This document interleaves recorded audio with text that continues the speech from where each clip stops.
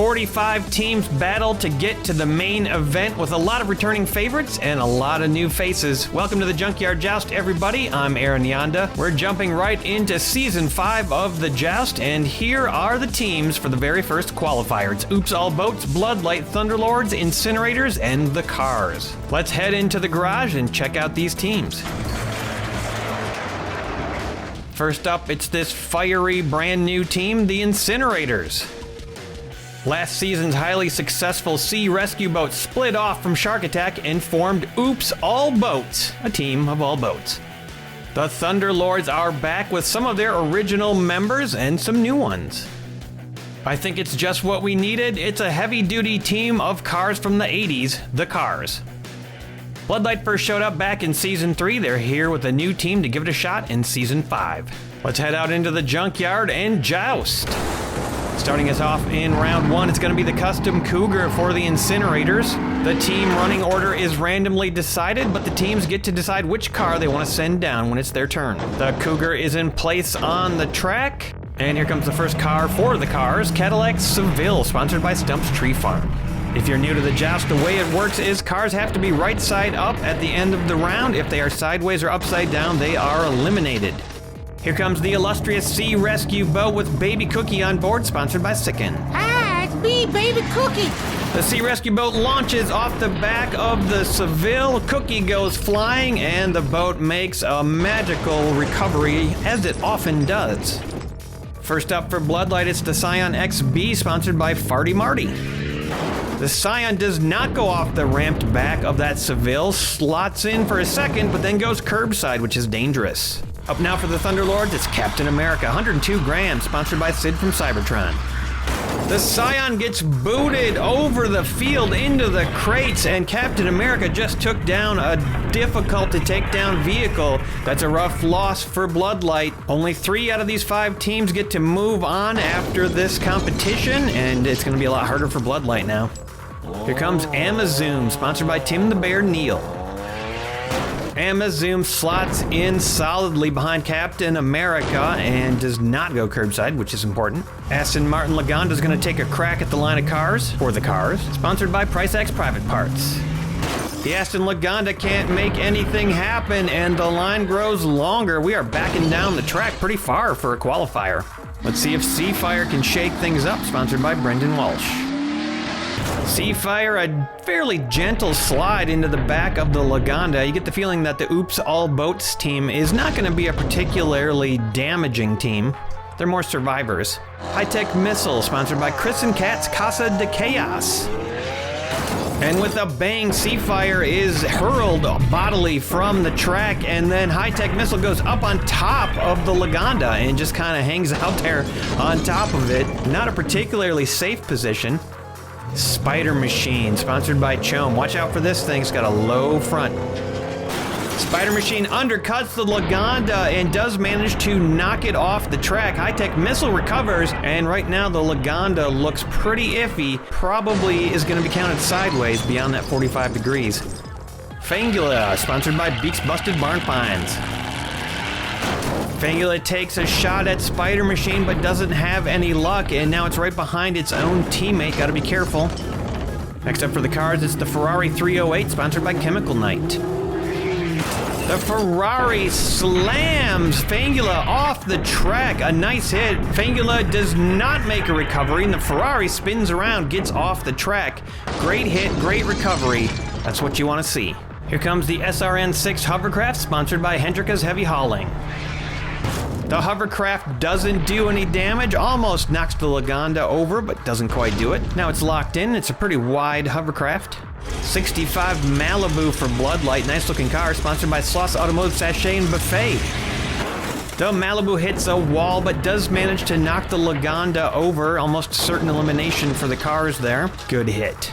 Here comes Dr. Strange, sponsored by Ellis Wertenberger. Dr. Strange can't get under the Malibu, pushes it into the hovercraft, and again, the line is advancing back down the track. All these cars not wanting to be eliminated right here and staying on. Firestorm. Firestorm almost gets under Dr. Strange, but can't quite finish it off, and the cars again back up. Here comes the 82 Monte Carlo, sponsored by Jedi. Monte Carlo's a heavy car and does stir things up on the field. Firestorm gets tossed up in the air, makes a nice recovery. Dr. Strange goes off the track, not quite sideways, and the Malibu manages to stay alive. No eliminations on that hit. Next up for the boats, it's Rescue Boat, sponsored by Woeful Fiber Art. The Rescue Boat surfs off the back of the Monte Carlo, flips around, spins, and lands it. Nice recovery there. These boats are gonna be tough to eliminate. Thomasima 3 for Bloodlight, sponsored by TJG. The Thomasima gets under the Monte Carlo, can't get it off the track, a little bit too heavy. That is definitely a bad position to be in. Spider-Man for the Thunderlords, sponsored by Mark the Music Lover. Spider-Man smacks the line of cars. Thomasima goes over and off the track, makes a recovery. The Monte Carlo comes down after almost flipping forward and goes curbside. Hammerhead's up for the Incinerator, sponsored by Bentley's Brakes and Bumpers. Hammerhead clobbers Spider-Man, but Spider-Man makes a leaping bound and recovers. Nice job there. Spider-Man with those awesome hubcaps. Here comes a car from the movie Blade Runner. It's Deckard's ground car, sponsored by Regal Radio. Deckard's ground car piles into Hammerhead, and Hammerhead goes flying all the way over to the fence, flips over upside down. Nice elimination there by that vintage rare vehicle. Next up, it's Swamp Rat, sponsored by Carlton Hill Enterprises. Swamp Rat charges into the fray and does a good job mixing the cars up. Doesn't get any eliminations, but does get some action. Here comes the Pontiac Firebird, sponsored by Emo Dingo. Firebird slides down and pushes Swamp Rat up off the back of Deckard's. Hovercraft gets tossed off the track, the Monte Carlo gets put off the track, and Swamp Rat is in trouble. Final car of the round is going to be Thor, sponsored by Judy Collins. Thor slices and dices. The Firebird goes up and over, makes a landing. Swamp Rat recovers, and no eliminations on that hit. In fact, a recovery. So an exciting collision, but does not lead to a good result for Thor. And looking at the field, all these teams are such great competitors that we have had a new record. Only 4 eliminations in the first round. I don't think that's ever happened before, folks. Taking a look at the aftermath, Bloodlight lost 1. Incinerators took the hardest hit with 2, and the cars lost 1. The boats and the lords are solid at 5. If you're wondering what Picard, Troy, and Geordi have been up to, well, they're doing some farming. The junkyard is actually located on a farm, and they are pitching in with some early harvesting. Things are pretty busy on the farm right now, but I suspect they'll have time to take a break and take a ride down in some cars during these qualifiers. Somebody that doesn't have any work to do on the farm because she's a baby, it's Baby Cookie and Sea Rescue Boat. Oh, wow, Baby Cookie goes hurling off the back of the boat, out of sight. I don't even know what happened. She goes over, a pretty soft landing over there in some grass. I think she's gonna be fine. Captain America now for the Thunderlords. Captain America knocks that boat lightly off the track, and the boat, a flawless recovery. It's just like going off of a wave for this boat. Cadillac Seville.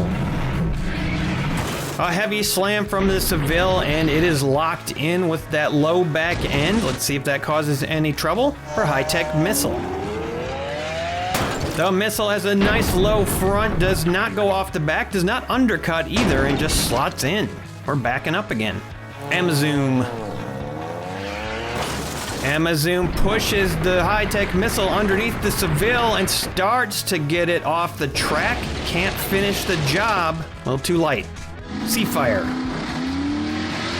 Seafire finishes pushing the Seville off the track, but the Seville does not go over. Good job recovering from that. Dr. Strange. Strange conjures a mess of that line of cars, and High-Tech Missile sort of slides off the edge. After a long time thinking about it, Seafire is pointed off the track.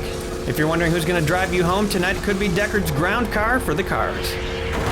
Deckard does some damage down there. That big hit from Deckard pushes Strange underneath the boat and underneath Amazoon. The boat does not have a good time of it. Strange backs out from under Amazoon. Deckard is curbside. That could be bad news. Here comes the 65 Malibu. Pretty heavy car, 54 grams. Malibu slams into the line. Deckard gets pushed off to safety. Strange is nearly safe. No eliminations on that one. Good recovery by Strange there. A little twist. Firestorm. Firestorm gets under the Malibu, starts to throw it off the edge, but the Malibu is too heavy and he can't quite finish the job. Maybe a little boost from the hovercraft will help. Hovercraft doesn't do too much, pushes Firestorm under Amazoon, his own teammate. This could get rough for the Incinerators. They're already down 2 cars. And here comes a nasty hit from Spider Machine. Spider Machine, wow, can't get under the hovercraft, but the hovercraft does manage to get under both of the Incinerator cars. Amazoon takes the brunt of it, flips over, tries to go right side up, but the boat gets in the way, and Firestorm remains fairly safe right now. 82 Monte Carlo. The Monte Carlo, nice big hit, and it flips Firestorm over on the Seville. Again, Amazoon tries to recover and is blocked. The Incinerators are getting picked on right now. Thomasima 3. Thomasima gets under the Monte Carlo. A nice hit there, and the hovercraft goes off. Almost rights Amazoon, but again, another block. And that Malibu is sideways. Thomasima may have just damaged his own teammate. Custom Cougar. Cougar pushes Thomasima, and the Monte Carlo flips over the pile and makes a great recovery. That could have been bad, but good job on that. Thomasima still locked in. Swamp Rat. Swamp Rat pushes into the Cougar, gets it under Thomasima, but Thomasima's not going anywhere. Spider-Man. Spider-Man slings into the pile, and Thomasima flips over off the Cougar. That's going to be an elimination. Good hit there, but now Spider-Man is curbside. Ferrari 308. The Ferrari has a crazy rendezvous with Spider-Man, and Spider-Man is tossed off the track, flipped over, and that is going to end Spider-Man for the Thunderlords. The car's got to be happy with that. Pontiac Firebird. Firebird pushes the Ferrari off the track. Very neat job by the Ferrari of backing right out of there. Cougar's pushed off the track upright, and Swamp Rat's going up. Rescue Boat. Rescue Boat goes off the back of the Firebird just like it's jumping a wave, and then lands perfectly on top of Firestorm. Wow, what acrobatics by a boat. Thor. Thor pushes Swamp Rat up. Swamp Rat resists, refusing to go the distance, and stays steady right there. And unbelievably, we had more eliminations in round 2 than in round 1. 6 eliminations. No teams eliminated yet, but it is getting close. Let's take a look at the aftermath. Incinerators are in trouble, down to 1 car. Bloodlight down to 2. The cars, the boats, and the Lords all at 4. In case you're curious about what's coming up later this season, here's just a few of the cars that are making a return to the Junkyard. And here's some teams you've seen before, all trying to make their bid to be champions of the Junkyard Joust. Let me know which team you're rooting for this season in the comments. It's round 3. We've got 3 teams that are walking away with this right now. The Thunderlords are one of them, as the Captain America truck takes its place on the track. Running order is Bloodlight and the Incinerators got some work to do. They want to make it to the main event. Sea Rescue Boat with Cookie. That's my name.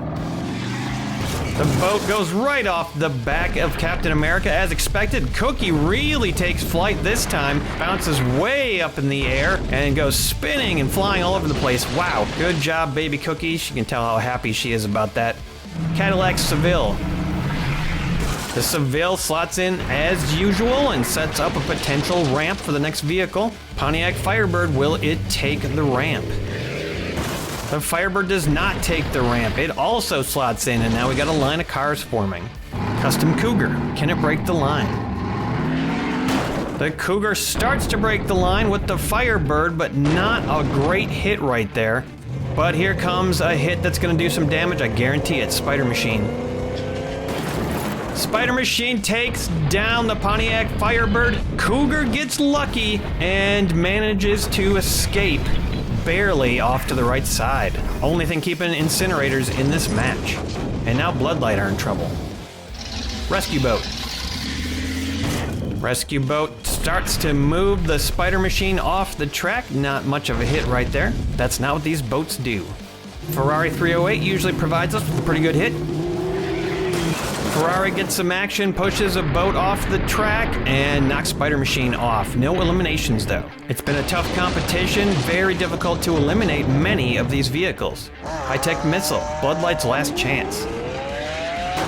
High-Tech Missile gets under the Ferrari, flips the Ferrari up in the air, but the Ferrari bounces and flips right side up on the hood of the Seville. Wow, what agility by that Ferrari. Great recovery. Dr. Strange. Strange doesn't use any special magic here, gets some action on the track, but no eliminations. High-Tech Missile gets off, and the Ferrari starts to make a move off the track. Swamp Rat. Swamp Rat pushes Strange, the Seville goes up, but the car is too heavy to get flipped over, and it looks like that'll probably be a recovery if it stays like that. Deckard. Deckard slams the Swamp Rat, but Swamp Rat's not moving, and now Deckard is in trouble here. Half of its car leaning out off the side, very vulnerable. The hit's gonna come from Thor. Thor, whoa, Deckard went flying over and then flipped right side up again. That's a heavy car, and Thor just makes mincemeat of it. It slides and flips. Everybody else recovers, and Thor does not take out his own teammate, Dr. Strange. So more action, but no eliminations. Here comes the hovercraft for Oops All Boats. Hovercraft doesn't do much, just slots in and locks it. Final car of the round is going to be the Monte Carlo, 58 grams, pretty heavy. Monte Carlo cannot break the line. It bends, but it does not break. And that is going to end round 3. We only had one elimination, or did we? We're going to have to do a measurement. Evil Weevil are out on the field to see if that Seville qualifies as an elimination. And the Seville passes the test. It is not above the 45-degree angle, and it's moving on. Only one elimination then. It's for Bloodlight. Now it's Bloodlight and the incinerators that are on the ropes. All 3 of the other teams still at 4 and didn't lose a single car that round. Round 4 coming up. Starting off with the boat and Cookie. All right, first I gotta go. How will Cookie fly off this time? Well, it's similar to last time. She bounces backward, goes on the right side of the track this time and flops over. And the boat's in the middle of the track. Cadillac Seville. Seville zooms down and pushes the boat all the way down to Evil Weevil, buffering for us as usual. This time Captain America's gonna hit that Seville instead of vice versa. Captain America knocks the boat off the track. The boat pops backwards, looks a little precarious, and then it sidles off, flips over for a recovery. Amazing. Now we're getting into uncertain territory for the incinerators. It's the Custom Cougar. Custom Cougar, wow! That's gonna be a sad end for the incinerators. A tragic self-elimination by the Custom Cougar, and that team is toast. High-Tech Missile, can he keep it alive for Bloodlight? The missile rockets into the back of Captain America, but that thing is not budging. Rescue boat. The rescue boat carves its way through all the cars, lands down by his teammate, and flips over right side up as if to say, yep, how's it going? No problems here. Wow, these boats are a team that you're gonna have to look out for. Monte Carlo. Monte Carlo slips under High-Tech Missile, and just like that, we might be seeing the end of this qualifier. High-Tech Missile just wobbles off the top and can't handle it, flips over upside down. Wow, Dr. Strange. Strange gets under the Monte Carlo, but cannot finish the job again. Again, too heavy of a vehicle. Hovercraft. Hovercraft boots Strange into the line. Monte Carlo finishes the recovery. Ferrari 308. Ferrari gets that hovercraft off the track almost completely, but cannot finish him off. Spider Machine. Spider Machine gets under the Ferrari, and Strange takes out its own teammate, but also takes out two other vehicles, one for the boats and one for the cars. That was a devastating hit. That's a car to watch out for, and that's the reason why right there. Look at that devastation. Swamp Rat. Swamp Rat makes a gallant attempt to push the Spider Machine under Captain America, but cannot manage it. Locks it in. If there's no big shakeups, I think this round is definitely over. Here comes Deckard. Deckard hits the Swamp Rat, and the Ferrari is starting to make a recovery, really trying hard. Deckard is off the track, but not enough to be safe. Here comes the final car of the round. It's Thor. Thor slams into Deckard and knocks that car upside down. Nice hit right there, proving that Deckard can be eliminated. And that's gonna do it for this qualifier. Say what you want about the survivability of the boats. The Thunderlords were in control of this match almost from the beginning. Let's take a look at the aftermath. Oops, all boats and the Thunderlords end up with 3. The cars had 2 left. They're all moving on to the main event. Bloodlight Incinerators made a good attempt, but they have to go back to the drawing board. Interesting to note that the only car eliminated for Thunderlords by another team was Spider-Man. Congrats to our first 3 teams that are moving on to the main event of Junkyard Joust. We've got another qualifier coming up next week, and then very soon keep an eye out for the custom tournament. Junkyard Joust custom cars sent in from all over the place are going to be competing in the Junkyard. It's going to be awesome. Cheers, everybody. If you want to sponsor a car, become a patron. Don't forget to like and comment on the video. See you next time. 25 cars and 5 teams are ready to compete in the miniature action sports spectacle. It's Junkyard Joust. Hi, everybody. I'm Aaron Yonda, and welcome. 3 of these teams you've seen before, albeit with mostly different members. 2 of them are brand spanking new. Olive Drab Onslaught is a team of Army vehicles, brand new. Super Crasher is also brand new. Glow to Hell, Truculent, and Pink Push have all been around at least for 1 season. Let's head into the garage and take a closer look at these teams.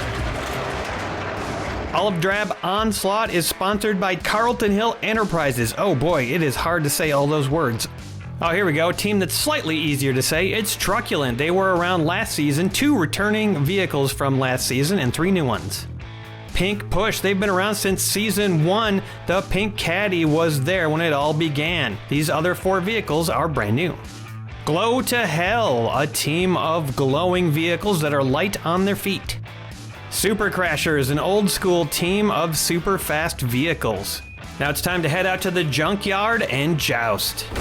Our track buffer, of course, Evil Weevil, sponsored by Track Buffer LLC. Up first for Olive Drab, it's Troop Convoy, 79 grams. Troop Convoy is going to slam into Evil Weevil and take its place on the track. Running order is up. It's randomly determined. Cars need to stay alive by not going sideways or upside down. That's the joust in a nutshell. BMW 3.0 CSL for the Super Crashers, sponsored by Chome. The BMW spikes into the back of Troop Convoy. Troop Convoy is in danger, curbside, but not off the track yet. Here comes Nitro Door Slammer, sponsored by Chorgoth, the Infinite Horror. Nitro Slammer takes its place on the track, locks it in, cannot get any action on the Troop Convoy. Up first for Truculent, it's the 86 Chevy M1008. It's got the tent on the back now, sponsored by Farty Marty. Powerful slam from the Chevy, and it jumbles all the cars up on the track. Troop Convoy escapes. The other 2 cars are curbside. Pink Cadillac has an opportunity here to do some damage, sponsored by Woeful Fiber Art. Pink Caddy gets underneath the Chevy, pushes that tent up and just slides under. Nitro Door Slammer escapes the track. Aw shoot, sponsored by Ellis Wartenberger. Oh shoot, slides on the back of the Pink Caddy, pushes that Park Ranger truck almost off the track, and then goes basically sideways. Not a good sign for the stability of that vehicle. Chevy Corvette, sponsored by Dr. Gonzo. And that was a super crash indeed. Oh shoot, goes flying on top of the truck, pushes it off the track sideways, and now it's sideways. That may end up being 2 eliminations for that Corvette, although now it's curbside. Stock Car, sponsored by Scooter Roundwell. Stockar pops that Corvette up in the air, goes up into the safety area, upside down. A nice hit there, ends that Corvette most likely, and now the tank is done for, as is the truck. Service Bed's gonna try to get revenge for that fallen friend, sponsored by Woeful Fiber Art. A solid hit, but nobody's moving. The line of cars remains. Evil Twin, sponsored by Sloth Automotive, Sachet, and Buffet.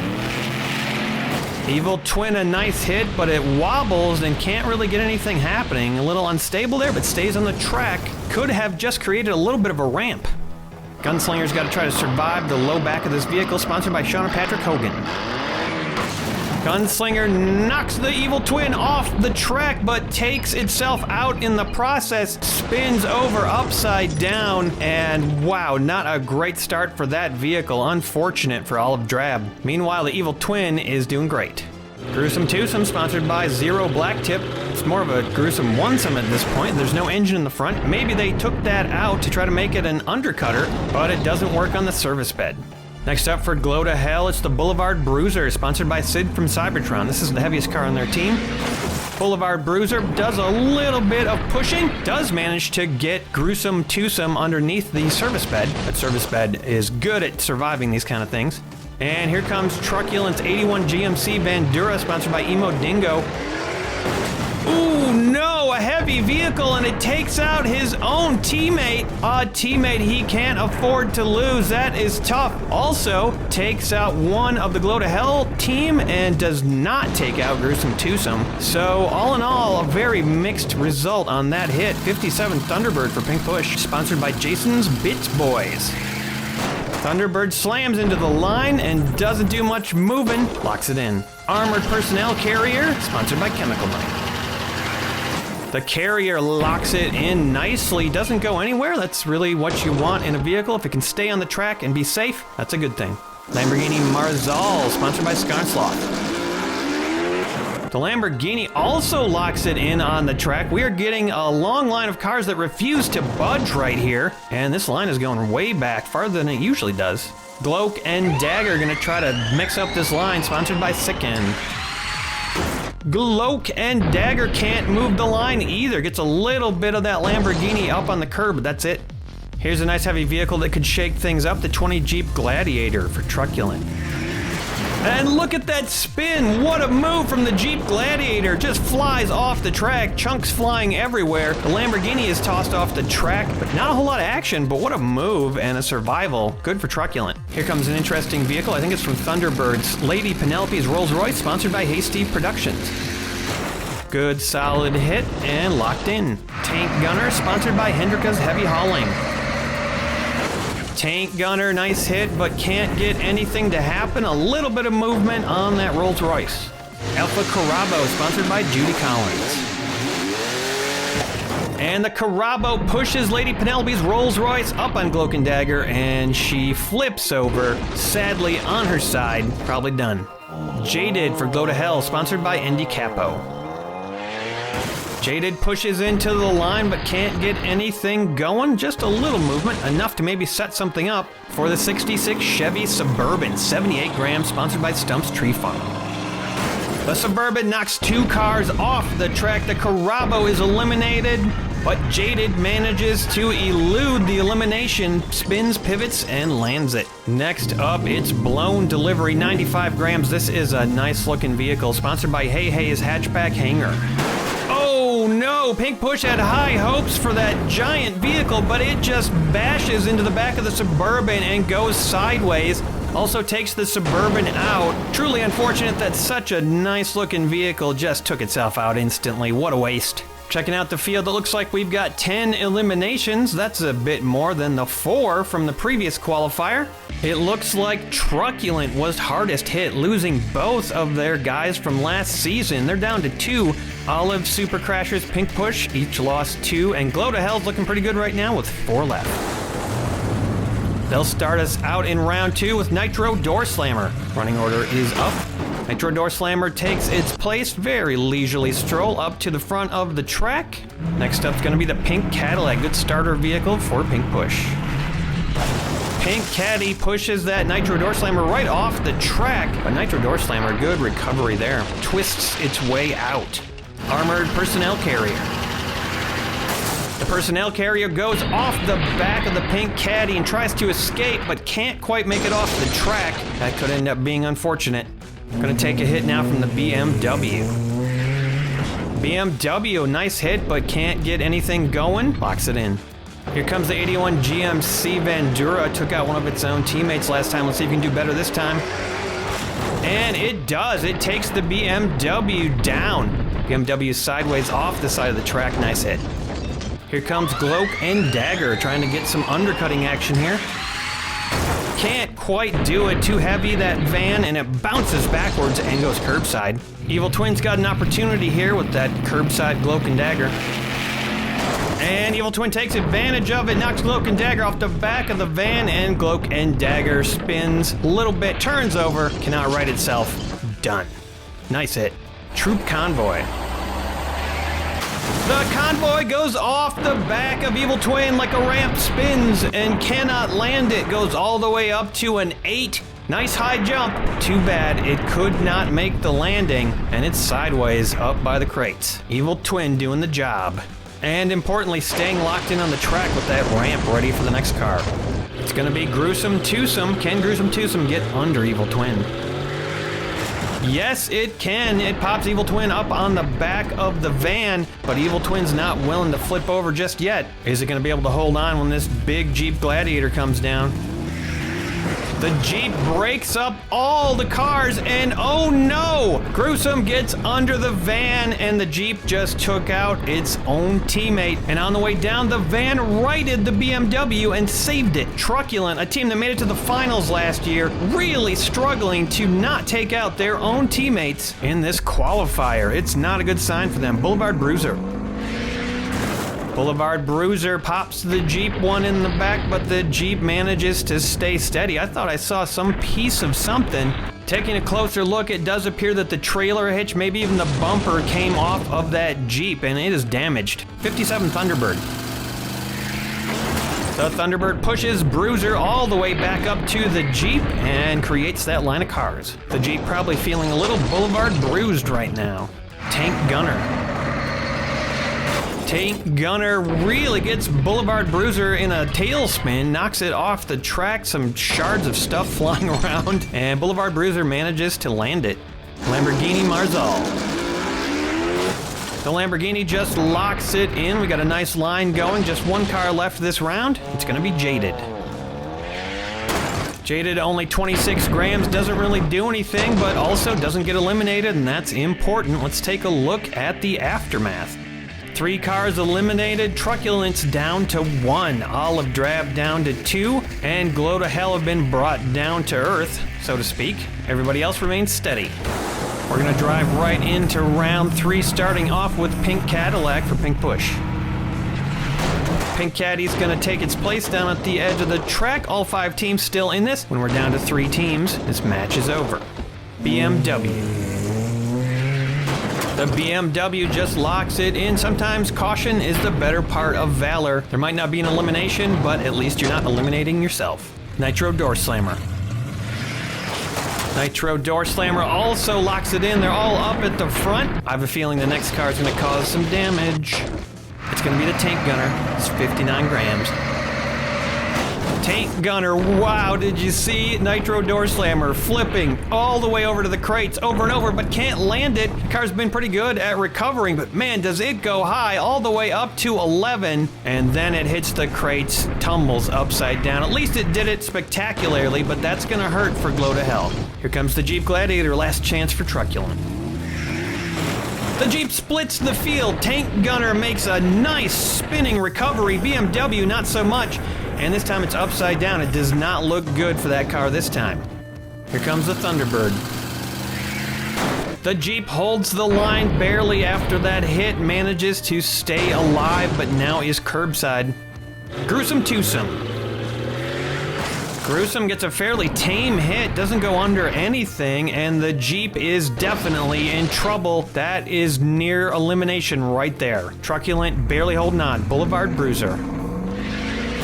Boulevard Bruiser finishes Truculent. They did not even make it through the qualifier. A team that was in the finals last season, now probably out if that thing doesn't roll over, and I'm not seeing it. Wow, that is amazing. Armored personnel carrier.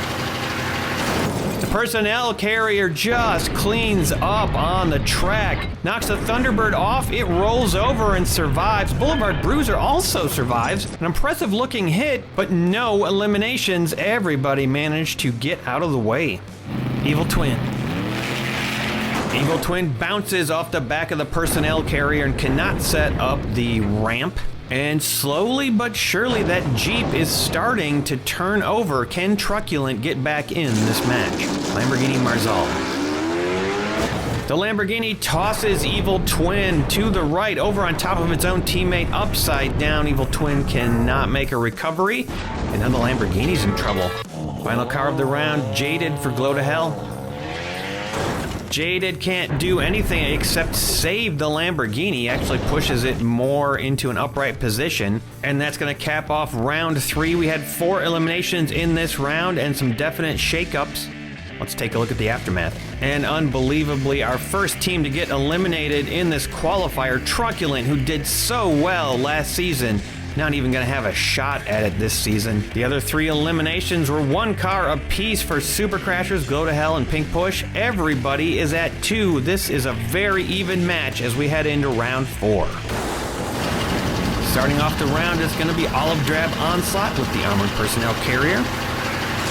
Armored Personnel slots in on the track. Running order is up. Super Crashers up next. They're going to try to take out that Personnel Carrier with Gruesome Twosome.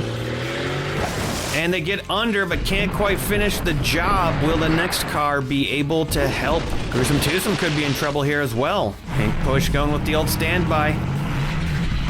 The Cadillac wreaks havoc on the field. The personnel carrier goes over and on top, upside down. Gruesome Twosome makes a nice recovery. Olive Drab could be in trouble here.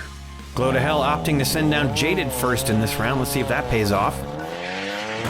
A light hit, little push on the caddy, but nothing else happening. Jaded does manage to stay locked in. Here comes a pretty heavy hit from the Tank Gunner. Tank Gunner takes Jaded to task, but can't do the damage, and Jaded makes a nice recovery.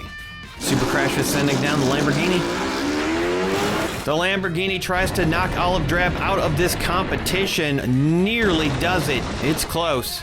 57 Thunderbird has a chance to finish off the Tank Gunner here. And the Thunderbird can't do it, hits the Lamborghini and pops it up, but the Tank Gunner is steady. Final car of round 4, Boulevard Bruiser. The Bruiser gets some action, forces the Lamborghini off the track, but wow, that Tank Gunner just grabs the back of the pink caddy and holds on for dear life. Olive Drab is going to survive for another round. We had just the 1 elimination in that round. Olive Drab is down to 1. Nobody else lost anything. It's make or break time for Olive Drab Onslaught. The pink caddy will be starting us out in round 5. Sometimes these qualifiers only go 2 or 3 rounds. The first 2 qualifiers have been epic fights to the death.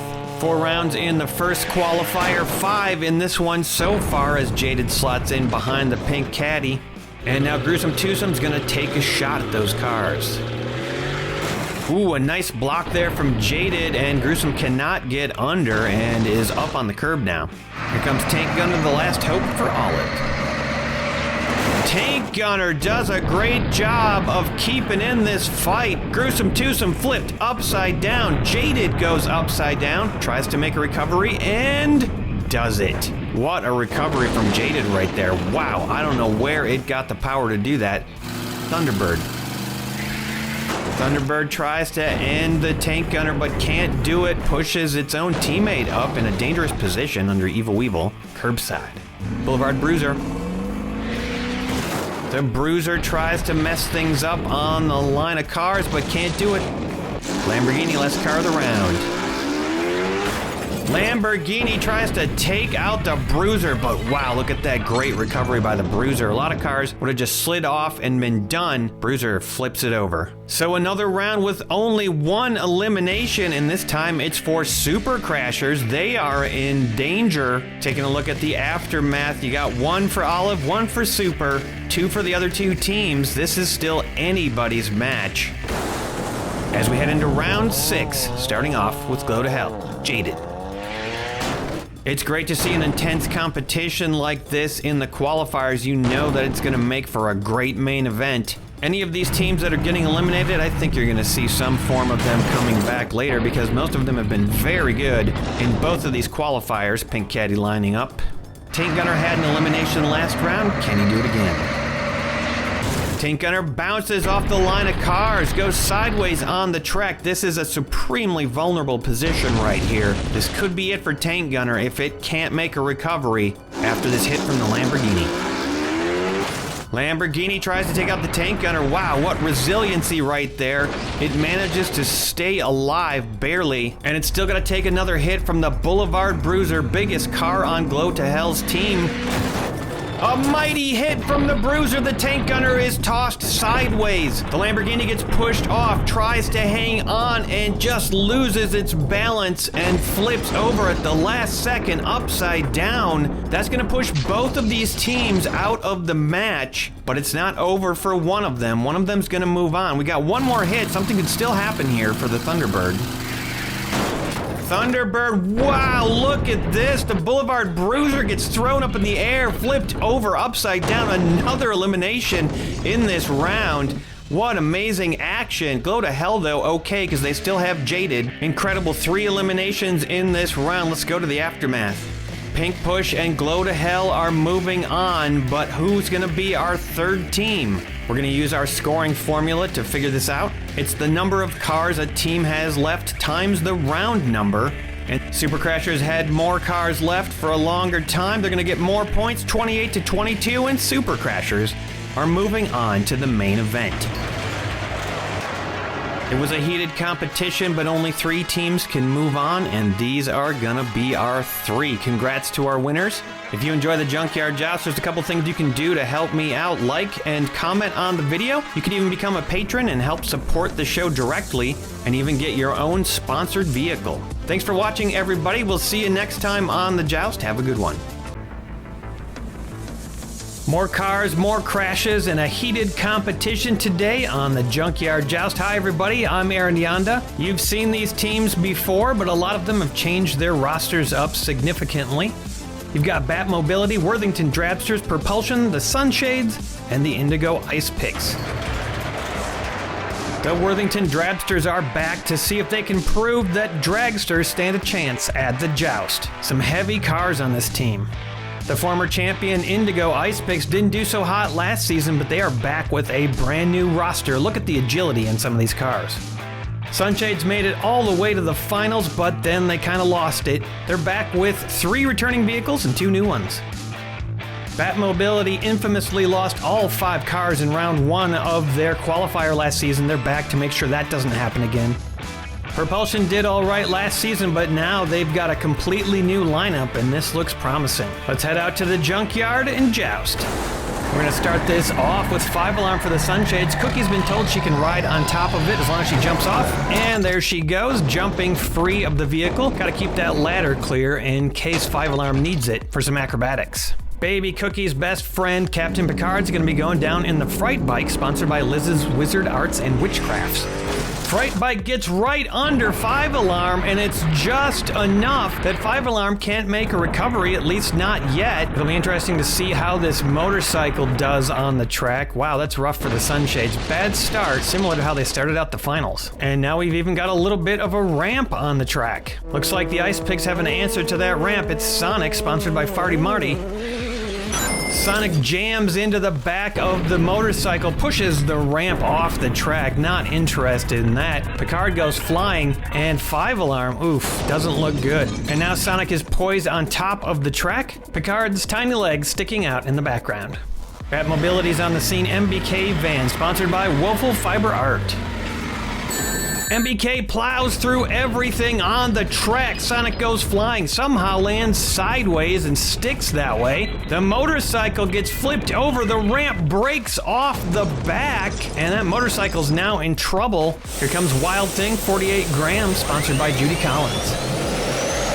Wild Thing headbutts the MBK van but can't get it off the track and now goes curbside. That van stays solid. Cockney Cab 2 for the Sunshade, sponsored by Sid from Cybertron. Cockney Cab pushes Wild Thing kind of gently off the track. It looks like Wild Thing's gonna make it, although he is tipping. Here comes a big fast car for the Drabsters, Hershey's Funny Car, sponsored by Scooter Roundwell. Hershey's obliterates all the cars on the field, all of them thrown off, and only one survives. Cockney Cab makes an adept recovery. The MBK van cannot recover and flips over, tossed, and Wild Thing gets toppled. MBK almost knocked Sonic upright, but it didn't happen. And normally a tough car to take out, Wild Thing is toast. Here comes Forward Force for the Ice Pick, sponsored by Chome. And with a lot of force, Forward Force takes Hershey's out, flips it right over heavy vehicle 2, but takes itself out at the same time. Still on the track though, so all is not lost. Interesting to note, there's only one vehicle alive on the field right now. Robin for Bat Mobility, sponsored by TJG. Robin collides with Forward Force, and look at this, Forward Force makes a recovery and Robin just flips over, done, bounces off that safety rail, which is often a detriment, and Forward Force makes a bounding recovery. Great job off the crates, Robin not so much. Here comes Purple Passion for Propulsion, sponsored by Dr. Gonzo. Passion punches Fright Bike and Fright Bike flips over, makes a recovery. We're getting a couple of resurrections from cars that looked like they were gonna be out, so this thing is still alive, and now Purple Passion is way back down the track. Right at the bottom of the hill, that could be bad. Corvette Stingray, sponsored by Stump's Tree Farm. A quick bunt and Purple Passion slides off the track to a nice recovery. Meanwhile, Corvette goes curbside and could get crushed by this next car. It's gonna be Drag Strip Duel and Undercutter, sponsored by Chemical Knight for the Drabsters. The Dragster cuts under the Corvette. The Corvette makes an incredible flip and recovers off the spoiler of the Dragster, and Drag Strip Duel backs down the track a ways. This track has been wiped clean of cars, and now they're all hitting the safety rail and bouncing really far back. Very unusual. Rev Rod now for the Ice Pick, sponsored by Brendan Walsh. Rev Rod slots nicely into the track and pushes the Dragster down a ways. We're starting to get a little bit of a line of cars. Here comes another heavy one though for Bat Mobility, 66 Dodge A100, sponsored by Hey Steve. The van shoves both cars off the track, again clearing the track. Rev Rod gets tossed into the crates and does not make a recovery. This is a car that is supposed to be able to make these kind of recoveries. Fails miserably. Here comes Gangster Grin for Propulsion, sponsored by Ellie's Hop Shop. Gangster Grin slams the Dodge, bounces back. The Dodge stays on the track. That's important. Bat Mobility does not want to get wiped off the face of the planet in round 1. Gangster Grin down at the bottom of the hill. Gonna take a hit from the Camaro Z28, sponsored by Sloss Automotive Sachet and Buffet. The Camaro knocks Gangster Grin back up to the front and goes about halfway down the track. Just in time for another heavy hit. Firebird Funny Car, 70 grams, sponsored by Scooter Roundwell. The Funny Car almost clears the field again. The Camaro gets chucked off to the left. Gangster Grin flipped upside down. Camaro, however, makes a recovery. That's good news for the Sunshades. Funny Car better watch out. Skull Crusher's coming down, sponsored by Ellis Wurtenberger. Skull Crusher gets under the Funny Car and just unceremoniously dumps it off the track on the way down. Funny Car does not make a recovery, lands right next to its teammate, and its teammate actually blocks it from recovering. A little bit of an oopsie right there. Here comes another fairly heavy car, Batman Hot Rod, 48 grams, sponsored by Jedi. Skull Crusher can't handle the pressure, flips over and upside down. The Dodge almost gets pushed over the safety barrier, but isn't quite there. Doing a good job staying alive up at the front right now. Yet another heavy vehicle tail dragger, 62 grams for Propulsion. Sponsored by the Miskatonic Automotive Club. Cthulhu Fatagan. Tail Dragger drives rather leisurely into the line of cars, pushes the Dodge up safely, and locks it in. Ford Aerostar for the Sunshade, sponsored by Press X Private Parts. The Aerostar goes off the back of the Tail Dragger. Tail Dragger setting up a nice little ramp. Maybe that's why he went so slow, and the Aerostar suffers as a result. Probe Funny Car, 75 grams, sponsored by Emo Dingo. Batman gets probed, a little bit of a squish, and Batman Hot Rod goes up in the air, flips around upside down, and lands next to his teammate. Unfortunately, that's going to count as out unless he turns it around. Next up is Power Rocket, sponsored by Hendrika's Heavy Hauling.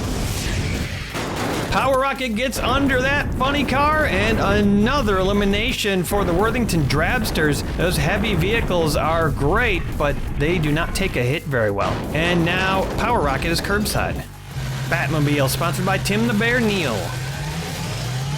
The Batmobile slides into the action, and Power Rocket, wow, just flips over lamely on its side. So many great recoveries we've seen from this car. I think Power Rocket needs to get his head back in the game. 61 Impala, sponsored by Chorgoth the Infinite Horror. The Impala knocks the Batmobile flying off the back of his teammate. Batmobile is eliminated. That was a nice hit. Good combo there between those two teammates. And that's going to end round 1. We've had very few eliminations in the first round in qualifier 1 and 2, but not so this time. 15 cars have been eliminated. All 5 teams still in it. Looking at the aftermath, Batmobility did not get completely wiped out. They have 1 left. Ice Picks have 1 left. Worthington Drabsters have 2. Propulsion and Sunshades looking pretty good right now with 3. Normally, Picard would be getting healed up in the shuttle, but it appears the shuttle is locked and Baby Cookie is trying to find a way in to get Picard the medical help he needs after getting flung off of his motorcycle. Round 2 begins now. Tail Dragger for propulsion. Running order is up. Tail Dragger's gonna slot in down at the end. Got a little bit of a ramp thing going there, and that seemed to work well last time. We go until there's only 3 teams left. Sunshades want to get back into the main event. They're sending down the Cockney Cab. They feel like they had a little bad luck last season and they want to make up for it. Here comes the Fright Bike for the Drabsters. The ramp came off last time and he's going to leave that up on top of the hill. Fright Bike slots into place. Nothing to protect it in the back now. Going to make it kind of vulnerable on this next run. Big hit coming from the Dodge for Batmobility, their only remaining car. The Dodge devastates the Cockney Cab and the Fright Bike. Wow, what a massive elimination that's going to be right there. Cockney Cab, not an easy car to get over. And now the Drabsters are down to 1. Indigo Ice Picks, not a good showing in that first round. Forward Force is their only car left. Forward Force biffs into the back of the van and locks it. Purple Passion's up now, a vehicle that's actually purple, unlike some Purple Passions we've seen in the past. Forward Force gets forced up on the side of the track, but other than that, it's a pretty light car and doesn't do a whole lot of damage. Now the Corvette Stingray for the Shades. The Corvette leaps off the back of Purple Passion, goes up in the air all the way down to the crates, tries to make a recovery, but the crates sort of prevent the turn, and the natural momentum cannot carry the Corvette over. That's going to be an elimination for the Sunshades. Drag Strip Duel. Drag Strip tries to knock out Purple Passion, but look at this amazing recovery. 2 flips, and Purple Passion lands it. Wow. And now Drag Strip is curbside. 61 Impala, 55 grams. The Impala musters a heavy hit, but can't get Drag Strip Duel off the track. I keep wanting to say Drag Strip Drool. Luckily, I haven't done that yet. Camaro Z28.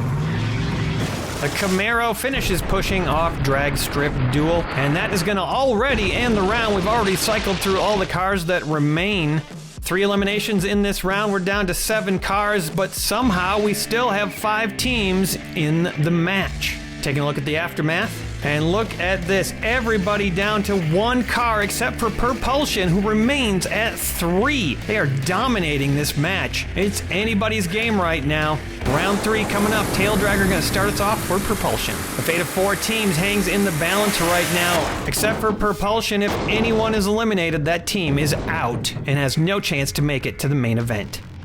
Drag strip duel.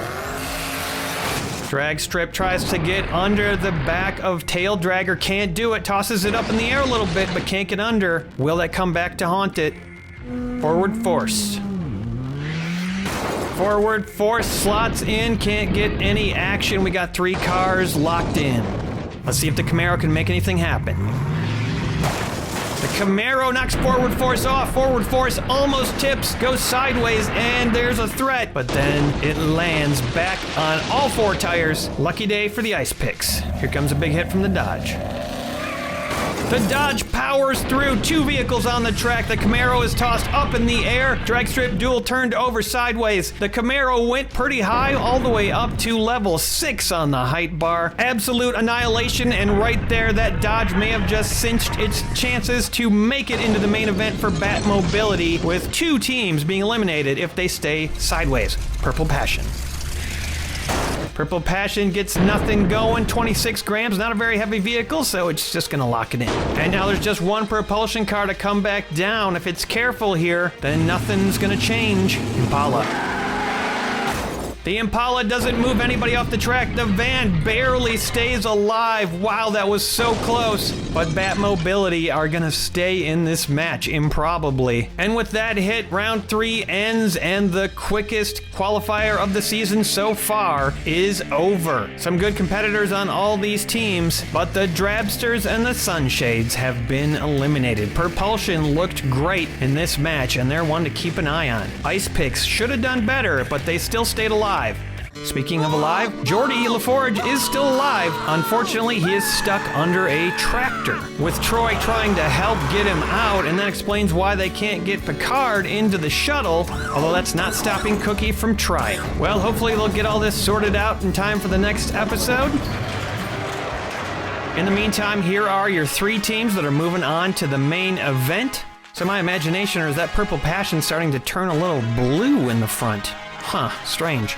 Here's a quick look at what's coming up next on Junkyard Joust. It's the Junkyard Joust Custom Tournament. And as you can see, yeah, it's going to be incredible.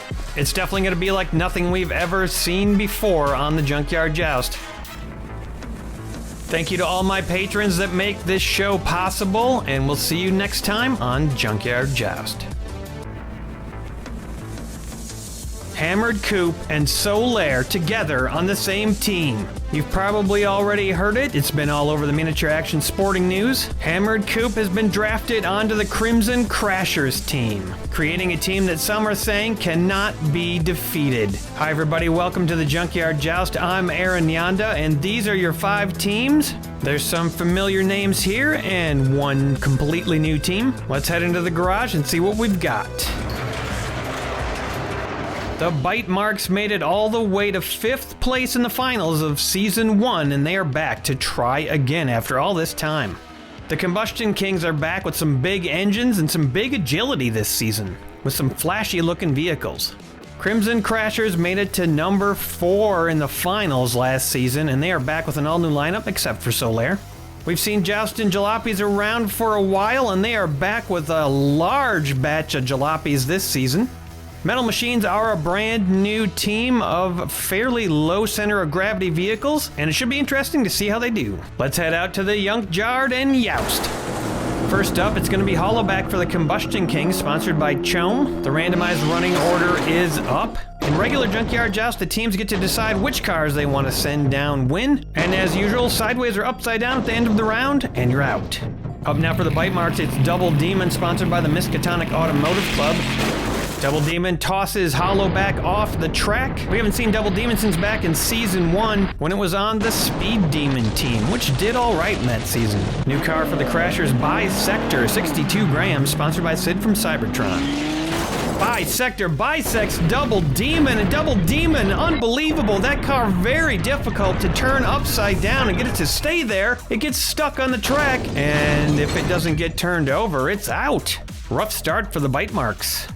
Here comes a big old 70s car, the 73 Cadillac sedan for the Joust and Jalopy, sponsored by Jason's Bits Boys. Cadillac doesn't exactly zoom down the track, just gently floats into place, but it was enough of an impact that it apparently buckled bisector. Looks like this car might have a secret ability, able to absorb the impact of cars behind it by bending. Interesting. Nitro Rider's up for the Metal Machine, sponsored by Sloss Automotive Sachet and Buffet. Light tap from Nitro Rider, and Nitro Rider is locked in. What am I doing here? The toughest baby in miniature action sports, Baby Cookie's gonna be riding in Track Tune today, sponsored by Jelle. Cookie flies out of Track Tune and takes Nitro Rider with her, pushes Nitro Rider off to the side. Tough break for the Metal Machines, losing their first car on the track. Silver Dragon's had an illustrious career in Junkyard Joust, back now for the bite marks, sponsored by Woeful Fiber Art. Silver Dragon flips Track Tune up in the air over towards the crates. Track Tune, great recovery, and now Silver Dragon is flipped over sideways. Trust me, Silver Dragon will not stay like that. Interesting choice for the Crashers, Iron Man, a motorcycle, sponsored by Chemical Knight. Iron Man tosses Silver Dragon off the track. Silver Dragon, of course, making a great recovery, and that motorcycle just driving over everything in its way with those big wheels and landing flawlessly. Silver Dragon up to its old antics. Jalopies are sending down the 75 Cadillac Eldorado, sponsored by Shauna Patrick Hogan. Eldorado slides off the back of its own teammate, tries to get off the track, not do any damage to his friend, and manages to settle on top of Baby Cookie. Cookie holding the car up with her teeth, it looks like. Typhoon, sponsored by Ellis Wurtenberger. Typhoon slams into the line of cars, can't get much happening. Cadillac sedan starting to slide under bisector. Now up for the Kings, it's Bifocal, sponsored by Tim the Bear Neal. Bifocal slams into the line, bisector is starting to move. Is it gonna flip? Oh, and look at that. Nitro Rider almost manages to recover. Up for the bite marks, it's Radical Racer, sponsored by DYW Production Labs. Radical races into the line, cannot get any undercutting going, and manages to not do a whole lot, really. The one, the only, the legend, Hammered Coupe, sponsored by Judy Collins. Hammered Coupe gets under 2.5 cars. Radical Racer thrown upside down. Bifocal not saying goodbye yet, and Typhoon trying to hang on. Bisector is nearly over. The 57 Ford Fairlane, sponsored by Chris and Kat's Casa de Chaos. The Fairlane plows into Hammered Coupe, and Hammered Coupe tosses Typhoon up in the air. Typhoon makes a deft landing and rights its own teammate. Nitro Rider is back upright again. Wow, what a turnaround for the Metal Machines. That's some teamwork right there. Speaking of the Metal Machines, White Fang, sponsored by Hey Hey's Hatchback Hanger. White Fang hits the line and it stays solid. Hammered Coupe all the way up at the front now. Here's a cool looking car, See You Later, sponsored by Beek's Busted Barn Finds. See You Later gently removes White Fang from the track. White Fang makes a nice recovery. And we've got a couple jalopies piled up in the front of the line. Up next for bite marks, Perfect Speed, sponsored by PriceX Private Parts. Perfect Speed manages to knock that sedan over, and it tries to flip. It looks like it might make it. Right now it looks kind of iffy, but it might count as right side up. We'll see if anything adjusts it as we go. Low slung vehicle here, Saber for the Crashers, sponsored by Sicken. Saber gets under Perfect. Perfect slides off the side. Looks like Perfect is probably right side up. Here comes another big one for the Jalopies, the 60 Chrysler 300F, sponsored by Hendrika's Heavy Hauling. The Chrysler launches off the back of Saber's wheels. Look at it spin, and then it lands upside down. Wow, I did not expect Saber to act as sort of a ramp, and that Chrysler is paying the price. Knocked his own teammate upside down at the same time. The heaviest car on Metal Machines, Buffalo, 32 grams, sponsored by Hasty Productions. Buffalo jostles for place, knocks See You Later a little bit off the track, moves Saber up into the back of Hammered Coupe. Buffalo's gonna take a hit from RD09, sponsored by Farty Marty. RD09 tosses Buffalo off the track upside down. Meanwhile, Sabre pushes the Ford Fairlane off the track sideways, and that could be another elimination for the Jalopies. Cargoyle, more like Cowgoyle, sponsored by Emo Dingo. This car used to be on the Speed Demons back in Season 1. Nice hit there. RD09, though, making a very adept recovery. Hits the crates and spins on those blades in the back. Manages to make it and survive. And the Crimson Crashers have been great at clearing the track. There are 2 of them left down at the bottom, and now Solaire the Assassin is going to hit them. Sponsored by Brendan Walsh. Solaire takes Cargoyle down, hits Sabre. Sabre pops off the track to safety. Solaire, however, not so safe, flipping upside down with its own force. The velocity taking Solaire out on the back of its brand new teammate, Hammered Coupe. Now the Cadillac Coupe de Ville is going to hit Solaire, sponsored by Stump's Tree Farm. The Coupe de Ville pushes into Solaire, but Solaire cannot get upright again. I have the feeling that Solaire is going to be a little miffed at Hammered Coupe at the end of this match. Flair now, sponsored by Mark the Music Lover. Flair is too light to do anything to the Coupe de Ville, and yet again Solaire slides backwards. And that was the final car of round 1. Looks like there were 9 eliminations in this round. Before we take a look at the aftermath, we've got a close call with the Ford Fairlane. Evil Weevil's gonna get out the measuring tool, and it does look like the Ford Fairlane is beyond that 45-degree angle. It's gonna be eliminated. The Combustion Kings are coming out of round 1 feeling really good right now. No eliminations for them. Bite marks down to 1. Crimson only lost 1, although it was Solaire. Joust and Jalopies lost 3, and Metal Machines only lost 1. The crew of the Star Trek Enterprise has been doing some farming, and they think they figured out a better way to haul these bales off to the barn with their shuttle. I hope it works. Here we go, round 2. That was an eventful first round. We're starting out with Hollaback again for the Kings. They had a great first round. Hopefully they can avoid the curse that sometimes plagues these teams after they have 5 left in round 1 and be one of the 3 teams that move on. Metal Machines are sending Flair down first this time. Flair slams into Hollaback. Hollaback makes a very nice recovery, goes up on the front and just pivots off the track. Nice work. Iron Man for the Crashers. Iron Man makes a hit on the back of Flair and then just drives right off the track. Wow, that is impressive. Tough to eliminate a vehicle when it's not on the track anymore. 75 Cadillac Eldorado. The Cadillac sends Flair twisting and turning off the track, but look at the recovery by Flair. A little double tap, then Flair skids across Hollaback and just flips right over. Not looking good for the bite marks, but Silver Dragon is still in the game. Silver Dragon slots in behind the Eldorado. Would have been better to get off the track, but somehow gets stuck on the back of the Cadillac. Track Tune and its rider are ready for another run. Cookie pops up and goes over, and the same happens to Silver Dragon. Pops up on the back of the Eldorado, hovers, and then falls sideways. That could be it for the bite marks. Cookie looks like she's having fun. Silver Dragon, not so much. White Fang. White Fang knocks Track Tune on the top of the Eldorado. Track Tune does some bouncing and flips right over. Very deft recovery. And here comes Hammered Coupe for the Crashers. Hammered Coupe goes under all the cars on the track. White Fang does not manage to recover.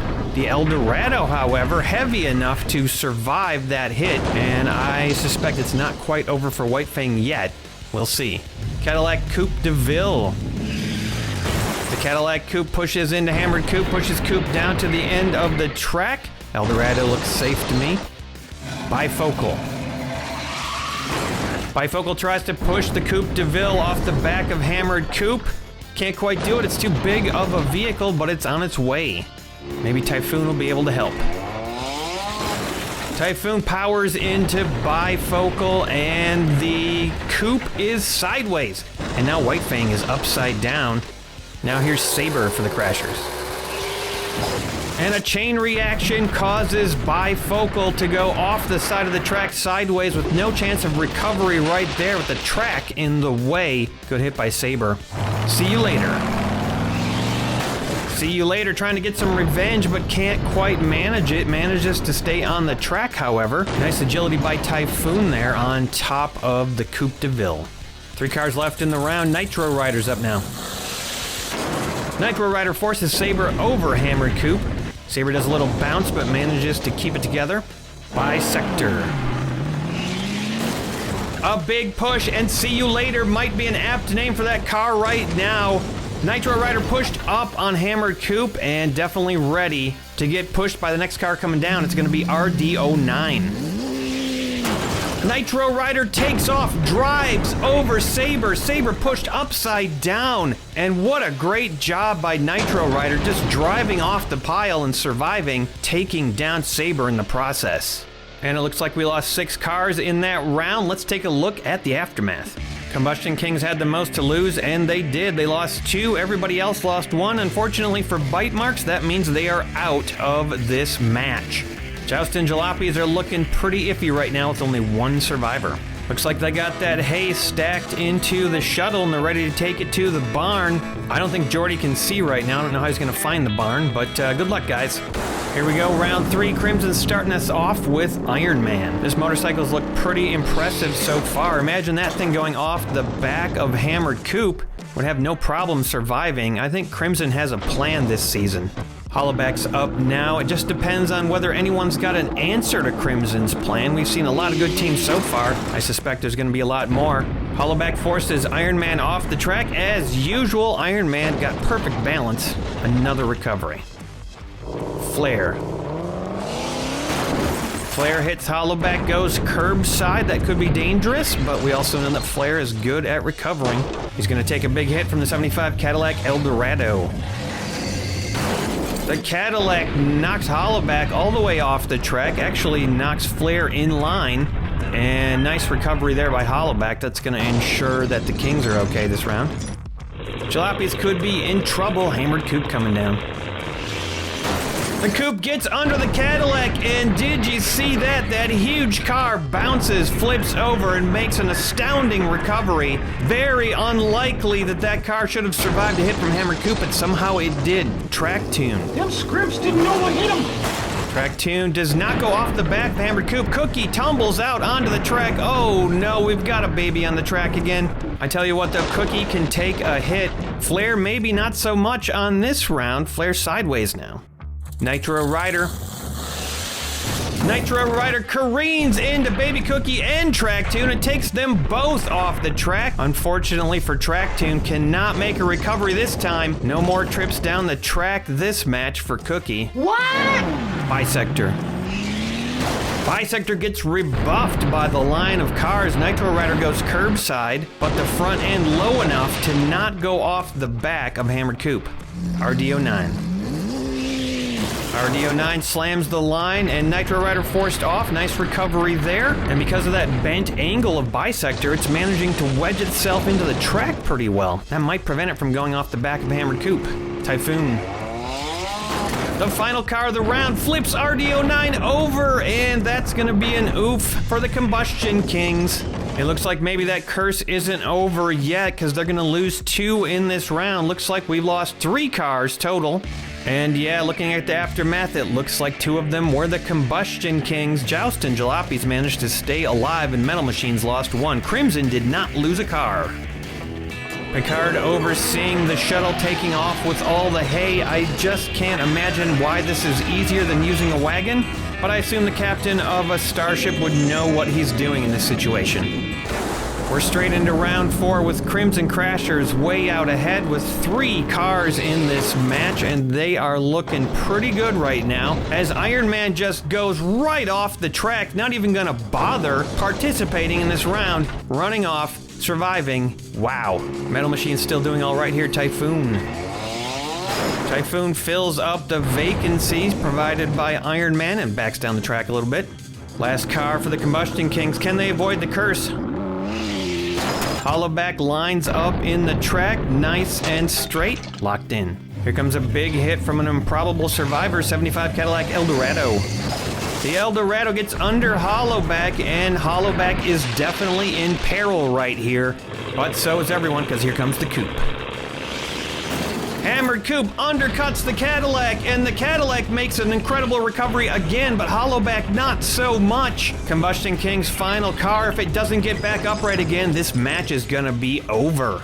Nitro Rider. Another possibility for Combustion Kings here is if Metal Machines get eliminated as Nitro Rider knocks his own teammate off and goes sideways. Doesn't look like Typhoon is in any danger though, so that route is probably closed. Final chance for the Combustion Kings, Bisector.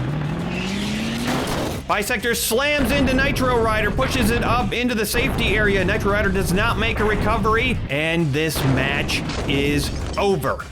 Crimson devastating the competition and doing it mostly without Solaire.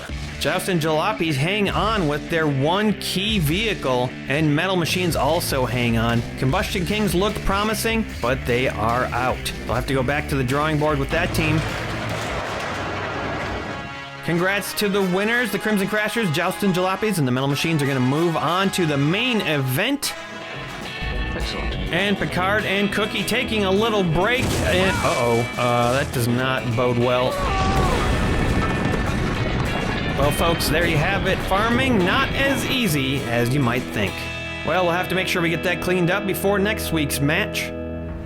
Thanks for stopping by the Junkyard. Don't forget to subscribe if you are new. And if you'd like to support this show and help me keep creating it, go to patreon.com/junkyardjoust. Thanks to all my patrons who make this show possible. See you next time, everybody. Cheers. The Silver Slivers team made it to the finals in the first 2 seasons of Junkyard Joust and then mysteriously disappeared. Well, good news, everybody, they are back. Welcome to the Junkyard Joust. I'm Aaron Yonda. Let's take a look at our teams. 2 brand new teams, the Drive-Thru Demons and the Flux Car Passators. Returning teams with new lineups are Amaranthin, the Sunrunners, and Silver Slivers. The Sunrunners team has been around for a long time, and they often make it to the finals. They are back with a brand new lineup, ready to take another crack at it. Silver Slivers are all chromed out, and they are back with some good undercutting ability. The Flux Car Passators are a new team, appropriately enough, all DeLoreans. Amaranthin have had good luck with their old school vehicles in the past. Will they get lucky again this season? And the Drive-Thru Demons, a team of low center of gravity lightweight vehicles. Last time on the Joust, the crew of the Enterprise had a farming accident and wrecked their shuttle. Luckily, Mr. Dark, who's been hanging around for a few episodes, says he knows somebody who might be able to fix it. I think he and Picard are working out the terms of the agreement right now. It's time to joust the Track Buffer, sponsored by Track Buffer LLC. Starting us off, it's going to be the Drive-Thru Demons with Lightning Speed, aka Happy Zap, sponsored by Jedi. The randomly determined running order is up. Lightning Speed used to be on the Sunrunners team, so a chance here to take on his former team that booted him off. First up for Amaranthin, it's the Mercedes 540K, sponsored by Jason's Bits Boys.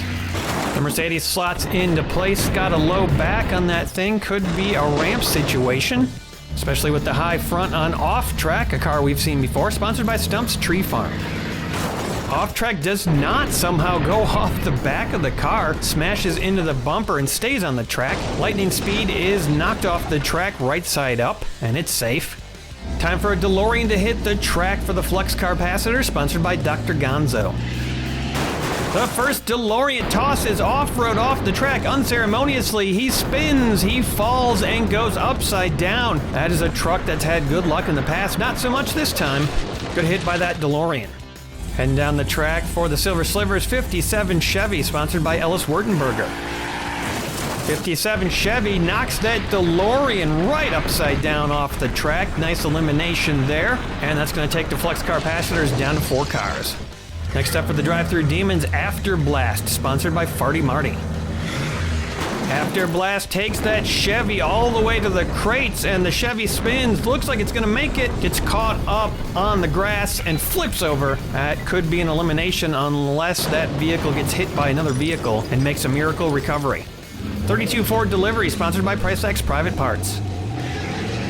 32 Ford Delivery, wow, good hit there, but then cannot stay level. Tosses Afterblast up to the front. Afterblast sideways, could still recover, and that Ford Delivery is not in good shape right there. 92 Ford Mustang, cool looking car, sponsored by Chome.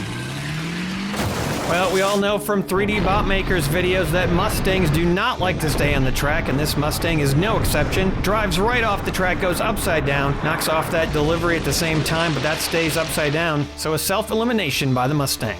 A red DeLorean for the Flex Capacitor, sponsored by Hendrika's Heavy Hauling. The Mercedes will not move, and the DeLorean bounces backwards off the track. Can't get all the way off, though, and that is a vulnerable position. Silver Bullet for the Silver Slivers. Glad to see this car back. Sponsored by Judy Collins.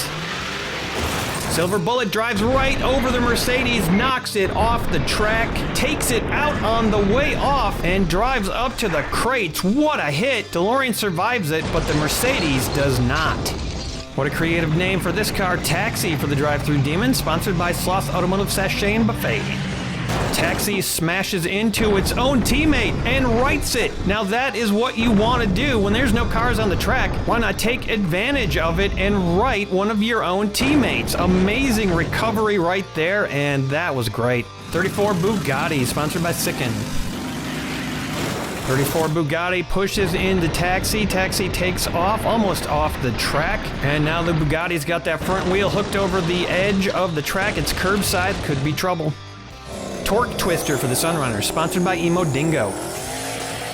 Torque Twister knocks the Bugatti off, and it was trouble. The Bugatti goes sideways. A chance of recovery can still be had right there. Taxi flips over and goes upside down. That's going to be 2 eliminations. Or is the Taxi upside down? Now that I look at it, well, I'm not sure it is. Flux Capacitor sending down a DeLorean, sponsored by Sid from Cybertron. The DeLorean speeds down the track. Luckily, I don't think it reaches a speed of 88 miles an hour on the way down. Slots in nicely behind Torque Twister. Here comes a cool car for the Slivers, Turbo Tram, sponsored by Chorgoth, the Infinite Horror. Turbo Tram knocks out the DeLorean, just takes it right off the track, flips it over upside down. That thing is out, and Turbo Tram flips and makes a recovery on top of a different DeLorean. Wow, that was a great job there, getting away from the track, making a recovery, coming back next round. Dark Rider, sponsored by DYW Production Labs. Dark Rider knocks Torque Twister all over the place. Torque Twister gets off the track and then makes an unlikely recovery and also causes Taxi to recover. No eliminations on that hit and 1 recovery. Dark Rider is going to be followed up by Classic Packard, sponsored by Hey Hey's Hatchback Hanger. The Packard heaves into the back of Dark Rider, pushes it up to the front of the track. 2 cars locked on. Packard is not moving, wants to be up front. There's a big vehicle coming down, 68 grams, custom 52 Chevy, sponsored by Chemical Knight. Oh, Cookie, that is just not a safe riding place. Oh, and Cookie falls right off, out the door. Chevy makes a solid hit. You can see Cookie just falls right off, doesn't have a good grasp on that door because she's a baby. She bounds over the track. She is also a very tough baby, so no problem with these kind of tumbles. Here comes a heavier DeLorean. We've seen this one before, sponsored by Sean and Patrick Hogan. The DeLorean makes a little bit of progress, gets Dark Rider off the track, but now there's 3 cars locked in and lined up. This car looks like it could do some time travel. Cyclone 3, sponsored by Brendan Walsh. Cyclone 3 forces the DeLorean underneath the custom Chevy, and the Chevy is in danger. And the DeLorean is also curbside. The heaviest car on the Drive-Thru Demons, 38 grams, Back Burner, sponsored by Mark the Music Lover. Back Burner cannot get any eliminations, gets the Chevy almost off the track, and then just succeeds in firming up the line of cars. Here comes the 34 Ford Sedan, aka Hong Kong Phooey, sponsored by Bentley's Brakes and Bumpers. A mighty Kung Fu chop to Back Burner, courtesy of Hong Kong Phooey. Cyclone pushed underneath the DeLorean. Back Burner makes an adept recovery. Up now for the Sunrunners, it's Geronimo. Geronimo hits a brick wall, the back of Hong Kong Phooey. The DeLorean gets tossed over, and right now looks like it's probably considered right side up. Geronimo curbside. Here comes the train-modified DeLorean, sponsored by Tim the Bear Neal. A big hit and a parting of the ways. The DeLorean goes way off to the left into one of the fences, knocks it down. Geronimo goes the other way over into the junkyard, hits the tires, and now Cyclone is balanced precariously. That car is fast. Coming down for the Slivers, it's Pit Crew Car, sponsored by Miskatonic Automotive Club. Pit crew car makes the cardinal sin against his own teammate, sends Cyclone flying off the track and upside down. The Packard finally gets forced forward a little bit. Pit crew ends up on top of Hong Kong Phooey, and that is going to end round 1 of this qualifier. Scanning the field, it looks like we've got about 10 cars eliminated in this round. Not too shabby. The officials are going to do a measurement on the custom Chevy. It appears to be close to that 45-degree angle, and it's just a bit beyond, and that is going to be out. That's going to mean 3 eliminations for the Sunrunners. Amaranthan also lost 3. Drive-Through Demons did not lose a car. The Carpassitors and the Slivers both lost 2. All 5 teams still in this. We go until there are 3. Looks like the shuttle is loaded up and Mr. Dark is ready to take it off to be repaired. Picard looking a little nervous, probably hoping Mr. Dark won't share any of that advanced technology with other people on the planet. Jordy and Troy are probably thinking they might want to take a break from going down the hill in Junkyard Joust since they don't have the shuttle to heal them up afterwards. Let's jump into round 2, starting off with the Drive-Through Demons and Lightning Speed. I don't know whether there's any truth to it, but a lot of people say when a car survives with all 5 cars in round 1, they are cursed to be eliminated. We'll see if the Demons escape it. Silver Bullet now for the Slivers. Silver Bullet pushes Lightning Speed off the track. Great dismount there, and Lightning Speed is safe off the edge. That is the recovery that you want. Red DeLorean for the Flux Carpassitors. The DeLorean smashes into Silver Bullet. Wow, something came off of the car, looks like, in the back. Things don't end well for that DeLorean. It just flips right over upside down. Torque Twister for the Sunrunners. Torque Twister bounces off of Silver Bullet, goes way back down the track. This can be a bad position for a car to be in when it's that far down the track. We'll see if Torque Twister can survive a hit from the classic Packard, 50 grams. The Packard knocks up Torque Twister. Torque Twister goes curbside but stays on the track. Tries to wrestle back down but can't quite do it. Dark Rider. Dark Rider forces the Packard up in the air. The front of the car comes up and it goes off of Torque Twister, and that unusual reaction is going to put the Packard on its back. And Torque Twister finally wrestles back down into the track. Turbo Tram. Turbo Tram gets under Dark Rider, can't do any damage though, tosses it up in the air and then it just gets off the track almost completely. Meanwhile, Silver Bullet now looking a little precarious. Heavy hit from the DeLorean. The DeLorean slams into the line and Silver Bullet pays the price. Flips over upside down in that safety area. Tries to pivot but can't quite make it, and that looks like an elimination to me for the Slivers. Geronimo plunges into the line. Torque Twister, his teammate, makes a nice recovery, bounces back off of a DeLorean, and now Geronimo's underneath 2 cars. Looks like they might get shoveled off on the next hit. It's going to be from Hong Kong Phooey. The sedan savages the entire line of cars on the track, and that's what we call a triple takedown. It definitely feels like that car knows some sort of karate. Wow, those cars are all out. Will they stay that way? We'll have to see. But as of right now, that was definitely a triple takedown. Taxi's up next for the Demons. Taxi floats off the track, hits the back of the sedan, and goes off to the left. Hong Kong Phooey, meanwhile, manages to stay on the track for now. Got an upside-down DeLorean ramp in front of him. Right now, the only surviving car for the Slivers, Pit Crew. Pit Crew car, a big hit, and Hong Kong Phooey goes off the upside-down ramp, goes over into the crates, and almost makes a recovery, struggles, then flips over sideways, and that is going to be done for that car. Taxi also a casualty of that impressive hit. Should be another big hit now from this fast DeLorean. Pit Crew car takes the hit, goes up on the top of a DeLorean and just kind of perches there. Does not look like a promising position, but he might be able to pull it out. Just 2 cars left in the round. Backburner.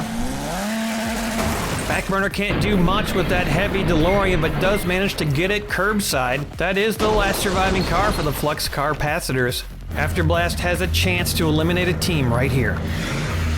Nice hit by Afterblast, pushes his own teammate off the track, but cannot finish off that DeLorean. It might not look like it, but a lot of cars eliminated in that round, 8 to be exact. And unfortunately for Amaranthin, they are out of this qualifier. Big surprise there for a team that's been pretty solid for the past couple seasons. Let's take a look at the aftermath. All the other teams are down to 1 car, and the drive-through demons still have 4. So much for that curse. While the crew of the Enterprise hangs out and waits for their shuttle to get fixed, Baby Cookie is hanging out with some new friends from the custom tournament.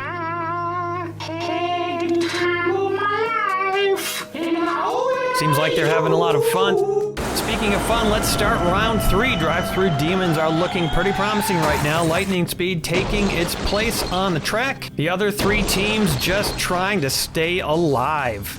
The Flux Carpacitors are up first. A fast-moving hit, and Lightning Speed takes the brunt of it, flips off, spins, and goes over. A decisive statement from the DeLorean saying it's not out of this yet.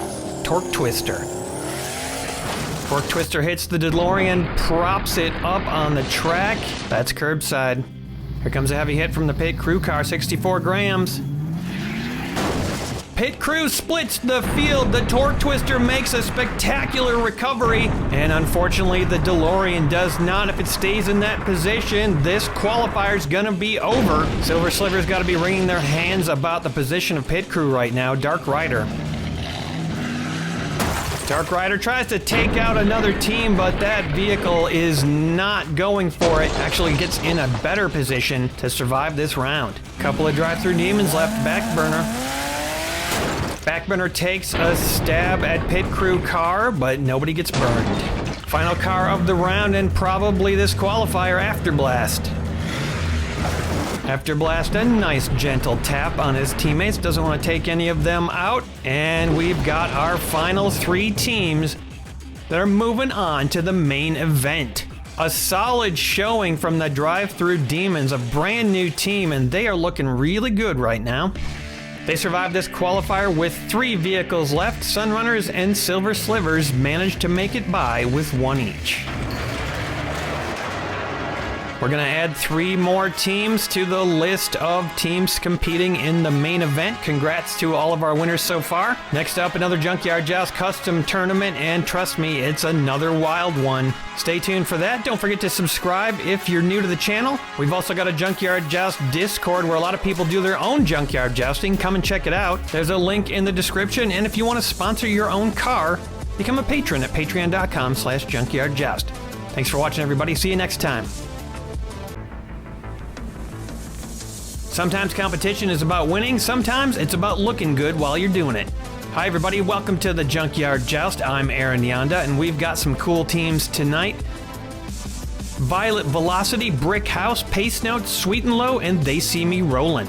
Talk about style, these teams have got it. Let's take a closer look. They See Me Rollin' got 3rd place in Season 2, and they're back with a brand new lineup and ready to do it again. Pace Notes are a brand new team of rally cars. It should be interesting to see how they do at the Joust. We haven't seen Violet Velocity for a long time, but they are back with a brand new team. Brick House, they are beat up, and these cars are old, but they are competitors. They've been around the block and they know what they're doing. Sponsored by Chicken Rings Onion Wings. Sweet and Low is a team of low riders. These cars are hard to get off the track.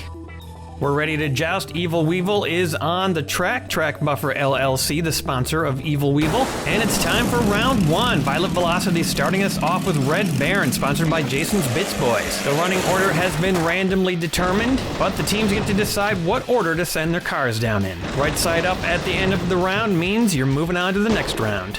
Deanna Troy's taking a ride in Rockbuster today, sponsored by Chicken Rings Onion Wings. Solid hit by Rockbuster, a little extra risk to the crew of the Enterprise today, and Baby Cookie for that matter, because that shuttle was taken away last episode. So no advanced healing technology if they get into a little scrap on the track today. First up for the Pace Notes, it's Bad Mutter, sponsored by Jelle. Bad Mutter pushes Rockbuster underneath Red Baron, and Red Baron goes up in what an unlikely position, sitting on top of Rockbuster, poised to be thrown off on the next run. Next hit's gonna be a nice big one, 73 Cadillac Coupe de Ville from Sweet and Low, sponsored by Hey Hey's Hatchback Hanger. The Cadillac slams into the line of cars and Red Baron is tossed off sideways. Bad Mutter now in position to be thrown off as well. Next up, it's Speedbox for They See Me Rollin', sponsored by the Miskatonic Automotive Club. And somehow Speedbox bounces off the back of the Cadillac and ends up pointing straight up in the air. Bad Mother is knocked off upside down. Well, Speedbox won't stay in that position for long. Violet Velocity are sending down Synchro, sponsored by Hasty Productions. Speedbox gets whomped by Synchro and shows some nice agility in that recovery, just lands on top of all the line of cars and gets off the track. Great recovery, Speedbox showing some serious promise there.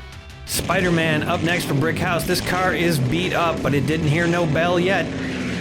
Spider-Man makes a fairly leisurely roll underneath Synchro and kinda just chucks Synchro off sideways. Ends up being a good result because Synchro might have recovered with a harder hit. Pace notes are sending down the 71 Nissan Skyline GTR, sponsored by Sicken. The Nissan zooms into place, Rockbuster still somehow staying on top of the track up at the front. Sweet and Low sending down the 64 Chevy Impala, sponsored by TJG. The Impala slams into the line, and we got a backed up line here. Rockbuster not wanting to move up front, and nobody else getting dislodged. Here comes Formula Street, sponsored by Judy Collins. Formula Street joins the line of cars. It's a good sign that these cars have all got good stability, that they are still on the track. Next up for Velocity, Pipe Jammer, sponsored by Emo Dingo. Pipe Jammer cannot break the line, and the line gets one car bigger. When this line of cars finally breaks, it's gonna be huge, and it'll be a spectacle. Brick House sending down Ice Tea, sponsored by Chicken Rings, Onion Wings. Baby Cookie taking a ride in this one. I've been doing this for years. Cookie goes flying. Ice Tea shoots Pipe Jammer off the track. Cookie gets out in front of Pipe Jammer, and Pipe Jammer almost runs over the baby. I think Cookie did that on purpose, always trying to prove how tough she is. Next entry for the rally team, Baja Bruiser, sponsored by Sloth's Automotive Sachet and Buffet.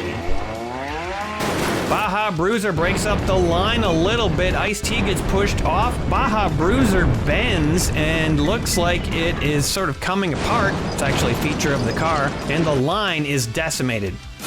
85 Chevy Caprice, sponsored by Farty Marty.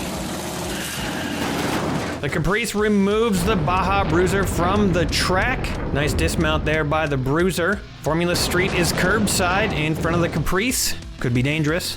Fast Gassin', sponsored by Chris and Kat's Casa de Chaos.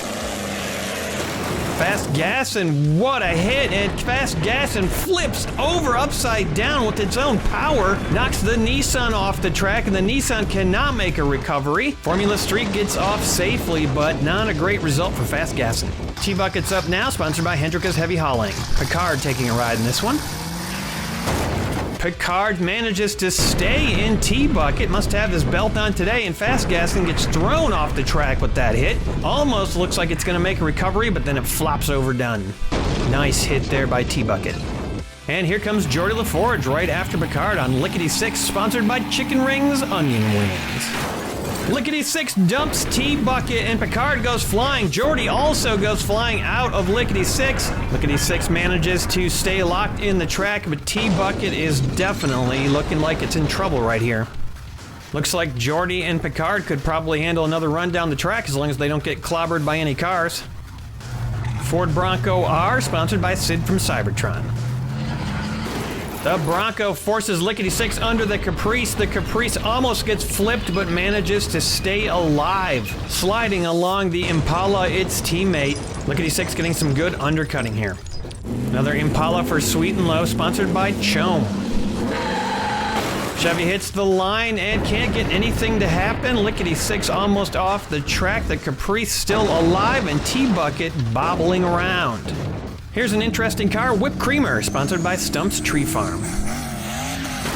Whip Creamer hits the back of the Impala and flips right off the track, goes over and makes a spectacular recovery. Meanwhile, T-Bucket slides into recovery position right next to Picard. What a hit though by Whip Creamer, a heavy, fast vehicle, and man, does it make a nice recovery.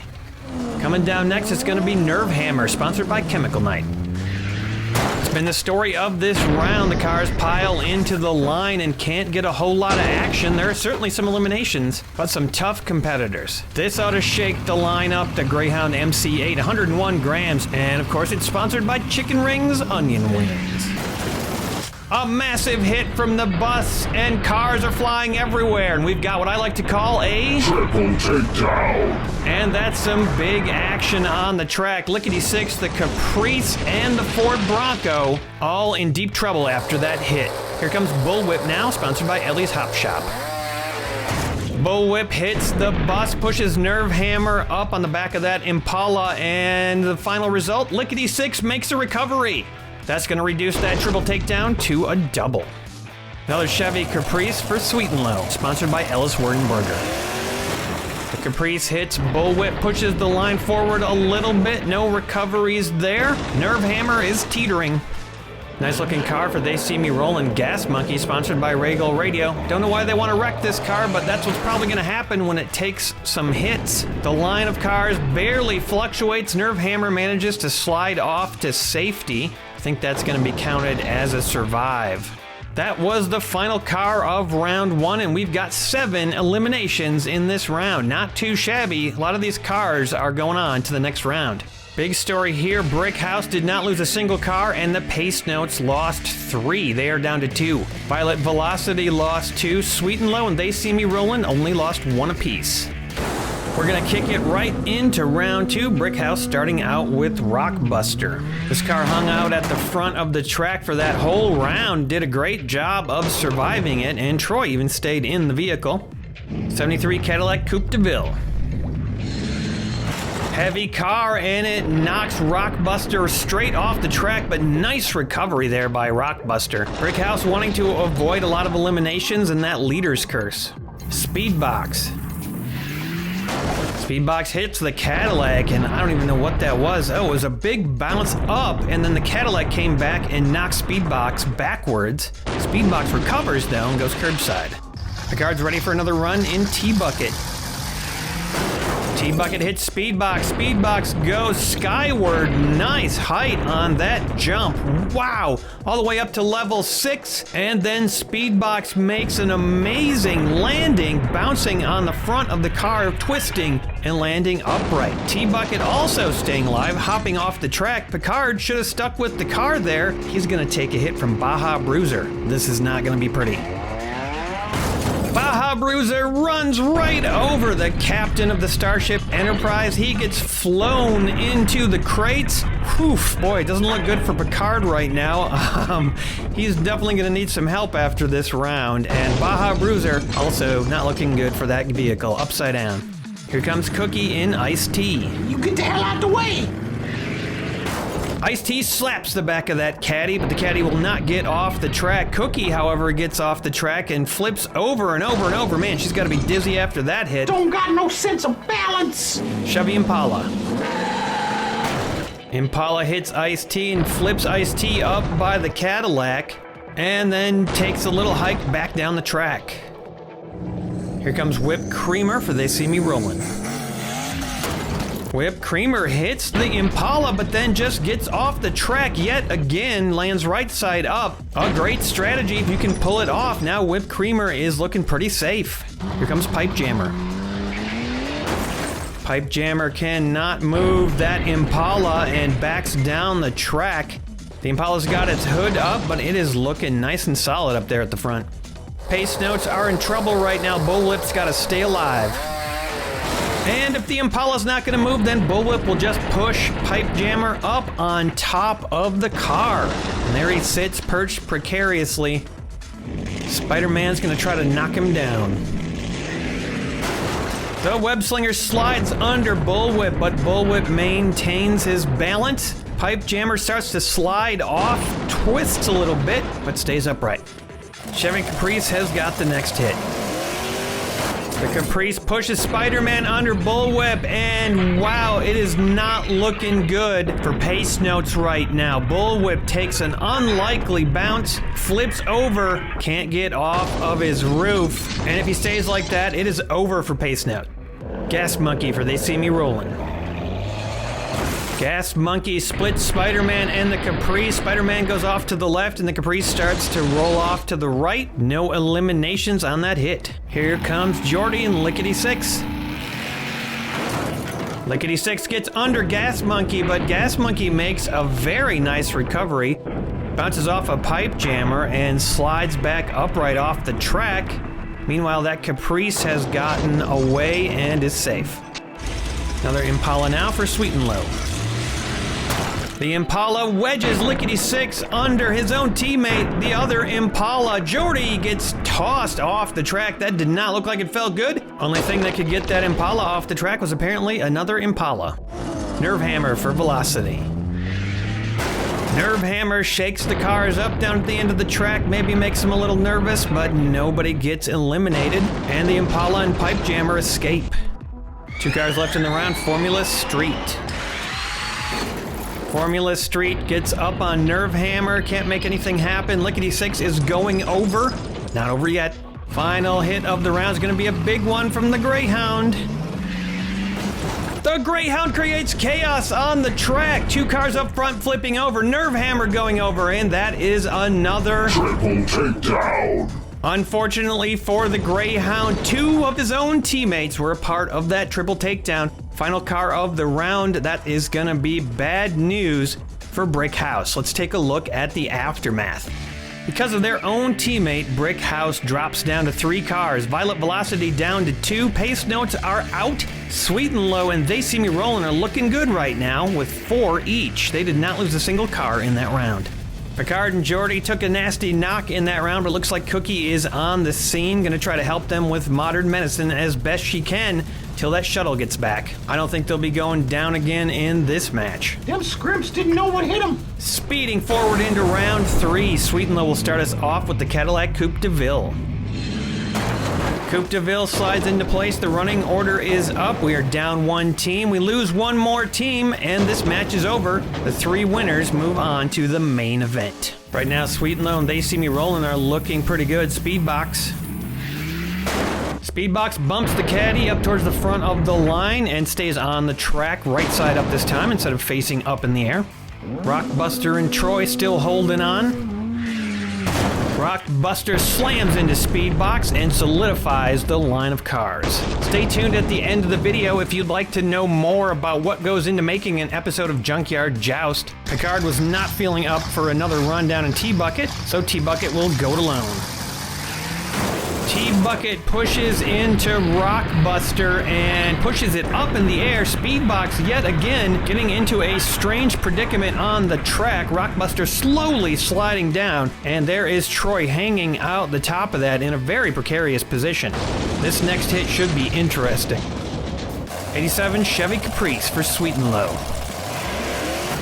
Solid smash by the Caprice, and look at this. Rockbuster is tossed upright again. Troy drives right off the track. Speedbox, on the other hand, flipped upside down and does not make a recovery. The opposite position of how they were on the track. Here comes Whipped Creamer, fast car. A nasty hit by Whipped Creamer tosses T-Bucket off the track. Goes up on the top of the Caprice just to push T-Bucket off upside down. Wow, that was a wicked hit. And T-Bucket almost makes a recovery, struggles, and can't quite make it over. Spider-Man for Brick House. Spider-Man tries to get under Whipped Creamer, can't quite do it. Whipped Creamer hangs on and stays on the track. Right now, the last hope for Violet Velocity, it's Pipe Jammer. Pipe Jammer hits Spider-Man, tries to escape the track, can't quite make it off, might regret that. Whipped Creamer backs completely off the track for another nice survive, and Spider-Man also in danger here. 64 Chevy Impala. Impala takes its chance and rocks Pipe Jammer, but look at this. Spider-Man pushed into T-Bucket, and T-Bucket turns upright and has just saved Violet Velocity from being out of this match. Lucky turn of events there for Velocity. Formula Street. Formula Street speeds into the line of Sweet and Low cars, but they are not moving. Sweet and Low will not get off the track. None of their cars off right now. Maybe this Greyhound will help for Brick House. Let's see what happens. Another massive hit from the Greyhound, but the Greyhound flips up, hits the track, and in a weird bounce turns sideways. Meanwhile, both of the cars that it knocked off the track make recoveries. Unbelievable. 63 Chevy Impala.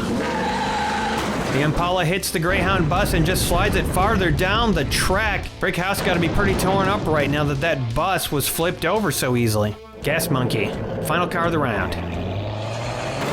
Gas Monkey rounds out round 3 with a nice little tap, just making sure they don't right the bus. 3 eliminations in that round, but Sweet and Low is not one of them. They've been incredible at staying on the track and staying alive in this match. Let's take a look at the aftermath. Violet Velocity hanging on for dear life right now. Brick House down to 2. They are definitely in danger. They see me rolling at 3 and Sweet and Low at 4. Anything can happen, but I feel like both of those teams got a real good chance of making it to the main event right now. This match is not over though. Round 4 coming right up with Sweet and Low, our current leaders, 73 Cadillac Coupe. Right now, Brick House and Violet Velocity in the most danger in this match. They see me rolling, gonna try to take out that Cadillac with Whipped Creamer.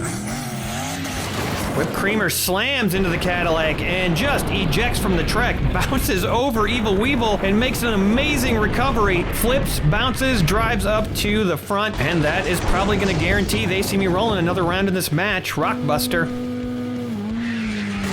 Rockbuster, oh, a rough hit right there off the back of the caddy. Rockbuster flips over. Doesn't mean it's over yet. If you look at what happened last round, here comes T-Bucket. T-Bucket knocks Rockbuster up to the front of the track, and Rockbuster can't quite flip over. The crates get in the way, and that is going to be an elimination for Brick House. They are in trouble. Troy hanging upside down out of that car. Chevy Impala. The Impala spanks T-Bucket off the track. Will T-Bucket stay like that? If it does, then this match is going to be over, but we'll have to see what happens. Cadillac gets pushed by its teammate up into the safety rail. Formula Street. Formula Street pushes the Impala into the caddy. They're getting shoved around pretty good right now. Here comes the Spider-Man. Spider-Man goes under and jockeys for position. Formula Street pushed off the track as well as the Impala. Impala almost goes over. Solid undercut there by Spider-Man, and Brick House staying alive. Chevy Caprice. Caprice hits Spider-Man. Spider-Man's going up. Could be bad news for Spider-Man here. Second to last car of the round, Gas Monkey. A slam and a hop, and the Cadillac is finally forced off the track. Big elimination there with some teamwork by Gas Monkey and Spider-Man. The caddy got close to a recovery, and in that position, there's still a chance. Meanwhile, over in Rockbuster, Troy is still hanging on inside that car. Doesn't look super comfortable. 63 Chevy Impala. The final car of this round does not cause any further damage. Spider-Man a little close, but not quite enough to be eliminated. Gas Monkey makes a nice escape. Spider-Man's gonna save the day for his team, and because no one turned T-Bucket over, this match is now officially over. We've got 3 teams moving on to the main event. Let's take a look at the aftermath. Sweet and Low sustained 2 losses in that round. They See Me Rolling ends up with the most cars left at the end of this. Pace Notes and Violet Velocity going back to the drawing board, and Brick House hang on with Spider-Man. Congrats to our teams that are moving on. They joined the esteemed ranks of all these teams who are going to be heading to the main event. Just 3 more qualifiers left before we start the big one. And now here's that mini documentary I promised you. So I wanted to give you a quick behind the scenes look at Junkyard Joust and show you what goes into making this show. So here's a shot of the set and a couple of the cameras and the rig for the slow-mo cam. Now before I show you the rest of the stuff, if you're curious what the budget of this show is, well, I went ahead and added up all of 2021's expenditures and got a rough estimate. In 2021, I spent, how much would you guess? Couple hundred, couple thousand. Well, the grand total was $11,800 in 2021. Now maybe you're saying, that's insane, why would you do that? Well, I mean, come on, it's Junkyard Joust. I have to do it. And of course, my patrons help me defray a lot of that cost, but I'll get to that in a second. So let me show you a little bit more behind the scenes and tell you what I spent the money on. In this shot, you can see there is a monitor. There's the rig that the slow-mo cam's on, and the slow-mo cam itself, which was the biggest expense at over $4,000, plus the lens that cost, I think, another $600. Bulbs for the lights that I already own cost a few $100s. I started building the Apocalypse set in 2021, which is nearly finished, by the way. Of course, I also bought a lot of cars, and some more cars, and a lot more cars, and a few more boxes of cars. Here's my workbench where I work on the set pieces, any miscellaneous cars that need work. This is also where I take the garage pictures and do any customizing of cars that's needed. I also have several fantastic people I work with on this show, including Jesse, who does the magnificent editing work, AJ, who does all the fantastic graphics work, as well as a lot of other stuff for the show, and Tony, who designs the team logos. Those are the paid members of the team. I also get help from DEADMAXX. He made the set backgrounds, amongst other things. So those are the expenses, and that's how the show gets made, except for one other big thing, and that is my patrons. My patrons are the reason that I can do this show. YouTube revenue combined with what my patrons gave me to make this show was over $7,000 in 2021. I'm hoping in 2022 to break even, and if you want to sponsor a car or support this show, I would absolutely love you for it. There's a link in the description. Any level is helpful, and we've got open car sponsorships if you want to get in right now. I hope you enjoyed seeing how the show is made. I absolutely love making this show, and I hope you love watching it. See you next time on Junkyard Joust. Tonight we've got the longest vehicle to ever hit the track in Junkyard Joust, plus the very first team composed entirely of NASCAR vehicles. Welcome to the Junkyard Joust, everybody. I'm Aaron Yonda. That NASCAR team, of course, titled NASCAR Pone. We've also got Emerald Undercurrent, Sting Operation, Forklift and Friends, and the Wide Body Snatchers. Sponsored by Chicken Rings Onion Wings, it's Forklift and Friends. Forklift is back, all yellow this time, with a very interesting team, including that aforementioned extra-long vehicle. And here's the NASCAR team, NASCAR Pone, sponsored by Beaks Busted Barn Finds. Emerald Undercurrent are back with a mostly new lineup, sponsored by Ranaman. Here's a team of cars that should be tough to get off the track, the Wide Body Snatchers. Sting Operation got a solid 4th place in the finals of Season 3. They are back now with mostly new members. And now it's time to joust. We're going to fly right into round 1 with Buzzkill, sponsored by Ellis Wartenberger. The randomly determined running order is up. Teams do get to choose which car they send down when it's their turn. Upside down or sideways means a car is out at the end of a round. First up for Emerald Undercurrent, it's Phastasm, sponsored by Dr. Gonzo.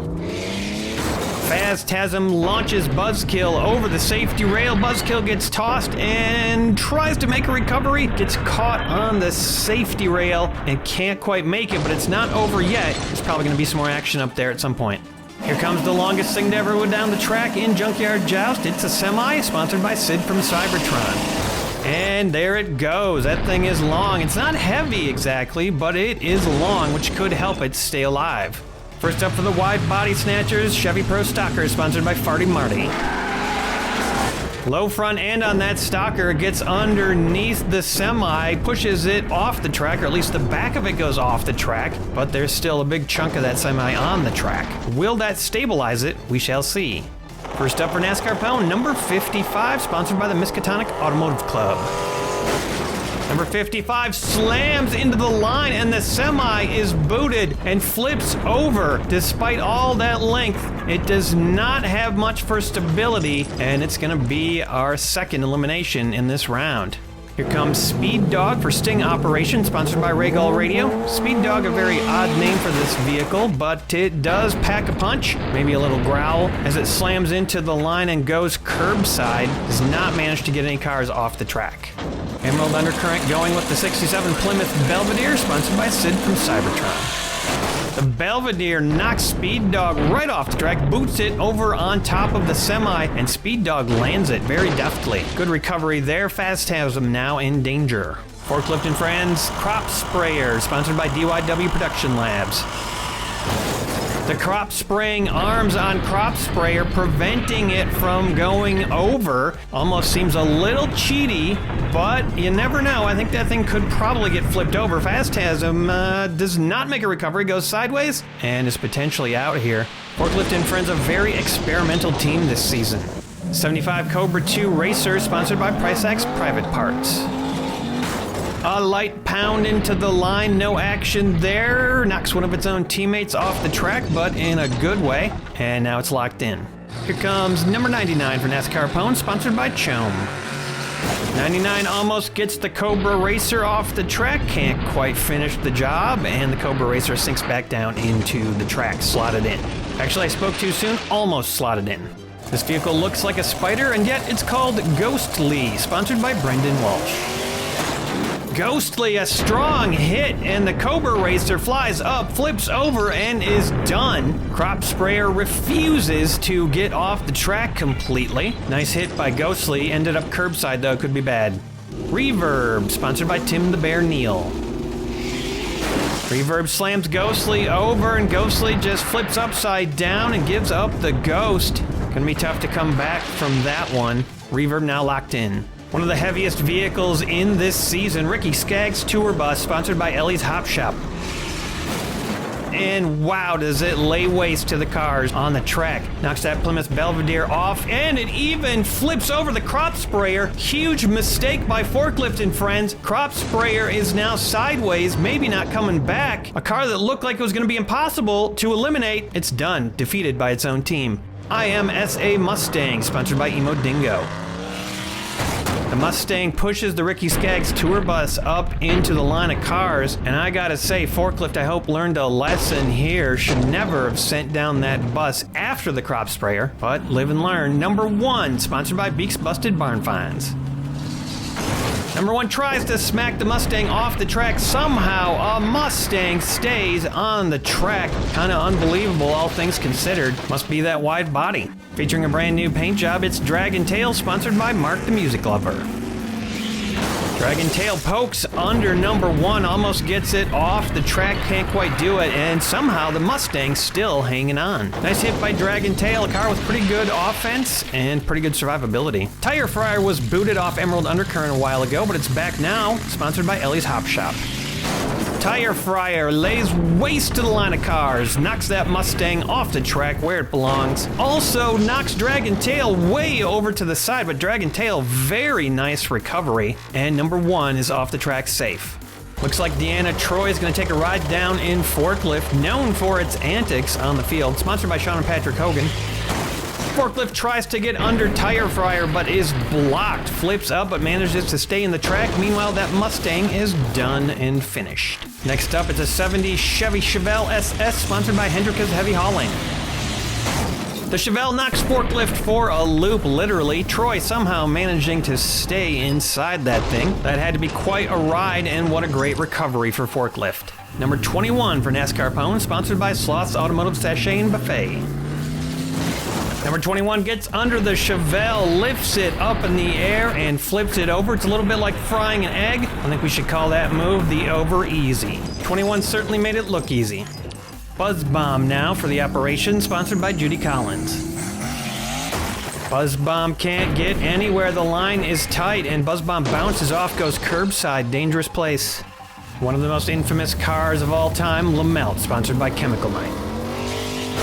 LaMelt gets under Buzz Bomb, but Buzz Bomb makes a nice move, swivels around, and lands it. LaMelt getting ready to go under 21. And watch out for that fin.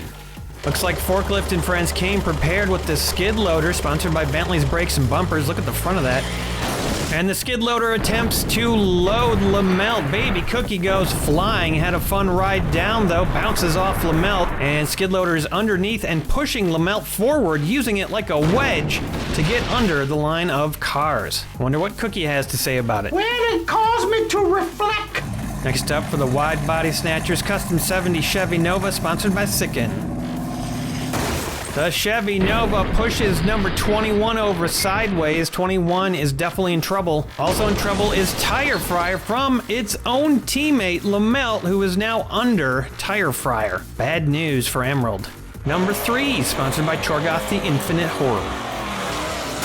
Number 3 pushes into the line, and the worst thing that could happen to Emerald right there, tire fryer taken out by Lamelt. This happens a lot with Lamelt, and 21 also tipped over.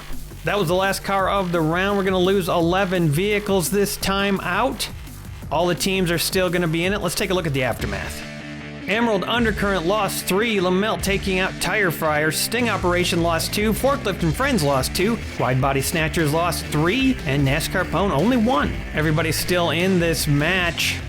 Picard and Jordy still not in great shape, waiting for their shuttle to be returned, and it looks like Mr. Dark is back with, oh boy. Well, it looks like the shuttle can no longer fly, so Mr. Dark attached it to a chassis, and now that shuttle is mobile. Well, at least those guys can get the advanced healing technology that they need. Number 3 taking to the track, going down to the front of the line. Running order is up. NASCAR Pone started us off. Now it's Forklift for Forklift and Friends. Forklift gets its forks under number 3. Cannot lift it off the track, but it is prepared when the next car comes down. Will Forklift be able to get the scoop? Buzz Bomb's coming down next. Let's see what happens. A nice push by Buzz Bomb forces Forklift up farther. Number 3 almost goes off the track. Can't quite do it. Buzz Bomb backs up. And we're going to try to take advantage of the line of cars to set up Lamelt. And this time Lamelt gets underneath Buzz Bomb. Buzz Bomb goes hurling off the track, but makes a great recovery. And Lamelt lines up behind Forklift. Chevy Pro Stalker. Got a low front end. Is it low enough? And it is. Wow, you don't see that much with Lamelt. The Chevy Pro Stalker of all vehicles gets underneath the fin of Lamelt and forces it off the track, almost flips Lamelt over. Wow, Lamelt has got to be careful here apparently. Number 1 for NASCAR Pone. Number 1 pushes into the Chevy Pro Stalker, and Forklift is starting to look a little iffy right now. Maybe Lamelt's glad he got off the track. Ricky Skaggs tour bus coming down, big hit. And all the cars are slammed off the track. Forklift lifted into the air. Somehow the Chevy Pro Stalker stays on, but everybody else is forced off. Forklift takes the brunt of it going sideways, and we've got 2 NASCAR Pone cars in trouble. Speed Dog. The tour bus is just enough off to the left that somehow Speed Dog squeezes in to the right on the track still, but sideways. That is not what Speed Dog wanted to do right there. Can that bus stay up? Reverb. Reverb slices past the tour bus, knocks Speed Dog over and back upright again. Great result for Speed Dog, but now Reverb looks like it might be sideways. It's close. Interesting dynamic we've got going on right now with the tour bus in that position. Will the Custom 70 Chevy Nova be able to stay on the track here? The Nova splits both the bus and Reverb and knocks them both right out. What a devastating hit right there. Not only an incredible takedown of the bus, flips Reverb over and then stays locked on the track perfectly right behind its own teammate. Wow. Number 55 for NASCAR Pone. 55 gets under the Chevy Nova but can't complete it and can't toss it off the track. Slides back. They're all locked in. Baby Cookie's ready for another run in Skid Loader. Of course! Skid Loader pops Cookie way into the air, all the way over to the tires. Oh, wow, she bounces right off and goes into the crates. Cookie makes it all the way up to level 5. Great height right there, Cookie. Good job. Baby Cookie loving every second of this. Dragon Tail. Dragon Tail gets under the Skid Loader but can't finish the job. Couple of cars go up, nobody off the track. And number 99 is going to be the final car of round 2. 99 gets under Dragon Tail, but Dragon Tail just sits on top of 99, not going anywhere. Taking a look at the field, looks like we got about 4 eliminations in that round. All the teams still in this, but it's getting close right now. Let's take a look at the aftermath. Most in danger of elimination right now, Emerald Undercurrent and Forklift and Friends. Lamelt and Skid Loader gotta stay alive. Sting Operation did not lose a car in that round. Neither did Wide Body Snatchers, and NASCAR Pone lost 1. Mr. Dark has unloaded the shuttle. It is ready for action. Very nice redesign by Mr. Dark. I have a feeling that this thing is going to end up on the track at some point. Just a hunch. Starting us out in round 3, it's going to be Buzz Bomb for Sting Operation. Buzz Bomb using those wings to fly to safety a couple times already in this match. Sting Operation and NASCAR Pone, each with 3 cars left in round 3. NASCAR Pone going to send down 99. They have a lot of pretty heavy vehicles. They are good at staying on the track, and they are doing well on their first time out as Buzz Bomb is tossed to safety yet again. Using those wings, as you can see, seem to have a stabilizing effect, and Buzz Bomb makes a nice recovery. Wide body snatchers sending down the Chevy Nova. The Nova slams into the back of number 99. Nice hit, but 99 somehow manages to take it and lands his rear back down on the track, locked in.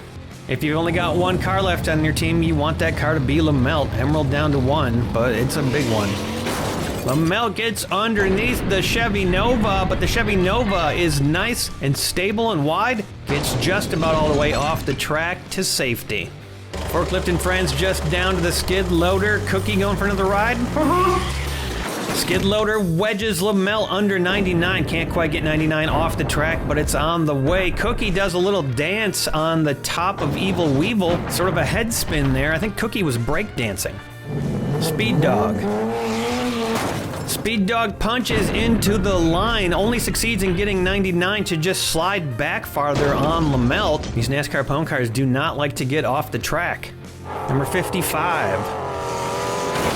55 flips Speed Dog up in the air and over upside down, and then has the unfortunate side effect, knocking 99 over, upside down, and out. Little indirect friendly fire right there.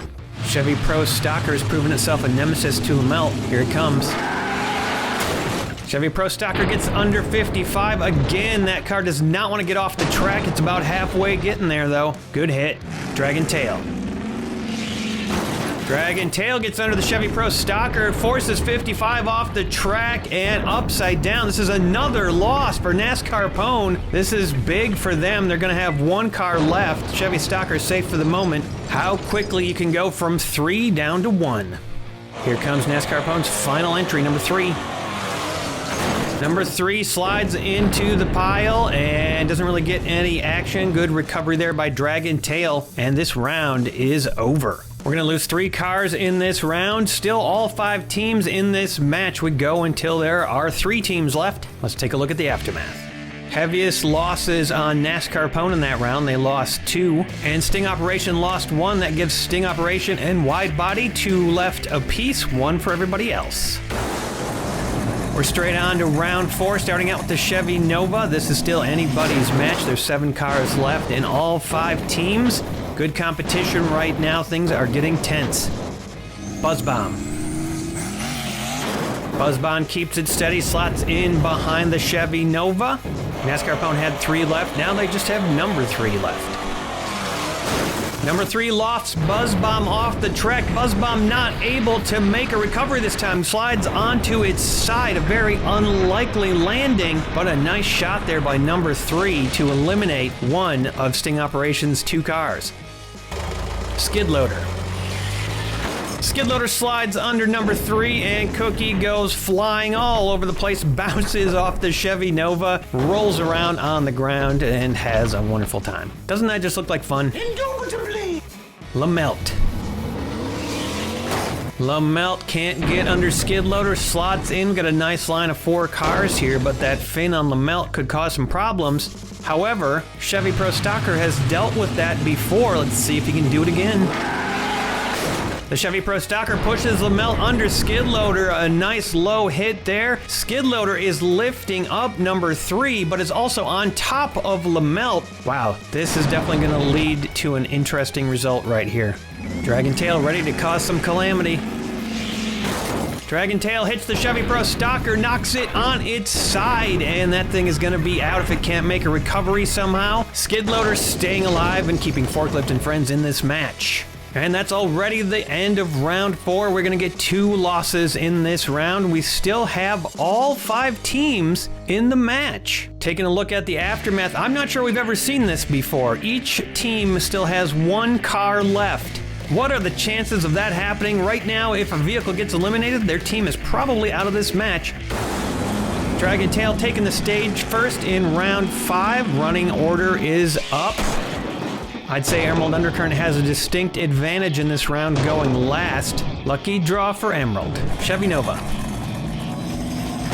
Chevy Nova pushes Dragon Tail up on top of Evil Weevil. Dragon Tail up towards the crates and listing over to the left. Can't tell if that would be an elimination. It doesn't look like it would be as of right now. Number 3. Number 3, wow, what a hit to the wide body car. The Chevy Nova flips it over and makes a great recovery off the back of Dragon Tail. And guess what? Dragon Tail is now looking pretty sideways. That landing by the Chevy Nova may have just ended sting operation. Skid Loader.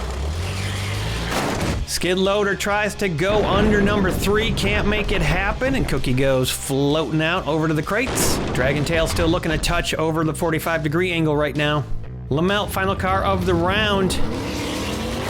Lamelt doesn't do too much, just a gentle push into the line, and that will not change the positioning of Dragon Tail. We're gonna have to do a measurement here. We're gonna get one of the Evil Weevils out there to see if this thing is above 45-degree angle. If so, Dragon Tail's gonna be out. And there's the measurement. Dragon Tail is just above the 45-degree angle. That is tragic. Sting operation eliminated on such a close call. 4 teams left right now as we head into round 6.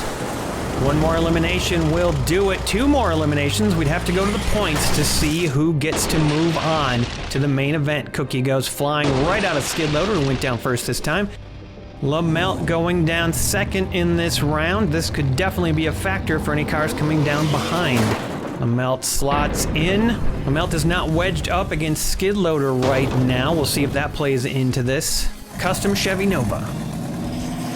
The Nova drives right up on top of Lamelt and just perches there. Lamelt started to go under Skid Loader but couldn't finish the job. And the Chevy is perched in a very interesting position here. Number 3 has a chance to strike. Number 3 hits the wide body of that Chevy and cannot get him off the track. We've got a weird little triangle now of Skid Loader and the Chevy Nova on top of Lamelt. Wow, that is just strange, but there are not going to be any eliminations in this round. All the cars hanging on, and some of them even in a funny triangle shape. We're going straight into round 7. Increase your speed. All the vehicles are going to go faster in this round, as you can tell, as number 3 zooms into position. Forklift and Friends going down second with Skid Loader. I gotta go. Toodaloo. Skid Loader speeds into position. Still not that fast. That vehicle can't really go that fast. Cookie goes flopping out onto the ground as usual. Nice jump there. Lamelt. Lamelt gets underneath Skid Loader. This does not bode well for Skid Loader. Still got that shovel underneath number 3, but is it enough to hang on? That thing looks like it could go sideways in a bad way. Big hit coming from the Chevy Nova. Chevy Nova pounces and does massive damage. Skid Loader knocked off and sideways. The shovel going all over the place. Number 3 kicked off the track in a big way. Knocked upside down, and wow, that was a great hit right there. The Chevy Nova just savaged the field, and that's 2 eliminations. But as you know, 3 teams have to move on. We're going to the points total. NASCAR Pwn had more cars alive longer. They will be our other surviving team. Emerald Undercurrent and the Wide Body Snatchers have managed to move on to the main event. Forklift and Friends experimental team did not pan out, and a big surprise upset there with Sting Operation. Here are all the teams that have qualified for the main event so far. There are 2 qualifiers left. Creature from the Black Lagoon has yet to play, as well as the Gallant Eterna. So we've got some fun stuff to look forward to in these qualifiers. Another custom tournament coming up next week. Thank you for joining me. If you enjoy watching this miniature action sports spectacle on a weekly basis, please consider becoming a patron and supporting this show. Patreon.com/Junkyard Joust. Cheers, everybody. See you next time. The bumpers are bashing and the suspensions are smashing. It's just how we roll on this miniature sports spectacle known as Junkyard Joust. And that's my friend Tony Mayer helping me out in the announcer's booth today. Good to be here, Aaron. This is the Junkyard Joust. I'm Aaron Yonda, and let's take a look at our teams. It's qualifier number 8, featuring Mixed Nuts, Ultra Hawks, Turtle Power, Camino Rampage, and the Void Runners. Let's head into the garage for a closer look. The Void Runners are back with a brand new lineup. Intimidating to be sure, Aaron, but do they have what it takes to survive? Camino Rampage is back with 1 returning member and 4 new Caminos. Old, slow, and low, but good in a pinch. Sponsored by Chicken Ring Onion Wings. Tasty. Turtle Power made it to 8th place in the finals last year. They've got a couple new additions and they're ready for action. They're a fearsome fighting junkyard team. Here's a brand new team, the Ultra Hawks. Oh God, you frightened me. And here's a random assortment of vehicles, Mixed Nuts. No semblance of theme here, Aaron. I'll let you do the honors, Tony. It's time to joust. Here we go, round 1, Evil Weevil's in position. Sponsored by Track Buffer, LLC. Starting us off, it's going to be the Fiat 500C for Mixed Nuts with Troy tagging along. Sponsored by Ellis Wurtenberger. So Tony, who are you rooting for amongst these 5 teams? It's gotta be Turtle Power, Aaron. Just a Saturday morning kidding me. And you? I got a soft spot for the Ultra Hawks because I love Ultra Hots. Oh my God, you got me. You got me again. The Ultra Hawks have their own Camino tonight, the 80 Chevy El Camino. Lovingly sponsored by the Miskatonic Auto Club. A hard slam from the Camino, and the Fiat goes bouncing off the track into a recovery. Ooh, it is gonna take more than counseling to recover from that. That is a Betazoid face full of turf right there. Youch. Turtle Shell was a ringer for Turtle Power last season. Sponsored by Skune. No, Sicken. Turtle Shell's all chromed up this season. He's a real shiny boy, and I bet his parents are proud of him.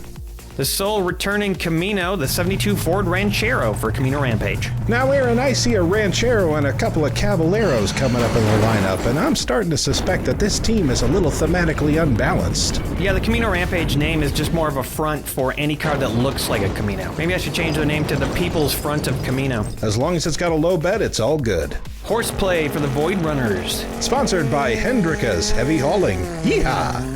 We've got 3 cars lined up on the track, and Horseplay knocks Turtle Shell right off. Turtle Shell, very unusual display right there, goes sideways immediately. He is in the exact position a turtle does not want to be. Not a good start.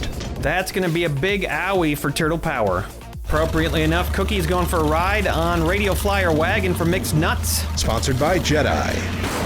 Cookie and the Flyer take a tumble. The Flyer goes straight upside down. Cookie tumbles off the track. Not an auspicious beginning for that vehicle. Now, I've fallen out of a Radio Flyer or 2 in my time, but I didn't have that much fun doing it. Up next for the Ultra Hawks, 87 Buick Regal GNX. Sponsored by Jason's Bits Boys. A bruising thump from the Buick Regal, and Radio Flyer Wagon can't make a recovery. Horseplay knocked around a little bit, but still right side up. Oh, that Buick came right in and shook everything up. I'm surprised the wagon didn't land on the baby. Took a little hit, though. He's okay. Next up for Turtle Power, Michelangelo. Sponsored by Hey Hey's Hatchback Hangar. He's a party dude, but he takes jousting real serious. Michelangelo sends the Buick Regal careening all over the place, and yet somehow the thing makes a recovery over on the right side of the field. That Buick's parked real pretty, but Michelangelo's looking bad. He's got one wheel off the track. Curbside is no place to be for a turtle. Up next for the Camino People's Front 78 GMC Caballero. Sponsored by Chorgoth, the Infinite Horror. Ooh, Michelangelo showing some serious ninjutsu skills right there, flipping over and landing that. That's right, what a majestic flip. Too bad there's no style points, only landing points. And right now that landing's not looking too good. Up for the Void Runners, it's Nitro Tailgater. Nitro Tailgater hits the wall and bounces halfway off the track. With 2 wheels up in the air, he's practically saying, come get me. I'm easy. Up for the nuts, it's Tuk Tuk. Sponsored by Priceax Private Parts. Ooh, the tiny Tuk Tuk tailgates the tailgater. Tough. Is it just me, or is a Tuk Tuk basically a 3-wheeled golf cart? It's a tiny little taxi cab of doom. Up for the Hawks, 70 Camaro RS. Sponsored by Mark, the music lover. The Camaro dives into the action, pushing the tuk-tuk up farther, and Nitro Tailgater gets taken out. Wham bam, thank you, Camaro, for helping us clear out a bit of that track. It's always good to thank a Camaro. Have you thanked your Camaro today? Donatello's up with the bow staff and the tow truck. Sponsored by Emo Dingo. Donatello heaves into the Camaro and the tuk-tuk, but has the opposite of the desired effect. Sets them both upright. Thank you, Camaro. I thanked a Camaro today. 68 El Camino for the people's popular front of Camino. Splitters! That Camino's slamming up into Donatello, jamming him up real good against his teammate. Fastmaster's up for the Void Runners. Sponsored by Sloths, Automotive Sachet, and Buffet. What do you think that raised section of window is for on Fastmaster? Probably giraffes. Racing giraffes. There's nothing like a good giraffe race. It's the national pastime of Zamibia. I don't think that's a real country. Wheelie chairs up now. Picard looking particularly Professor Exian. Sponsored by Sicken. Wheelie chair flips and flops all over the place and ends up upside down. Not exactly sure how Picard stayed in the wheelie chair. I glue my pants to the seat every time there's a red alert. Every Starfleet captain should. 69 Mercury Cyclone. Sponsored by Farty Marty. The Cyclone gets in an argument with the back of Fastmaster. Nobody wins this time. But we got some rear wheels up in the air, and if I know anything, that means drama is imminent. Big hit coming now from Raphael in the Turtle Power van. Raphael dislodges 3 cars from the track, knocking the Camino upside down. Ooh, he's a rude dude with attitude, smashing cars left and right on his way through. Here comes another Caballero, the 62 GMC. Sponsored by Bentley's Brakes and Bumpers. The Caballero just knocks the remaining loose cars off the track. We got a tight line of 5. A nice little bit of white glove treatment from that white Caballero, just neatening up the line. Thunderbolt. Sponsored by TJG. This car looks pretty solidly 90s to me. I bet there's a Queen tape stuck in the tape deck. Did you listen to a lot of Queen in the 90s? Doom, doom, doom. Another one bites the joust. Ah. Geordie LaForge has chosen to go down in Drag Tour for the Mixed Nuts. Sponsored by Ragdoll Radio. Drag Tour takes out Thunderbolt and knocks itself out at the same time. Geordie LaForge, I don't know what he just did. A 5-point mid-air somersault bouncing off the back of the Turtle van and directly to the front of the line. That's what he did. Next up, it's the 67 Oldsmobile 442. Sponsored by Chome. A little spank there from the Oldsmobile. Drag Tour still not right side up as the old spins its front tires stuck on the back of the Caballero. An excellent spanking indeed. Leonardo's got a brand new ride this season. Sponsored by Judy Collins. He looks ready to go with those dual katanas. A solid hit, but the flatbed of that Caballero really softened the blow, gave him a nice cushy landing. Another not Camino, the Holden pickup. Sponsored by Sid from Cybertron. The Holden knocks Leonardo sideways, can't quite get him off the track. He's falling off the track the same way turtles do everything else.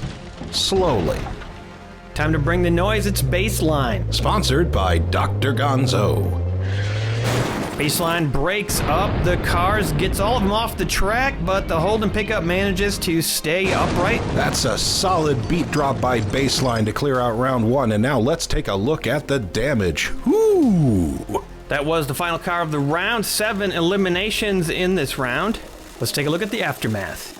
Mixed Nuts had mixed results, losing 3 in that round. Ultrahawks did not lose a car. Turtle Power and Camino Rampage each lost 1. Void Runners lost 2. It's been a slow burn so far in this qualifier. 18 cars still remaining. Chevy El Camino for the Ultrahawks starting us off. I knew you were going to do that, so I wasn't scared that time. There's enough Caminos in this match, we could probably start some sort of clone wars. You think George Lucas named the planet Camino after the El Camino, Tony? Oh, the guy who put a 50s diner on Coruscant just accidentally named the planet Camino? Yeah, I'm pretty sure it was deliberate. Michelangelo scoops up the Ranchero and flips it upside down. The only surviving teammate from the original Camino Rampage lineup looks like it's already out of the running. Horseplay for the runners. Pretty disciplined hit there from Horseplay. We've yet to see any true horseplay from that car. Horseplay isn't horsing around, making Michelangelo leapfrog off the track and onto his own wheels. And there's Geordie LaForge still sitting at the front of the track. Apparently he enjoys watching the joust from this perspective so much he decided to hang out there. One of the two remaining nuts, the Fiat 500C. And finally, the horseplay we've been waiting for. Horseplay goes way up in the air, makes it all the way down to the crates, but can't mount a recovery. Horseplay's launched at great heights, hitting a big 6 on the jump scale. It's time to put this pony out to the stables. Here comes the 67 Oldsmobile. Bit of a chain reaction there as the Oldsmobile sends the Fiat into his teammate. The Camino, though, makes an amazing recovery after being shoveled off the track by the Fiat. Not too bad for the Camino and a little whiplash for Counselor Troy. 78 GMC Caballero. Caballero puts the squeeze on the Oldsmobile. Oldsmobile, though, makes a nice recovery. Gotta admit it, Aaron. I think you made a good choice putting your money on Ultra Hawks. They are looking strong today. Your guys aren't doing too bad either. 4 left in this round. Donatello going down now. Donatello slides into place, goes curbside. For a team raised in the sewers, they just cannot keep their wheels off the curb. Fastmaster for the Void. A classic move there by Donatello. Teenage Mutant Ninja Turtle flip. And Fastmaster gets befuddled by the action. Flips over upside down and out. Looks like Donatello was weighed down by a little too much pizza last night. Cannot complete that flip, winding up on his side. Time for the Tuk Tuk. Tuk Tuk manages to stay upright this time. Which for Tuk Tuk is definitely an achievement. 70 Camaro RS. The Ultra Hawks still at 5 cars in this match. As the Camaro slams into place, a little adjustment here and there, but nothing major. Though that Fiat's starting to tip. Thank you, Camaro. It's just polite. Caballero up next. The Caballero plows into the line and gets some action. Fiat goes sideways. The Tuk Tuk manages a recovery, gets off the track. Donatello seems to have found his balance and recovered. God, I wonder what the joust looks like through Geordie's visor. Just a weird mess of shapes. Comes Raphael with the big turtle power van. Raphael lifts off the ground, stays on the track though, knocks that Caballero almost all the way off. In this case, being weighed down by last night's pizza definitely kept him on the track. Last surviving car for the Void Runners right now, Baseline. Solid hit from Baseline. Raphael gets pushed face first into the Caballero. No thank you, Caballero. I assume you don't thank Caballeros, just Camaros? Yes, that's correct. What exactly is your criteria? I have my reasons. Bit of an oops for the Buick as it rights the Caballero and can't get any eliminations. A frustrating showing for the Buick. He's done more good than harm. Holden pickup. Camino Rampage playing it safe as the Holden pickup just locks into the track. Leonardo, one of 2 cars left in this round. Tony, who's your favorite turtle? I am 100% a Donatello man. Live or die Donnie. That's my motto. 69 Mercury Cyclone.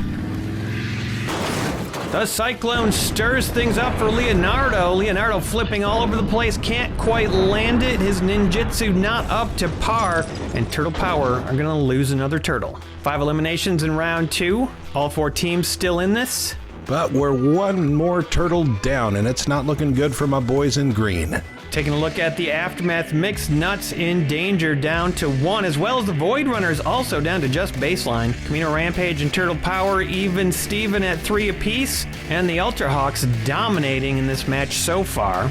Baby Cookie and the crew of the Enterprise don't have any cars to go down in, so they're just hanging out over by the new revamped shuttle. To me, my Trexmen, is what I'd say if I was him. I think he should open a school for gifted babies. Cookie's definitely got some sort of invulnerability. I think she's a mutant. Like the unstoppable Juggernaut. We're gonna blast our way into round 3, starting out with the El Camino. The Ultra Hawks just taking over this competition. I think you and the Ultra Hawks may be getting a little too confident. They've still got 5 cars, but a lot can happen in a single round. That's a good point. Actually, all three turtles will probably get eliminated in this round. I wouldn't be surprised. You keep talking like that and I will caw you so hard. Okay, that's a threat I take seriously. I'm easily startled while doing commentary. It's the Holden pickup. Evil Weevil takes a bump and a little ride, but that's the job they were born for. Last car for the mixed nuts, Tuk Tuk.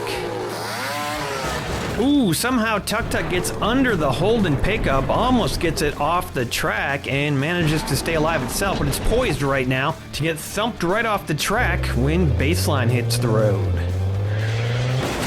Baseline booms through Tuk Tuk and the pickup. The pickup goes upside down, but miraculously the Tuk Tuk makes a full three-wheeled recovery. When this match started, I thought that Tuk Tuk was gonna suck, but it's doing surprisingly well and keeping mixed nuts in this match. Camaro for the Ultra Hawks. A little jostling for position, but nothing major happens as Donatello just starts to back off. Thank you, Camaro. Now that's good manners. The best ninja knows when to retreat from a fight, and Donatello is a great ninja. And here goes Michelangelo. Michelangelo getting underneath the Camaro, and finally an Ultra Hawk gets eliminated. Oh, but he takes out Donatello in the process. I hate to see brother turn against brother. Caballero for the Rampage. Michelangelo flipped off the track, tries to make his trademark recovery, but can't. Shells collide and turtles trip each other up. Are we not sure it's pronounced Caballero? Don't try to distract me from the elimination of two of the guys on the team you're rooting for here. This is big. Caballero means a Mexican or Spanish gentleman. Buick pushes the Caballero down the line. Baseline barely holds on, as does the Camino. A smack and a stack, and chumps are scattering left and right. Currently the sole survivor for Turtle Power, Raphael. Raphael plays it pretty safe, pushing the Buick up on the Caballero, and Baseline escapes. Yes, Raphael, live to avenge your brothers. Live! And here comes another Caballero for Camino Rampage. This Caballero, very cautious hit there, doesn't even attempt to push that Buick off. There was an opportunity there, but it's been missed. Here comes the Cyclone. Solid punch from the Cyclone. The Buick Regal makes a nice leap over the Caballero and tries to get off the track. Can't quite make it. Final car of round 2, and it's the Oldsmobile. A nice, careful hit there from the Oldsmobile. Doesn't eliminate the Buick. 4 losses on the round. 2 of them turtles. Let's go to the aftermath. Turtle Power joins Void Runners and Mixed Nuts with just 1 left. Camino Rampage looking alright with 2. Ultra Hawks still at 4. Rumors have been swirling that Winnebago is considering an offer to become spokes vehicle for Junkyard Joust. And it also stokes the rumors that Winnebago has been using performance-enhancing fuel. I'm thirsting for round 4. I want to see what is going to happen in this match. The El Camino going to start us off for Ultra Hawks. They are still in command. Round 4 is not looking too good. Most of our teams are on the ropes. Ultra Hawks have lost 1 car, but are still sitting pretty with 4. I think the only hope these teams have is going to be to whittle away Ultra Hawks' lineup. Stay in the game, survive however they can, and just cut Hawk after Hawk until their feathers are plucked. That's easier said than done as Tuk Tuk cuddles up with the Caballero, and no eliminations yet. Was it survival in round 3 strategy, or just luck? Baseline. Baseline pops one to Tuk Tuk, and now Tuk Tuk is in trouble. Ooh, let's see if he can tuck and roll his way out of that one. Raphael's got a chance to finish off 2 teams right here. If he can pull that off, Turtle Power is going to the main event. Raphael bashes both cars off the track. Baseline makes a nice recovery. Tuk Tuk cannot do it. Time to tuck in Mixed Nuts and say goodnight, because that team's out of the running. Next up for the Hawks, the Buick Regal. Buick Regal cannot puncture the back of that van and bounces backwards. Can a Caballero take down a Hawk? Caballero not able to get any action on this line of cars. Everybody's still locked in.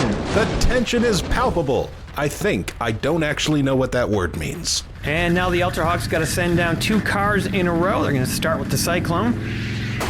Cyclone hits the line. Nothing happens there. Oh, that Caballero is looking intimidated. Oldsmobile. The Oldsmobile takes a shot through the Cyclone, pushes that Caballero up on top of the Buick, and it bobbles there but stays alive. A decent showing by an oddball team. I've got the feeling we're going to see mixed nuts again in a new incarnation.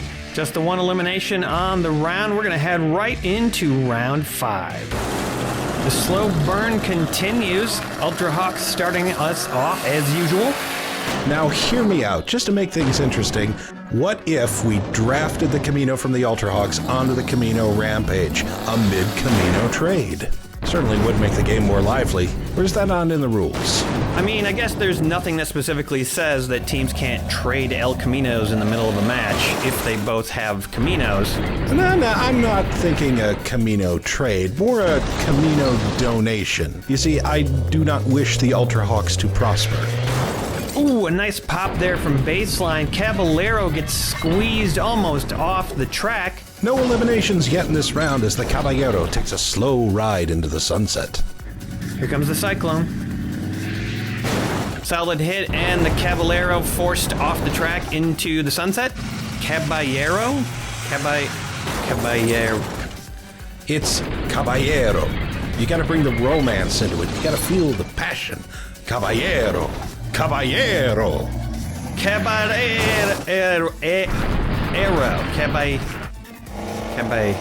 I can't do it, it's too hard. Ooh, and the Ultra Hawks regretting their decision to send down the Buick Regal. Got a little undercutting power there and picks up the Oldsmobile, tosses it upside down. Ooh, a victim of friendly fire. That Oldsmobile is a retiredsmobile. For a second there, it looked like that round was not going to have any eliminations. But now, as you can see from the aftermath, Ultra Hawks down to 3. Everybody else stays steady. We go until there are only 3 teams left, and that still hasn't happened. And as is their tradition, Ultra Hawks sending down the El Camino. All our survivors have got a few things in common. They are wide, square, low to the ground. These are some heavy boys. Forget your aerodynamic Johnnies. These suckers are built to last. It's true, they're all a little bit boxy. We can always increase the speeds if we don't get some eliminations. Rafael attempts some offense, trying to get that Caballero off the track and over, but can't get it tipped. Baseline. And with that impact, somehow Baseline gets up on the back of the van. Pretty impressive that it can even manage to do that, but not a safe position to be in. Buick Regal has got the chance to end this match here and now. Oh, the Regal flips over and goes upside down. Knocks Baseline for a loop, but Baseline makes an incredible recovery down at the crates. And wow, did that backfire. The Void Runners are clinging to life on that track, and the Buick is full of regret. The Caballero faction of Camino Rampage is strong, as one Caballero helps the other one get off the track and survive another round. Dos caballeros amigos. And final car of the round, the Cyclone. Cyclone tries to take out that Caballero, can't do it, pushes up on Turtle Power, but can't get it off the track. Rafael lives another round. We've still got 4 teams alive and kicking in this match, and it looks like your precious Ultra Hawks are in a little bit of a tailspin. And unbelievably, the Ultra Hawks now down to 2, and this is anybody's match. No definite lead here. Captain's log, stardate 52625. Still glued to my chair, still being commanded by a baby. What has become of my life? We're kicking off round 7. They're sending down the Caballero, and this could be anybody's win after what seemed like a sure thing for the Ultra Hawks. Yeah, they didn't lose a single car for the first 2 rounds, but now they're really starting to show some cracks in the engine block. I bet there are some folks thinking the Ultra Hawks are going to stage a big comeback. Me, I think they're just going to lay an egg. Are you trying to say the Ultra Hawks are chickens? Either that or one big turkey. Well, looks like Thanksgiving came early for the Ultra Hawks as that Caballero goes over and out of this match. Good hit by Baseline there. The lone surviving turtle, Rafael, can he clean up in the turtle van? Rafael donates the El Camino to the cleaners, and that is another elimination for the Ultra Hawks. Unbelievable. Go Ninja, go Ninja, go! Last car in the match for Camino Rampage. A solid kiss from the Caballero sends Baseline up and to the side. Baseline definitely in trouble. The Ultra Hawks have a chance to finish this match right now, and they better do it sooner than later. Sooner is better and later is now as they send Baseline off the track and make a nice little pile of the side. He's chassis up. And with Baseline muted, the Void Runners are out of this match. We've got our final 3 teams going on to the main event. A close match. Any team could have been eliminated, but this time it was Void Runners. So sad. Too bad. You're out. With just 1 car left apiece, the Ultra Hawks, Turtle Power, and Camino Rampage send their teams to the main event. Congratulations to our winning teams. A match well fought. 7 rounds of endurance. But in the end, there can only be 3. Just 1 qualifier left. 3 more teams will add to this list, and then the main event will begin. Ooh, look at those pretty logos. Aren't they nice? I wonder who made those. No idea. Aaron, thanks for having me. It's been a real pleasure being in the Joust booth with you. Thanks for joining me, Tony, and thank you everybody for joining me for the Junkyard Joust. If you enjoyed the dual commentary, leave me a comment and let me know what you thought. Cheers, everybody. See you next time. It's time for the last qualifier before the main event. 24 teams are already on the list. We're going to add 3 more tonight. Hi everybody, it's the Junkyard Joust. I'm Aaron Yonda. Here are the 5 teams: Prison Break, Nightmare Fuel, Soylent Green, Copperheads, and Hired Muscle. 4 returning teams and 1 new one. Let's head into the garage for a closer look. Up first, it is Hired Muscle. This season, returning with 5 new vehicles, 1 nicely sized truck, and 4 heavy cars. The Copperheads are revamped. They've got 5 new members. Some nice variety on this team. The Gallant is back with a brand new lineup for Soylent Green, sponsored by Buldamoosh. That's right, Creature from the Black Lagoon is on Soylent Green. Here's a nice looking brand new team, Nightmare Fuel, sponsored by Chicken Rings Onion Wings. Prison Break also have a brand new lineup of colorful and agile cars. They've got a bit of a predicament out in the junkyard. Baby Cookie has climbed up onto a stack of cars. It does not look safe up there. The card very concerned, as well as the rest of the crew of the shuttle. Hopefully she'll be all right. Don't you lecture me. Nothing we can do about it right now. It's time to joust. Starting us off in round 1, it's going to be Prison Break with Draftnator, sponsored by Ellis Wurtenberger. Draftnator is going to rocket into position. The running order is up. It's randomly determined. Teams get to decide which car they want to send down when it's their turn. Up next is going to be Diesel Boy for Nightmare Fuel, sponsored by Jedi.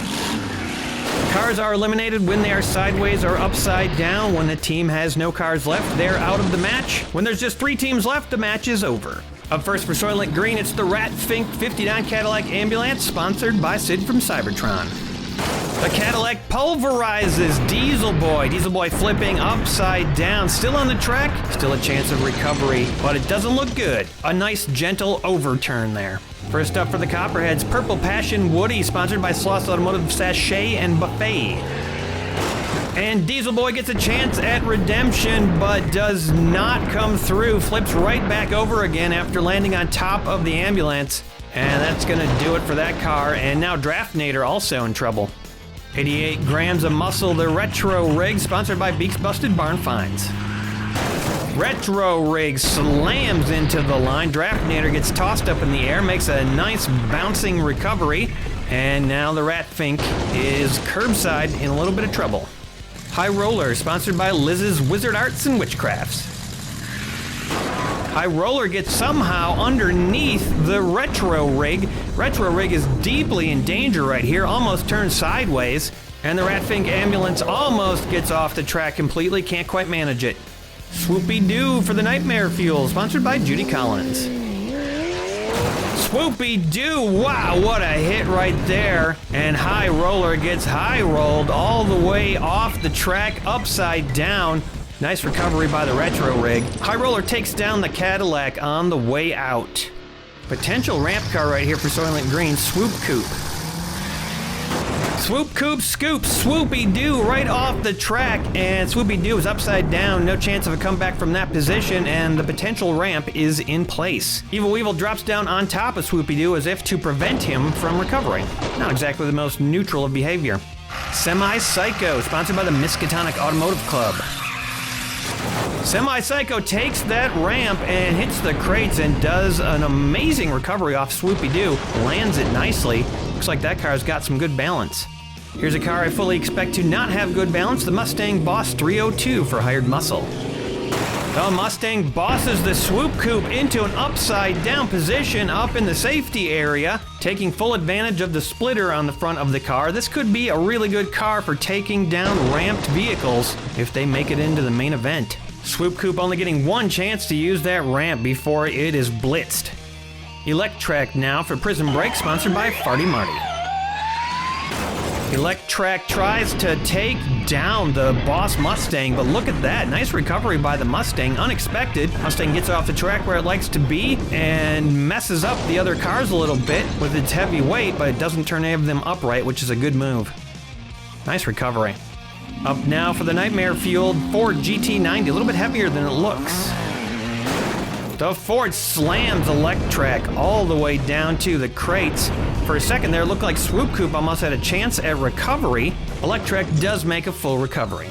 The one, the only Creature from the Black Lagoon, sponsored by Boldemouche. If you've seen this car in action, you know what the deal is. That ramp is now in position, and this is a tough car to get off the track and out of the way. Get ready for some rampage. Copperheads might have a counter to that ramp. It's Zodic. Look at the low front on this, sponsored by Sicken. Zodic pops into the back of Creature, does not take the ramp, but cannot remove that heavy car from the track, and goes off halfway. Too bad it didn't get all the way off to safety. Could be a problem for Zodic when it takes a hit from the 71 Dodge Challenger RT, sponsored by Tim the Bear Neal. And wow, I guess Zodic had nothing to fear from that Dodge. Maybe that thing's got a flat tire or something. I don't know what happened, but it just slows right down. It doesn't even take the jump. Maybe he put on the brakes. Didn't want to take the jump. That's a little cowardly, but it worked for now. Warp Speeder, sponsored by Sean and Patrick Hogan. Warp Speeder forces the Dodge off the ramp, but it's not enough power to do much damage, and for now, he's safe. Warp Speeder's gonna be the next one to go off that ramp when it takes a hit from Rig Storm, sponsored by Chicken Rings, Onion Wings. Rig Storm bangs into Warp Speeder. Warp Speeder gets flipped around and is probably out. Unfortunately, Rig Storm is also probably in trouble right now. A light semi, good balance, but can't quite keep from toppling right there and gets stuck, wedged in what's probably an eliminated position. The Dodge also gets toppled and eliminated, flat tires and all. The car that will never die, the Gallant Eterna.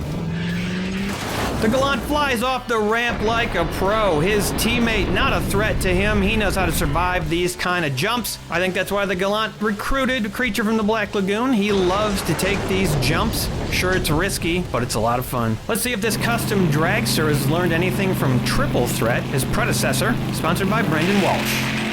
Custom dragster gets some height, smashes into the crates, flips over, and makes a wonderful recovery. Looks like he's got the same moxie as Triple Threat, and that was amazing. 69 Chevelle SS396, sponsored by Mark the Music Lover. The Chevelle takes the jump, and it's not as nice looking as the custom dragster. The Chevelle just flops over, goes off the track upside down, and in the process, rights the Swoop Coupe. That is not what you want to see happen. Hired Muscle got to be disappointed in that car right now. Loop Coupe, sponsored by Hendrika's Heavy Hauling.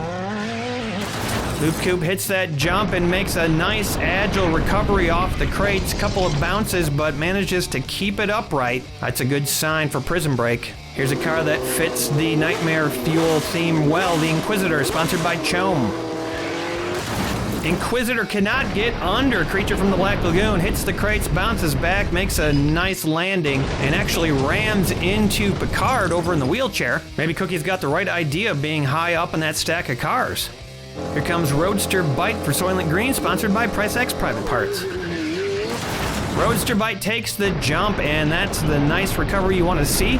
Soylent Green got some cars that can survive their own teammate, as Roadster Bite drives over by the fences, looking pretty confident. Chevy 1500 for the Copperhead, sponsored by Emo Dingo. The Chevy takes a rough hit at the front of the crates, gets tangled up by Electrek, spins around a bunch, can't quite pull off a recovery. Rough loss there for the Copperheads. Here comes a wide car, the 66 Pontiac GTO, sponsored by DYW Production Labs. Pontiac GTO takes the jump, but is just a little bit too lumbering and big to make any sort of agile recovery. Not a car that's good at taking these jumps, and that's going to be another elimination for Hired Muscle. 9 vehicles eliminated in this round. That's not too bad. That means there's a lot of surviving cars. Unfortunately, Rigstorm will not be among the survivors. A close call here, as you can see by the measurement, but Rigstorm is beyond the 45-degree angle and out. Taking a look at the aftermath, looks like Hired Muscle was hit the hardest in this round, along with Nightmare Fuel, who each lost 3 cars apiece. Prison Break lost 2, Copperheads lost 1, and Soylent Green is gold with no eliminations. I hear Cookie screaming over on the cars. I don't know why she's so excited. Oh no, Cookie's fallen off the towering line of cars. Will she survive? Well, yeah, of course she'll survive. She survived much worse driving down the track in the back of various vehicles. Swoop Coupe takes to the track first for Soylent Green, setting up that ramp. It's not quite as good of a ramp as Creatures, but it'll do. Purple Passion Woody's gonna hit it first.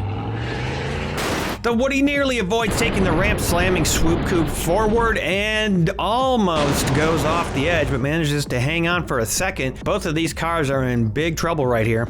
Draftnator's gonna take a shot at him. Draftnator boots the Woody off, and the Woody gets eliminated. Swoop Coupe nearly makes an escape. A quick shot and a dead stop from Draftnator. Here comes the Inquisitor. Inquisitor takes advantage of that undercutting capability, and Draftnator gets tossed. Also Evil Weevil, and they meet, turning each other upside down, and that's going to be it for Draftnator. Inquisitor's about to sustain a big hit from the Retro Rig. Retro Rig pile drives Inquisitor forward. Inquisitor tries vainly to make a recovery, but just can't make a landing. And that's going to be yet another elimination in this round. Speaking of eliminations, it's time for the Creature. Choosing a perfect moment to get behind this solid truck. Now that ramp is set up, and it's going to be hard to get it out of there. But Copperheads are going to try their only solution, Zodic. Zodic can't do it this time, can't get under the ramp, stops from going off of it, but now Zodic is curbside. Electrek. Electrek tosses Zodic over into the increasingly large stack of cars over by the crates, and then vacates. Good job, doesn't even really take the ramp, just escapes the track. And now Copperheads don't have any ramp protection. Ford GT90 is going to take the plunge. The GT90 pops over the top of Retro Rig, hits the crates, bounces all over the place, and can't land it. That's a tough break for Nightmare Fuel. If there's not some sort of miracle recovery, they might be out of this match. Mustang Boss. And it's just a normal day for the Mustang, driving up the ramp and parking on the back of the Retro Rig. Look at that perfect landing. Just a little bit off center, but pretty darn good, and that's one way to survive Creature from the Black Lagoon. Gallant. The Gallant goes off of Creature, and this time, oh, it's just not possible to recover, and that is a tough loss right there, but Gallant knew what he was getting into when he brought Creature from the Black Lagoon on the team, and that was definitely going to happen at some point. Custom Dragster.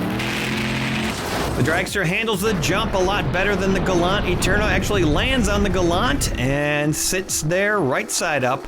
That's a survival. Copperheads needed that. Loop Coupe.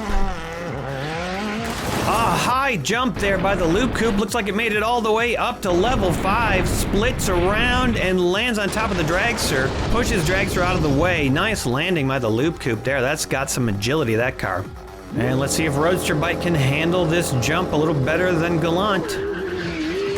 Roadster Bite can't do it. Lands right next to Gallant, hits the crates, and just bonks over upside down. Another elimination. Friendly fire there for Soylent Green. Both the Gallant and Roadster should have been able to survive this kind of a jump. Not a great showing by them. Semi-Psycho.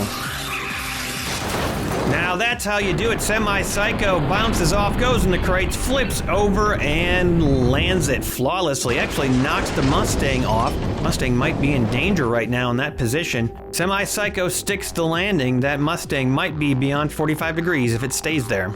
Only car left in the round is the 59 Cadillac Ambulance. Can it survive the jump? And that's a big maybe. It goes over and looks like it's not going to recover, but then does, but then goes sideways almost off the Galant. Wow, I don't know. That looks pretty close. Guessing we're going to have to get a measurement on that. That was the last car of the round. 7 for sure eliminations in that round. We're going to take 2 measurements right now on the Mustang and the Cadillac. It's kind of tough to tell from this angle, but they are saying the Mustang is at almost exactly 45 degrees, and it looks like the Cadillac is beyond 45 degrees. Thanks to the Evil Weevils, our officiating crew, for making those measurements. Prism Break is down to 2. Nightmare Fuel out of this match. Soylent down to 2. Copperheads and Hired Muscle also at 2. We've got a very even match. 4 teams still in this. The crew of the Enterprise don't exactly know what's going on with Baby Cookie right now. Excuse me, Counselor. Isn't there something else you have to do? Why do I think you're upset? What happened? Sounds like something's going on back there, but they are unable to reach her behind all those cars. We're cruising right into round 3. Soylent Green lost 3 in the last round. They're starting off with the Swoop Coupe. Swoop Coupe kind of their starter ramp for this team. I wonder if Creature from the Black Lagoon would go off the back of that. Maybe we'll find out. The first big test is going to be for the Retro Rig. Can it take this jump? Retro Rig chooses not to take the jump. Apparently low enough front bumper doesn't have to go off the back of that. And will Soylent Green regret not sending down Creature to start with and try to get rid of that Retro Rig? Electrac. Ooh, and some undercutting by Electrac. A fast move, almost gets completely under the truck, but then can't quite pull it off. And Retro Rig makes a nice recovery back down, locked into the track. That was close. Semi-Psycho. Semi-Psycho tries to finish the job that Electrac started, getting under Retro Rig, and it's poised. But I don't know if they're going to be able to lift that thing off the track more than they already have.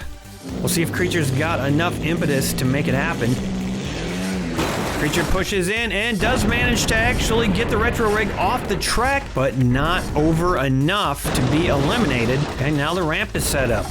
Can the Mustang boss handle that ramp with the splitter? And not this time. The Mustang boss goes right off the back of Creature, lands up on the safety area, makes a nice landing actually, and somehow survives and stays on the track. Both very unlike a Mustang. Loop Coupe. Loop Coupe takes the jump, another nice recovery. That's a great car and has great agility, keeping Prism Break in the game. Let's see if Custom Dragster can do it again. And the Dragster makes it look easy. Look at this jump, a landing, flips it over and just drives around like it was nothing. Impressive move by that Dragster. Liking what that car's got going on. It was the last car of the round. Taking a look at the aftermath, no eliminations. It's a testament to how good all these vehicles are that are competing right now. Well, what do you know? Cookie did manage to find her way out of the stack of cars, and it looks like she found something back there. I become big bar rat. Maybe we'll find out what that is in a couple minutes. For now, it's on with the show. Round 4, we're going to increase the speeds of all the cars. Try to get some eliminations to happen, starting off with Prism Break and Electrac, and continuing with Retro Rig. Electrac's got to survive a big hit here. And Electrac does it with flying colors as usual. Nice job there. Electrac getting wrestled around a little bit by Evil Weevil, but they both survive. And Creature wanting to take advantage of the stability at the back of that truck to set up the ramp. And the ramp is set up, a little bounce back, but shouldn't be a big deal. Can the Dragster do it yet again? Oh, the Dragster's luck runs out. A huge hit, flat into the crates, lands upside down and not enough impetus to get over. The Dragster is done. Copperheads could be in trouble. Loop Coupe. Wow, amazing. Even at these increased speeds, the Loop Coupe is looking dynamite, bouncing off the crates and flipping right over. Plenty of space out there. This car thrives in this environment. Don't know what to expect from the Mustang, but I guess we'll see what happens.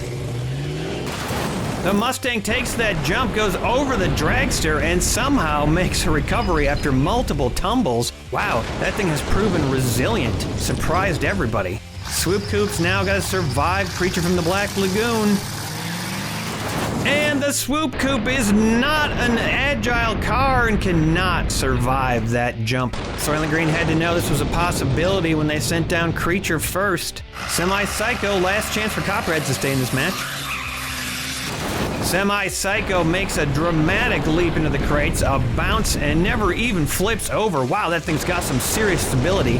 Final car of round 4. We got 2 eliminations and 4 teams still in this match, so we're gonna go for another round. Let's take a look at the aftermath. Prison Break and Hired Muscles still at 2. Soylent Green and Copperheads down to 1.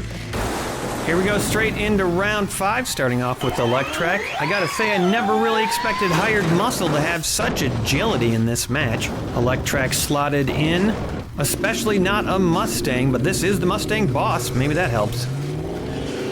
The boss slams into Electrac, pushes it up to the front, and we got a nice line starting. Semi-Psycho, the car of amazing stability. Semi-Psycho hits the line. Now we got a 3-car line, although Electrac jostled a little bit, but manages to lock it back in. Here comes Creature, gonna set up that ramp.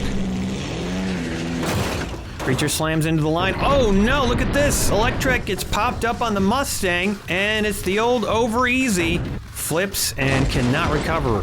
Still a chance of recovery right there, I'd say. But man, rough loss there for Prison Break. Loop Coop.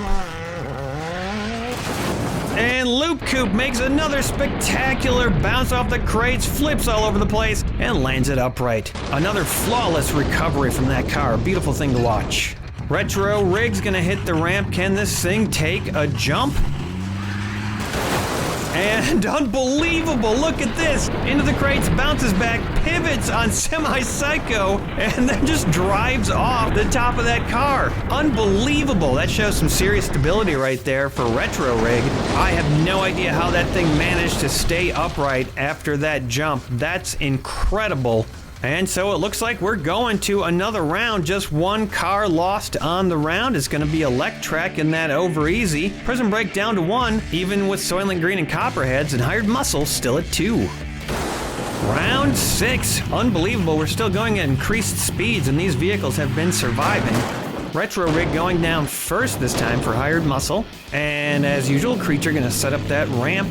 Barring any sort of weird situations that develop, I don't think Creature's going to get eliminated in this match. Soylent Green are probably locked in right now. I think it's Loop Coop and Semi-Psycho that got to survive this next run in order to move their teams on, and Loop Coop can't do it. The luck finally runs out. All the amazing maneuvers from that vehicle. And wow, just let us down in this clutch moment.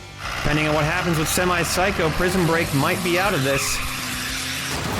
Semi-Psycho makes another astute recovery, bouncing, flipping over, but still going upright, not even totally flipping over. Copperhead's got a winner right there, and that's going to move them into the main event. Mustang Boss, final car of the round.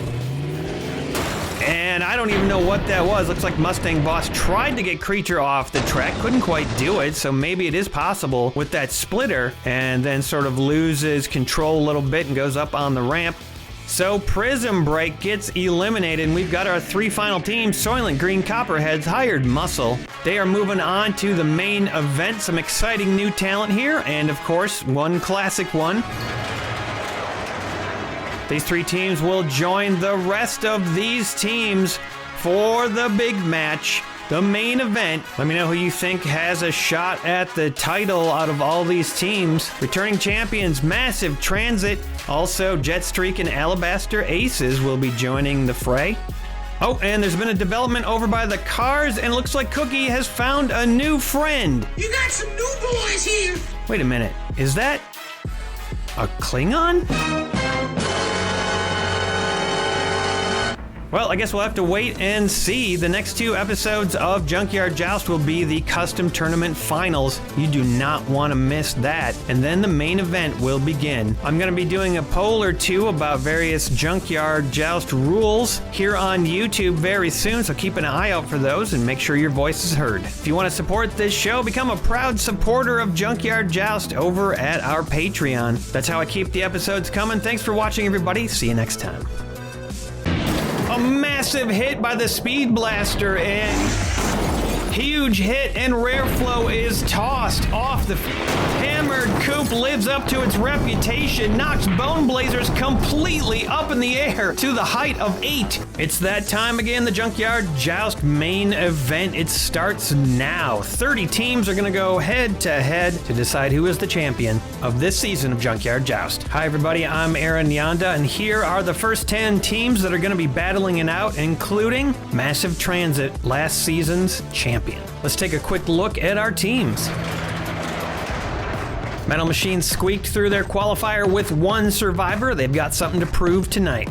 Drive-Thru Demons made it through their qualifier with 3 vehicles left. They're definitely one to keep an eye on. Hired Muscle pulled some serious stunts in their qualifier, and they were looking pretty solid. Soylent Green survived their qualifier with just Creature from the Black Lagoon left. They are sponsored by Buldamoosh. Crimson Crashers have been around since Season 1, and this is looking like one of their best teams so far. Indigo Ice Picks have been trying to find their rhythm since Season 1 when they won the championship. They're hoping they can pull something off tonight. Oops All Boats had 3 boats remaining in their qualifier, and they are looking like a tough team to eliminate. Also surviving their qualifier with 3 left, the Thunderlords were looking very good. The wideness of the wide body snatchers keeps them on the track. They had 1 left at the end of their qualifier. Massive Transit blew the competition off the track in the finals last season, and they've got a brand new member, Trash Basher. This thing looks ready to bash. Those are the teams. It's time to head out to the Junkyard and joust. Starting us off, it's going to be Captain America for the Thunderlord, sponsored by Sid from Cybertron. The running order of the teams is randomly determined, but the teams get to decide what car to send down when it's their turn. Up first for Hired Muscle, it's the Retro Rig, sponsored by Beak's Busted Barn Finds. Sideways or upside down at the end of the round is out. Right side up, you get to go again. We go until there are 3 teams remaining. Massive Transit going to start off with a bang. Trash Basher, sponsored by Sicken. Trash Basher manhandles the Retro Rig, knocks it right off the track. Trash Basher apparently with some sort of mechanism that lifts dumpsters, I assume, and that thing is keeping it steady on the track right now. The car that proved itself an asset for the wide body snatchers, custom Chevy Nova, sponsored by Sicken. A heavy hit from the Chevy Nova, and we've got our first elimination in this main event. And it's a tough one for Hired Muscle. Retro Rig showed a lot of surprising agility in its qualifier. The first main event already turning savage. Skull Crusher's up now for the Ice Picks, sponsored by Ellis Wurtenberger. Skull Crusher slips underneath the Chevy Nova, pushes it straight up in the air, but the Chevy Nova is good at balancing, comes back down on the track, though not in a stable position. Here comes Lightning Speed for the Drive-Thru Demons, sponsored by Jedi. A nice gentle slide into position, and Lightning Speed takes out another vehicle that was never eliminated in the qualifiers. That's gonna be it for the Chevy Nova. Wow, another tough elimination here. Buffalo for the Metal Machines, sponsored by Hey Steve Productions. Buffalo forces both vehicles in front of him off the track. Skull Crusher and Lightning Speed both make nice recoveries though. No eliminations on that hit. Soylent Green gonna send down their starter ramp, so to speak. This is the Swoop Coupe. Good time for it. Swoop Coupe manages to lock it in and set up a nice little ramp. Here's a vehicle that can survive just about any ramp. It's the Sea Rescue Boat, sponsored by Sicken. What up? Baby Cookie abandoned ship, and Sea Rescue Boat makes a spectacular recovery as usual. Sea Rescue Boat took Shark Attack all the way to 5th place in the finals last season. Oops All Boats definitely gunning for the finals again here. Here's the team to look out for. Sabre starting us off for the Crimson Crashers. Looks like Sicken made some good sponsorship picks this season. Sabre hits the ramp and flips around and lands right in the garbage. Somehow Sabre just flops upside down in the back of Trash Basher, and yep, Trash Basher's gonna have to take out the trash on Sabre. That's certainly something I did not expect to see happen in this match. Spider Machine's gonna take a shot at Swoop Coupe, sponsored by Chone. Spider Machine lofts Swoop Coupe into the air, almost into the dumpster with Sabre, but Swoop Coupe manages to avoid it, still lands upside down and out. Meanwhile, Buffalo is now in danger underneath the prongs of Spider Machine. 66 Pontiac GTO, sponsored by DYW Production Labs. 62 grams of power does some damage. Buffalo flies up in the air, goes upside down. Spider Machine goes under Trash Basher, and Trash Basher having that load in the back, probably helping him stay on the track, and that prop on the left. And now we're going to see some damage. Fuel and Fire, sponsored by Brendan Walsh. Fuel and Fire slams into the line. Spider Machine gets pushed all the way down the line and survives, somehow skidding underneath Trash Basher. The GTO's also underneath Trash Basher. No eliminations on that hit, but man, that was a good one. 70 Chevy Chevelle, sponsored by Hendrika's Heavy Hauling. The Chevelle plows into Fuel and Fire, can't really get a whole lot going. A little bit of shifting. Trash Basher is definitely in danger here. Power Rocket for the Ice Pick, sponsored again by Hendrika's Heavy Hauling. Power Rocket pushes into the Chevelle. The Chevelle is definitely going off the track. It's just a matter of time. Buffalo slides down a little farther. No recovery there. Backburner for the Drive-Thru Demon, sponsored by Mark the Music Lover. Backburner, a nice hit, and the Chevelle manages to make a recovery, backs off the track, pushing Power Rocket underneath Fuel and Fire. Massive Transit got a couple vehicles in danger right now. And here's Flare, also sponsored by Mark the Music Lover. Flare slams into the line, not a whole lot of movement, a little jostling, and locks it in. Here comes the 59 Cadillac Ambulance for Soylent Green, sponsored by Sid from Cybertron. The Cadillac marches the line forward. Backburner now getting pushed up a little bit, and Fuel and Fire and Trash Basher are definitely in trouble right now. SRN-6 Hovercraft, sponsored by Hendrika's Heavy Hauling. Hovercraft bump and pushes Backburner off the track. Backburner actually slips, looks like it's going to go sideways, and then makes a recovery. Bisector for Crimson, sponsored by Sid from Cybertron. Bisector takes a shot at the hovercraft. The hovercraft spins over to a recovery.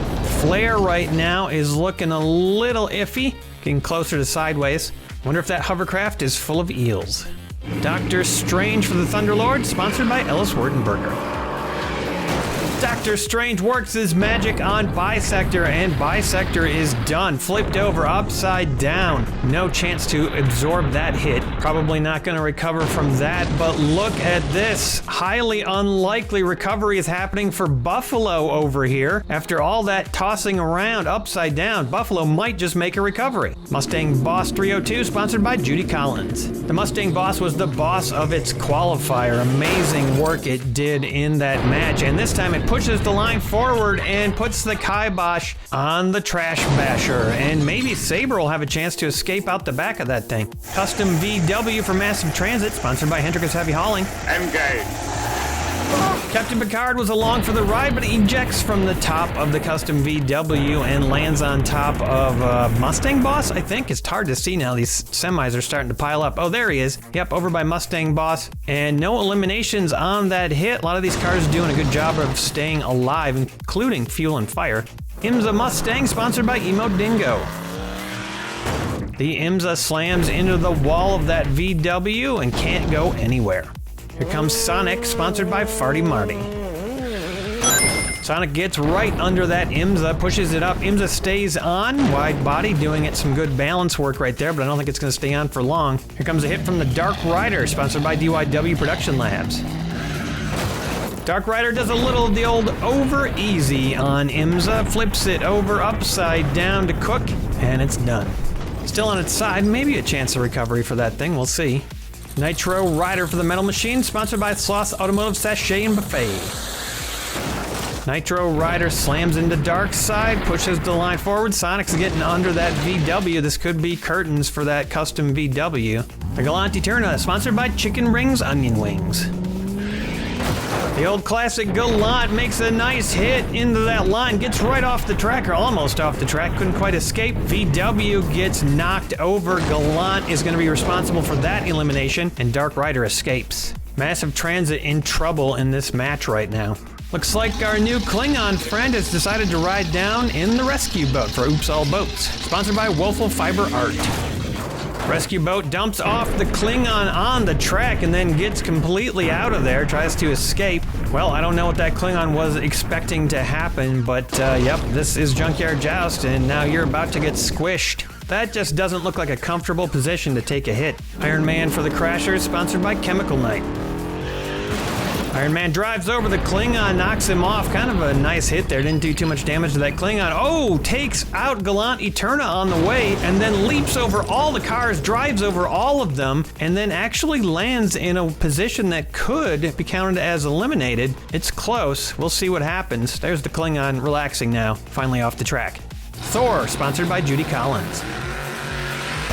Thor puts the hammer down on Nitro Rider. Nitro Rider, nice little escape there, although definitely close to sideways. I don't think that's going to count as out. Nice looking car here, the 69 Chevelle SS396, sponsored by Mark the Music Lover. The Chevelle pushes Sonic forward under Mustang Boss. Not exactly a good result for Hired Muscle right there. But Mustang Boss is pretty wily, survived worse. Speed Blaster, the hero of last season, sponsored by Chicken Rings Onion Wings. Big blast by Speed Blaster pushes the line way forward. We got a lot of cars going up in the air. I don't see any eliminations on that hit, but it definitely loosened things up. Chevy Pro Stalker for the wide body snatchers, sponsored by Farty Marty. The Stalker tries to get under Speed Blaster, but Speed Blaster is not having it. Goes farther down the line. Still no eliminations on that hit. Maybe Forward Force can break up the line, sponsored by Chome. Forward Force cannot do it. Hits the line solid, and we're starting to back up a little bit. This has been known to happen in main events fairly frequently. The cars get backed up pretty far back towards the hill. Afterblast for the Drive-Thru Demon, sponsored by Farty Marty. Afterblast takes out Forward Force, knocks Forward Force forward, and then Forward Force falls sideways. Can't quite make a recovery, gets lodged in there next to Nitro Rider, and that might be a loss for the Ice Picks. Typhoon for the Metal Machine, sponsored by Ellis Wurtenberger. Typhoon washes Afterblast off the track and pushes the Stalker a little bit over. Backside of Speed Blaster's coming off the track, and a little incremental movement up front. Roadster Bite for Soylent Green, sponsored by Price X Private Parts. Roadster Bite with a solid undercut under Typhoon, pushes Typhoon partially off the track, starts to get under Speed Blaster, but still no eliminations. It's been a little while. Seafire for the boat, sponsored by Brendan Walsh. Seafire smashes Typhoon off the track. Typhoon making a nice spinning turn and keeps its balance, stays upright, and Seafire stays on the track. Kind of surprising, actually. Oops, what did I say about staying on the track? Not for long, I don't think. It's Solaire, sponsored by Brendan Walsh. Ooh, wow, Solaire can actually get under Seafire and just knock Seafire up on Roadster Bite, but it doesn't really make any difference. Solaire is now in position to start carving out the line. Here comes Spider-Man with the push, sponsored by Mark the Music Lover. Spider-Man does push the line, but Speed Blaster's holding it up, and the cars can't really go anywhere. They're piling up a little bit, but there's just a bit of a logjam on the track right here. Even Solaire can't get through it. 71 Dodge Challenger RT, sponsored by Tim the Bear Neal. The Dodge Challenger knocks Spider-Man right off the back of Solaire, flips Spider-Man over, and that's balancing pretty precariously. Could still maybe mount a recovery from that position. Copter Chase for Massive Transit, sponsored by Jedi. And that'll move Solaire down the line successfully, finally. Speed Blaster tries to get out of the way. Roadster Bike goes up in the air, but comes back down. Looks like it's right side up. 75 Cobra 2 Racer, sponsored by Price X Private Parts. The Racer kicks the line forward just a little bit. Spider-Man makes a recovery. If I'm not mistaken, it looks like Forward Force is nearly recovered in this position as well. Rev Rod's up next for the Ice Pick, sponsored by Brendan Walsh. Rev Rod punches the Cobra forward. The line moves a little bit. Solaire continuing the inexorable march to the front. 5 cars left in the round. Taxi's up, sponsored by Sloth's Automotive Sachet and Buffet. Taxi gets underneath Rev Rod. Rev Rod gets underneath the Cobra, and Copter Chase's rear end starts to slide off. White Fang, sponsored by Hey Hey's Hatchback Hanger. White Fang manages to take out the Cobra. Rev Rod just drives down all the cars and gets on the grass to safety. Forward Force still struggling to mount a recovery. Soylent Green waiting till the end to send down Creature from the Black Lagoon, sponsored by Boldemouche. The Creature from the Black Lagoon does a good job of knocking White Fang up into the air and off the track, probably to an elimination. Now that ramp is set up. Seems a little late in the match to set up the ramp, but I think I might know what they were waiting for. Oops All Boat sending down Swamp Rat, sponsored by Carlton Hill Enterprises. Swamp Rat goes for a ride way down the track, bounces and manages somehow to flip it over and right itself. Amazing job there, but it had the unfortunate effect of probably righting Iron Man. So in a way, Creature from the Black Lagoon saved Crimson Crasher's Iron Man. Speaking of saving, looks like Crimson Crashers saved Hammered Coupe for the end, sponsored by Judy Collins. And that's why they did it! Hammered Coupe takes Creature out in one fell swoop! Creature bounces, goes over the edge, tries to mount a recovery, but can't do it, too top heavy, and that's gonna be it for Creature from the Black Lagoon. There was no way to avoid the Hammered Coupe. A masterstroke by Crimson right there, and Soylent Green is gonna suffer because of that. Crimson taking full advantage of the running order to strike that blow. We've got a bunch of close calls. Evil Weevils are on the scene. Buffalo looks to be out. Iron Man scrapes by with a survival. White Fang is gonna be eliminated. Saber confirmed to be sideways in the trash. And a close call for Speed Blaster there, barely surviving the round. 16 eliminations and 4 of them on Soylent Green. Boats lose 1, Metal Machines lose 3, Crimson lost 2, and the Drive-Thru Demons still at 5. Also at 5, the Thunderlords and the Indigo Ice Picks. Hired Muscle loses a big one, Massive Transit loses 2, Wide Body loses 3. We're smashing down the door to round 2 in this epic main event. Lightning Speed starting us off. 3 teams with no eliminations yet in this match. This match feels a little bit more like a finals than it does a main event. So many good teams right here. Maybe the Ice Picks will have another shot at the finals. Skull Crusher. Last round, still thinking about that hit on Creature from the Black Lagoon and how they could not prevent Hammered Coupe from coming down and attempting that elimination. Soylent Green almost rocked right out of this competition. Here comes Captain America. Captain America plows into the 2 cars on the track. Lightning Speed takes a tumble, goes sideways. Skull Crusher gets off the track to safety. That could be a loss for the Drive-Thru Demons. Despite the loss of their beloved retro rig, Hired Muscle are still in this. Here comes the GTO. GTO smashes into the back of Captain America. Captain America not willing to get off the track. And now it's time for Cookie and the Sea Rescue Boat. I call it a damn fool in a boat. Sea Rescue Boat, whoa, that was a weird one right there. The Sea Rescue Boat rode over both the cars on the track, stayed straight, and then plowed under Evil Weevil, lodging itself up at the front of the track. Meanwhile, Cookie skitters across the grass. Close shave for Iron Man last round. I think the less cars there are on the field, the more of a chance this thing has of surviving as it slams into the line and pushes Sea Rescue off. Ends up sideways itself, but we know it won't stay that way for long. But the other team's got to be happy knowing that thing can be eliminated. Fuel and Fire. Iron Man gets powered off the track, pushed up in the air, bounces and backs down into an upright position. That's going to be a recovery. Fuel and Fire can't quite keep his rear end on the track. Wide Body Snatchers took some hits last round. 70 Chevy Chevelle now. The Chevelle pops Fuel and Fire off the track. Fuel and Fire takes this opportunity to get free and going to make it to the next round, looks like to me. Nitro Rider.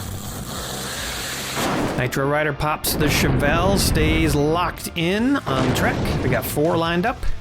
The lone survivor for Soylent Green, the only thing keeping them in this match, Roadster Bite. Roadster Bite, oh wow, little bounce off the back of Nitro Rider and doesn't manage to get under it somehow, but smart move there anyway, trying to get off the track to safety. We're back around the roster now to the Drive-Thru Demons, After Blast. After Blast gets under Nitro Rider, cannot finish him off. Definitely not a good position to be in though. Forward Force narrowly made it out of last round. Ooh, a nice hit by forward force. Nitro Rider goes up and goes away all the way over by the tires. No eliminations there, but the Chevelle is still in danger. Nitro Rider, however, sitting pretty in complete safety. Dr. Strange. Strange finishes off that Chevelle, flips it over, and there's no recovery in sight. Afterblast manages to get off the track to safety. Good hit by Strange, and now the wide body snatchers are in trouble. Next up for the hired muscle, 71 Dodge Challenger. Dodge Challenger's got rid of most of its flat tire problems, but still not very fast. Pushes Strange a little bit under forward force. That could be damaging in the next run. Hovercraft for the boats. Hovercraft does the damage, pushes forward force over and upside down. Gonna be tough to recover from that. Not impossible. And Dr. Strange continues down the track, making eliminations. Solaire wants in on that action. Watch out, here comes the assassin. Solaire takes down the hovercraft in short order. Flips, dips, and tips over, upside down. And now Strange and that Dodge are on the ropes. Solaire poised for another attack. Perfect time to do maximum damage copter chase for massive transit. Boom! Copter chase forces Solaire underneath two vehicles. The Dodge Challenger is out. Strange somehow making a recovery and staying safe right there. But that Dodge got tossed around. Heavy vehicle, too. Dr. Strange definitely used some magic to get out of that one. Chevy Pro Stalker gonna take a shot at Copter Chase. Chevy Pro Stalker gets under Copter Chase, but what is that? How can that even happen? That Stalker goes sideways, lifts up the back of Copter Chase, and the GTO is teetering up front. Typhoon hits the line, knocks the GTO off. Chevy Pro Stalker makes a recovery. Lucky for wide body, GTO flips over upside down. That's going to be an elimination for hired muscle. And Copter Chase is hanging on. Taxi for the drive-thru demons. The Taxi completes Copter Chase's exit from the track. Typhoon moves up and the Stalker tries to stay alive. Rev Rod up now for the ice picks. We had a gold Rev Rod back in the day that had some pretty amazing moments, but Rev Rods since then have been in a bit of a slump. So far this Rev Rod though, doing all right. Here comes Thor, it's the Thunderlord. Rev Rod gets hammered up in the air, looks like it's gonna make a recovery and then gets stuck in a little crevasse down there between the track and the GTO. Without a little more jostling, it looks like that could be it for Rev Rod. 69 Chevelle for the muscle. Chevelle slams Thor. Thor manages to escape most of the damage, and now Typhoon is in trouble. Amazing jump last round. Swamp Rat ready to do it again. Swamp Rat bounces off the back of the Chevelle, goes over and lands perfectly on top of forward force. Actually almost gets forward force in a position where it could recover. Wow, did not expect that. And then Swamp Rat, of course, makes a fantastic recovery. Hammered Coop looking malevolent after the elimination of Creature last round. Hammered Coop gets under a couple cars, but doesn't find as much success as last round. Chevelle is definitely in trouble. Typhoon as well, but now Hammered Coop is curbside. Will we see the elimination of another notorious vehicle this early in the match? Speed Blaster. Speed Blaster rages into the pile. The Chevelle goes wide, actually somehow makes a recovery, pushing into Baby Cookie. Meanwhile, Hammered Coop is in deep doo-doo. Speed Blaster may have just sealed its fate. Dark Rider for the demons. Dark Rider cannot get anywhere. Speed Blaster locked into the track. Solaire cannot move any farther forward. I think running into Captain America up there. So a pretty solid line forming. Let's see what Sonic can do. Not a whole lot by the looks of it. A nice push, but not anything big happening. Oh, actually, I changed my mind about that. Solaire is under Captain America right now, and that is a big deal. Spider Machine. The spider just toys with Sonic like it's a fly caught in its web, and Sonic is strung up upside down. Dark Rider manages to get off to safety. Mustang Boss for the muscle. Powerful hit, and it pushes Spider Machine underneath Speed Blaster. Speed Blaster could be in trouble right here. Looks like Solaire might be all the way under Captain America up in the front. Guess the Klingon had fun back for some more in the rescue boat. Rescue boat jettisons the Klingon and takes off to the right. Gets off the track, but it's a little iffy of a landing right there. Probably a recovery. That Klingon's probably happy he made it off the track this time. Backburner. Ooh, a nice hit there, and Backburner takes it to the Mustang Boss. Mustang Boss does not get burned. Heavy enough to keep from flipping over. That was close. Power Rocket.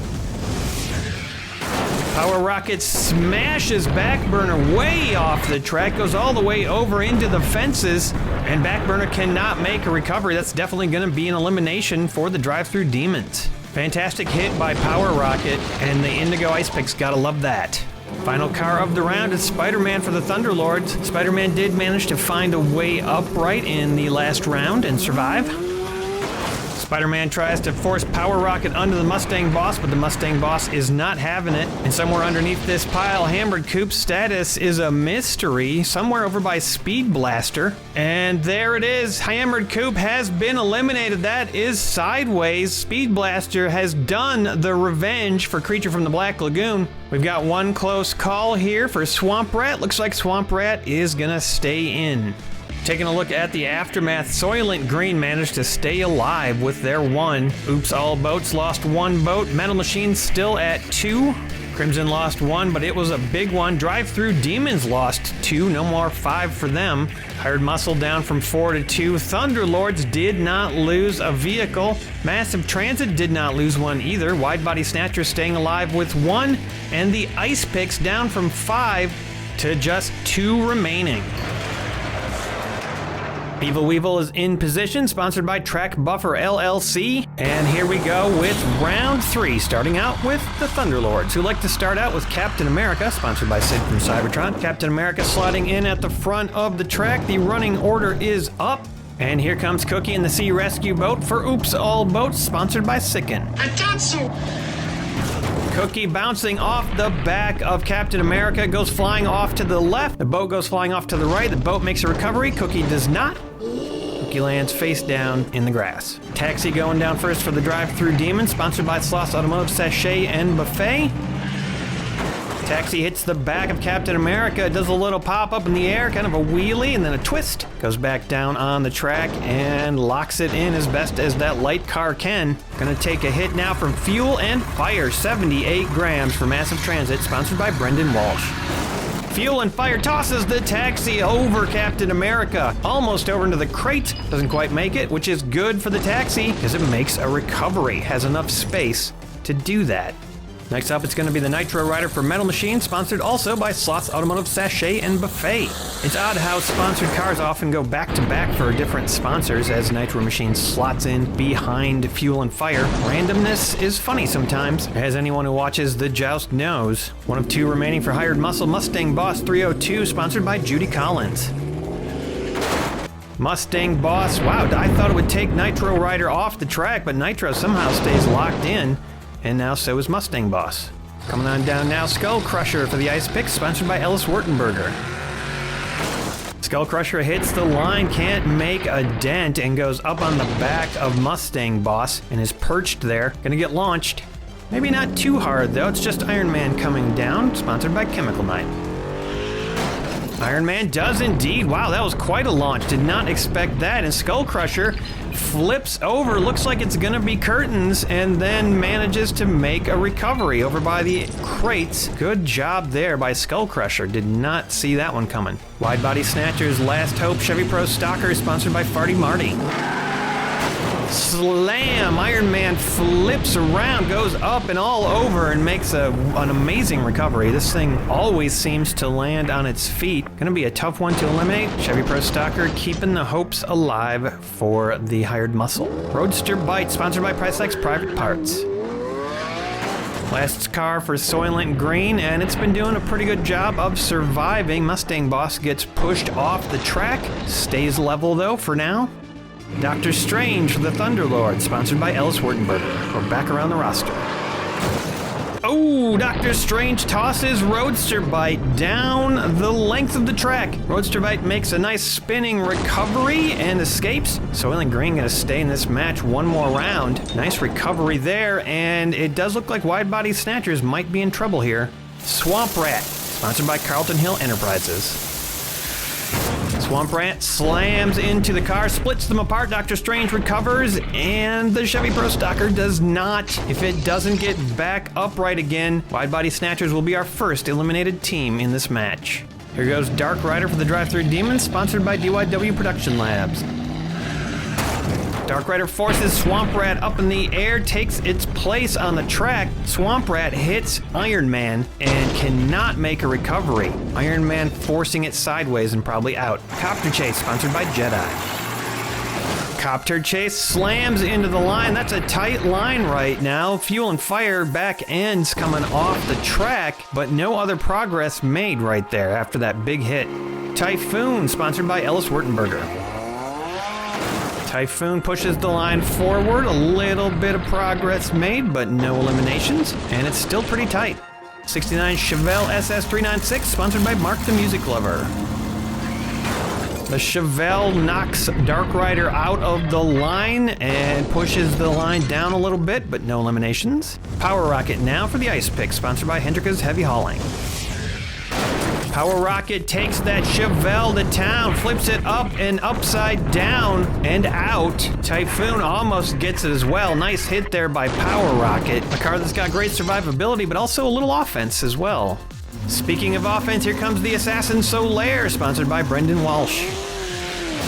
Solaire gets under 3 vehicles on the track. They all go up in the air, and yet somehow they all survive. A nice dive underneath all these cars, even gets underneath Nitro Rider a little bit. Oh man, look at how much progress Solaire made down the track, but no damage. Here comes Spider Machine, another undercutter, sponsored by Chum. Spider Machine can't quite get under much, forces Power Rocket off the track, but Power Rocket makes a recovery, and now Spider Machine is kind of in trouble, teetering right there. Spider Machine with a chance to get under Solaire. That might have been why the Thunderlords sent it down right now. Precarious. Here comes the rescue boat with that Klingon they found in the junkyard, sponsored by Wolfel Fiber Art. Klingon overboard, the boat dumps off its cargo and goes sideways. I have a feeling it's not gonna stay like that. Klingon gets off the track this time to relative safety. Afterblast for the Demons, sponsored by Farty Marty. Afterblast shoots the boat right off the track, actually jumps over the Klingon and makes it all the way over to Iron Man, but does not make a recovery. Nice hit there by Afterblast. Here comes the hero of last season, Speed Blaster, sponsored by Chicken Rings Onion Wings. Speed Blaster plows through most of the cars on the track, somehow doesn't really do much damage to his own teammates, although Copter Chase is in trouble, and Nitro Rider looking pretty eliminated right there. Don't see any other eliminations. Oh, Afterblast is in trouble as well, sideways. Here comes Thor for the Thunderlord, sponsored by Judy Collins. Thor slams into Speed Blaster, but can only push it forward, can't do a whole lot more. Nice hit though. And the Thunderlords still had 5 left. They're gonna have to hit their own car here. It's Spider-Man, sponsored by Mark the Music Lover. A nice safe hit right there. Speed Blaster drives off the track. Thor is not damaged by his own teammate. And that is gonna be the end of round 3. Scanning the field, looks like we're gonna lose 6 cars in this round and our first team in this main event. 3 rounds and only 1 team eliminated. Not too bad. Let's take a look at the aftermath. Soylent Green, Oops, All Boats, and Metal Machines are all down to 1. Crimson and Drive-Thru Demons down to 2. The Wide Body Snatchers gave it their all, but they are out of this main event. Hired Muscle down to 1. Thunderlord still at 5. Massive Transit steady at 3. And the Ice Picks also steady at 2. We're gonna hop right into round 4, starting out traditionally with the Thunderlords. Captain America, can anybody stop this team? It certainly seems like they are going places right now in this match. But no matter how well you're doing in Junkyard Joust, it can always turn around. Here comes Fuel and Fire for Massive Transit. Fuel and Fire, nice big hit on the back of Captain America, but it just bounces the line backwards. And now Iron Man's gonna take a shot.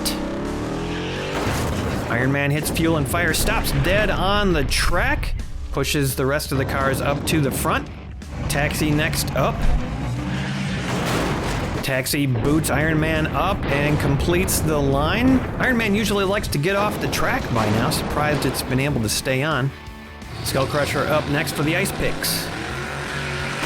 No damage there from Skull Crusher. 18 cars left in this match. I'm surprised at how far they are backing up. This happens in main events from time to time, but maybe not when there's 18 cars left. Mustang Boss heavy enough to cause some trouble here. Last survivor for the muscle. Mustang Boss plows into the line and it breaks. Finally, Taxi knocked off and upside down. Skull Crusher manages to stay upright for now, and Iron Man scoots off to safety as usual. Sea Rescue Boat. This is Baby Cookie, and I'm here to talk to you about. Sea Rescue Boat launches off the back of the Mustang Boss. Cookie flipping and flying, actually hits the Mustang Boss and then gets off the track. Nice job there, Cookie, getting off the track. And also a good recovery by the Sea Rescue Boat. Metal Machines is at the Last Chance Saloon with Typhoon. Typhoon, nice hit there. Doesn't do any damage, but also doesn't eliminate itself, and that's important. Roadster Bite, also the last one for Soylent Green, but has been for a while. Roadster Bite does a nice job right there. May have just ended the Metal Machine's chance in this match. A good hit, and then gets off the back of Mustang Boss and stays safe. Roadster Bite putting on a good show for Soylent Green, who has been devastated in this match. Dr. Strange. And in a strange twist of fate, Roadster Bite, who I was just talking about, now gets tossed up in the air and goes sideways. There is still a chance of a recovery here. Roadster Bite not in an impossible position, but man, that could be it for Soylent Green. Copter Chase. Copter Chase, whoa, I don't even know what happened there. Cars are flying everywhere. Copter Chase goes up on the back of Fuel and Fire, tries to drive over it, and that was a bad idea. Now Copter Chase is sideways. Look at all the damage here. Copter Chase takes out Mustang Boss and the hopes of Hired Muscle in this contest, but Dr. Strange managed to survive. Still no eliminations for the Thunderlords. Here comes more damage. Solaire tries to get under Fuel and Fire, but actually can't do it for some reason. Does it almost on the secondary bounce. Back into Fuel and Fire now, getting off the track. Final hope for the Demons, Dark Rider. Dark Rider cruises into Solaire, pushes it under Fuel and Fire, and now Fuel and Fire is getting tipsy. That's gonna be a tough position. Fuel and Fire can probably recover from that, but it's definitely not an ideal situation. Power Rocket. Power Rocket slams into Dark Rider. Dark Rider not really feeling it. Goes curbside, but is doing fine otherwise. And Fuel and Fire sliding. Fuel and Fire in trouble. Spider Machine. Spider Machine tries to take out Power Rocket. Cannot do it. Dark Rider also recovering. Fuel and Fire has been tossed off the track and is sideways. This is a devastating loss for the Massive Transit. They only have Speed Blaster remaining. Speed Blaster plows into the line and tries to eliminate Solaire and Spider Machine. Might have done it for Spider Machine, but Solaire too crafty and makes a nice recovery. Spider Machine definitely in trouble there. Did you see this though? Roadster Bite over on the side recovered, I think a couple of hits ago. I didn't even notice it. Thor, oh, that was a nasty hit. Speed Blaster tossed up in the air. The entire vehicle. Wow. Impressive smash right there. We are looking at the end of our champions from last season if they do not recover here. Spider-Man's going to be their last chance to stay in this match. Final car of the round. Spider-Man finishes the job. Massive Transit, unbelievable. Speed Blaster eliminated, and last season's champions utterly defeated. Absolute devastation here on the field. It's just sad when a former champion is taken down in the main event, doesn't even get back to the championship. Taking a look at the aftermath, Soylent Green still in this. Oops All Boats as well. Crimson still at 2, Drive-Thru down to 1. Metal Machines eliminated.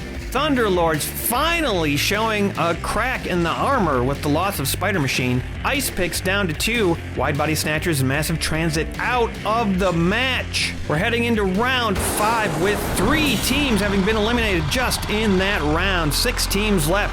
Captain America starting us off for the Thunderlords. They lost one, but they are still dominating this competition. Skullcrusher didn't do so great for the ice picks in the qualifiers. Doing pretty good now, though.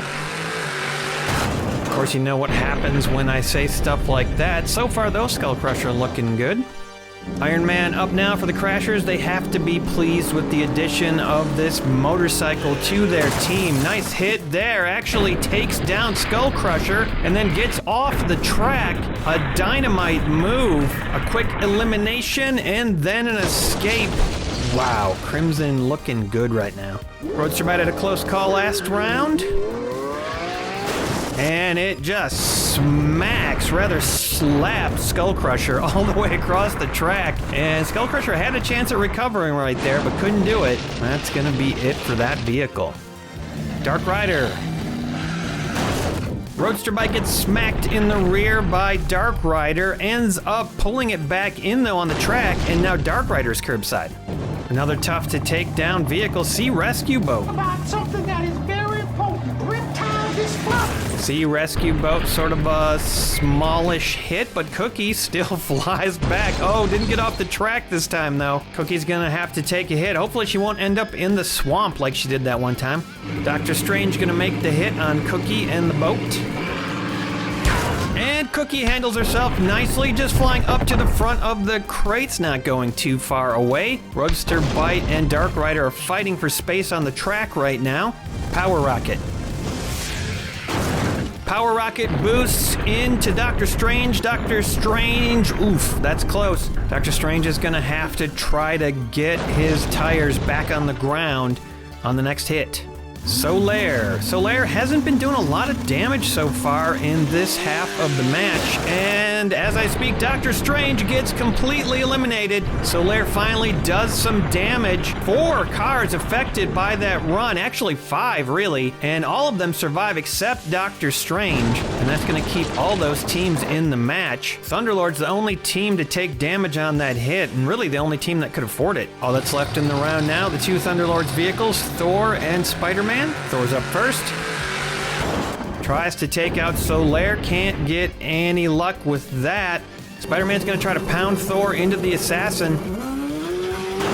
And no luck there either. Kind of a slow, inoffensive hit. And that is going to do it for round 5. We lost 2 cars in this round. No teams eliminated. All 6 still in it. Taking a look at the aftermath. Crimson still at 2. Everybody else over here at 1. Thunderlords down to 3 now. Still leading in this match. And the Ice Picks lost 1. And they're just going to be left with Power Rocket heading into round 6. Thunderlord suddenly deciding to change it up right here. Not exactly sure why they decided to do that, but Spider-Man is going down first. Maybe they're hoping that Captain America can cause some damage when he goes down the track. Crimson, of course, starting out with Iron Man, saving the undercutter for later. Iron Man slams into Spider-Man. Spider-Man eliminated by Iron Man. Wow, that's tough right there. They were such good friends, but not anymore.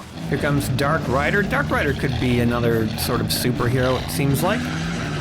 Dark Rider pops Iron Man off the track. Nice hop right there. Iron Man wobbles and manages to stay upright. That could have been worse if Iron Man had landed over by the tires or next to the crates. Sea Rescue Boat. This disease of God. Sea Rescue Boat just flops off the back of Dark Rider and gets turned over sideways. Wow, that's a tough loss right there. If the boat stays like that, Oops All Boats could be in trouble. Sea Rescue Boat made it to the finals last season. In trouble now.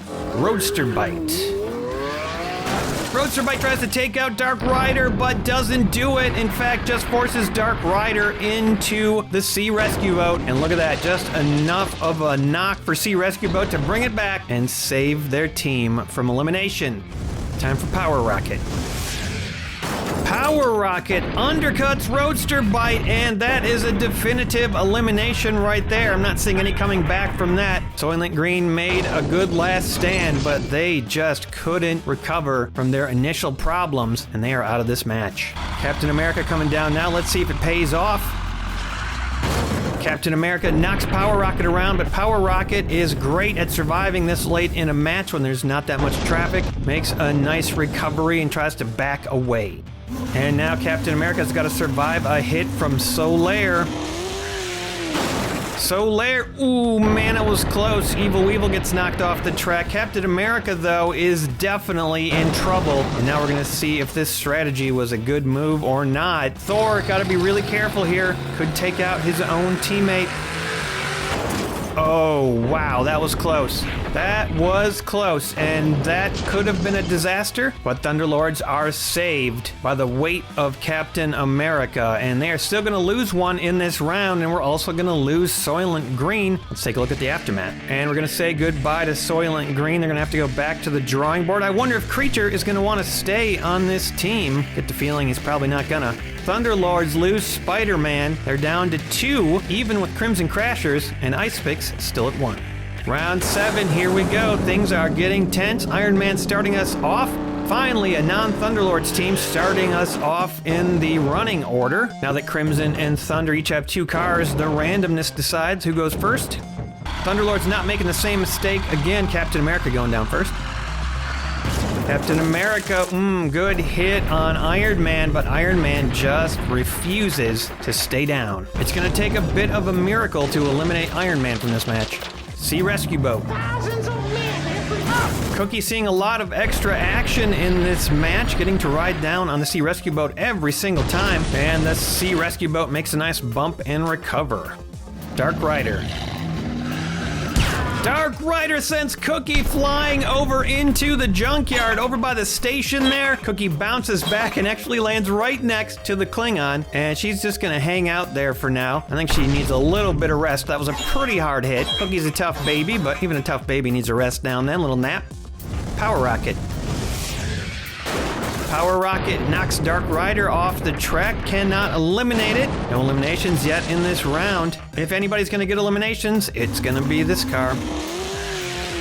Solaire tries to assassinate Power Rocket, can't do it, but manages to get under Captain America this time, and Captain America flips over, done, over, nice and easy, and that's another elimination for the Thunderlords. If it sticks, they're just down to Thor, and now Thor's gotta stay alive. Thor cannot rescue Captain America, can also not take out Solaire. Wow, Thunderlords stayed at 5 for so many rounds, and now they've been gradually whittled down into just 1. Taking a look at the aftermath, these 5 teams are still alive. Crimson now on top with 2 left, everybody else at 1. And there is Cookie, yep, taking the prescribed nap that I suggested. She's taken a lot of hits today. Round 8, here we go. Things are getting crazy. Crimson starting off with Iron Man as per usual. Iron Man just gets right off the track, uses those big wheels to escape, and wow, you can't eliminate a vehicle when it just leaves the track like that. So Crimson survives another round. Here comes Thor. Thor slots into place. This is dangerous. Thor, gotta be careful here. Without the protection of Captain America, Thunderlord's looking pretty vulnerable right now. Power Rocket has a chance to finish them off. Power Rocket slams into Thor and uses the safety barrier as a wedge. Knocks it over upside down. Thor is upside down, but still on the track, and there's a definite chance that Thor could come back from this. If not, it is gonna be a tragedy. Sea Rescue Boat with no Cookie. Sea Rescue Boat bounces off a Power Rocket and just further cinches the deal. Thor still upside down. Very little chance of survival here. Dark Rider. Dark Rider hits the back of Power Rocket, also bounces off but does not flip over, stays alive for the moment. Crimson is in an ideal place in this match right now. Solaire coming down last. Solaire strikes, 3 cars affected. Thor finished off. Power Rocket survives a nice landing there. It was a close one for Dark Rider, a twist, and managed to get off of Sea Rescue Boat and survive it. Solaire backing down the track and surveying the damage. The mighty Thor has fallen, and with him, the Thunderlords are eliminated from the main event. There's just 4 teams left. Crimson is looking unstoppable. Everybody else at 1. Here we go with round 9. One more team has to get eliminated. Iron Man starting us off. If more than one team gets eliminated in a round, we will go to the points to see who makes it out of the main event. Sea Rescue Boat up for Oops All Boats. Sea Rescue Boat, wow, that was a nice hit right there, and Iron Man goes tumbling, but as expected, wobbles and does not fall down. Power Rocket now got a chance to try to take out that boat. Ooh, no luck there. That boat is too wily, manages to land it right side up. Power Rocket tries to knock Evil Weevil off, almost succeeds. And now Power Rocket's gonna take a hit from Dark Rider. Dark Rider slams into Power Rocket and then just gets off the track, uses Iron Man's strategy. Drive Through Demons, a brand new team, and they are definitely still in this match, maybe going to the finals if they can just stay alive. Solaire tries to knock out Power Rocket, but Power Rocket excels at moments like this. You can knock him around as much as you want, but Power Rocket just loves to be out in an open field where he can make a recovery just like that. No eliminations in round 9, so round 10 is going to be an increased speed round. Cars will be going down the track faster, and yeah, you're going to see some weird stuff happen like that move from Iron Man, which ends up being just fine. And a recovery, like I said, Crimson, going to be tough to eliminate. Let's see how Dark Rider handles it. Dark Rider hits the track buffer, can't quite get all the way off the track, and that could be something Dark Rider will regret. Sea Rescue Boat gets a chance to take it out. Sea Rescue Boat just succeeds in knocking Dark Rider off the track and then locking it in as best it can. Power Rocket gets another shot at that boat. And a shovel of a hit knocks the boat off the track, but Sea Rescue Boat makes a nice recovery, very similar to how Iron Man makes recoveries. And now Crimson gets to take a shot at Power Rocket. The increased speeds do not prove devastating for anyone in this situation. Power Rocket just spins around, laughs it off, and lands right side up. All these competitors surviving the increased speed round with flying colors, literally. So that means we're gonna increase the speeds even more in round 11. Here we go. Iron Man up first. Iron Man does not stay on the track, no surprise there. Bobbles all over the place and lands right side up. If Crimson makes it to the finals and they can keep Iron Man alive until this point in the finals, I think they might have a winner. Power Rocket is not afraid of high speeds. Power Rocket loves this open field, hits the crates, bounces off, and flips over. That is the champion caliber performance we've been waiting to see from this car for quite some time. If the Indigo Ice Picks want back into the finals, that's the way to do it right there. Sea Rescue Boat at the double increased speeds. Sea Rescue Boat bounces off the crates and makes another fantastic recovery. It flips sideways, the antennas prevent it from going over completely, and then it just plops back up. Dark Rider. Dark Rider hits the safety rail at full speed, bounces way back, goes partially up the track, gonna come back down again, and now he's gotta survive a hit from the assassin at this massive amount of speed. Solaire heaves the Dark Rider into the air. Dark Rider flips and bounces and makes another astounding recovery. That car is looking pretty promising right now. And yet again, no eliminations in the round. Well, say goodbye to Evil Weevil, everybody. There will be no track buffer in the next round.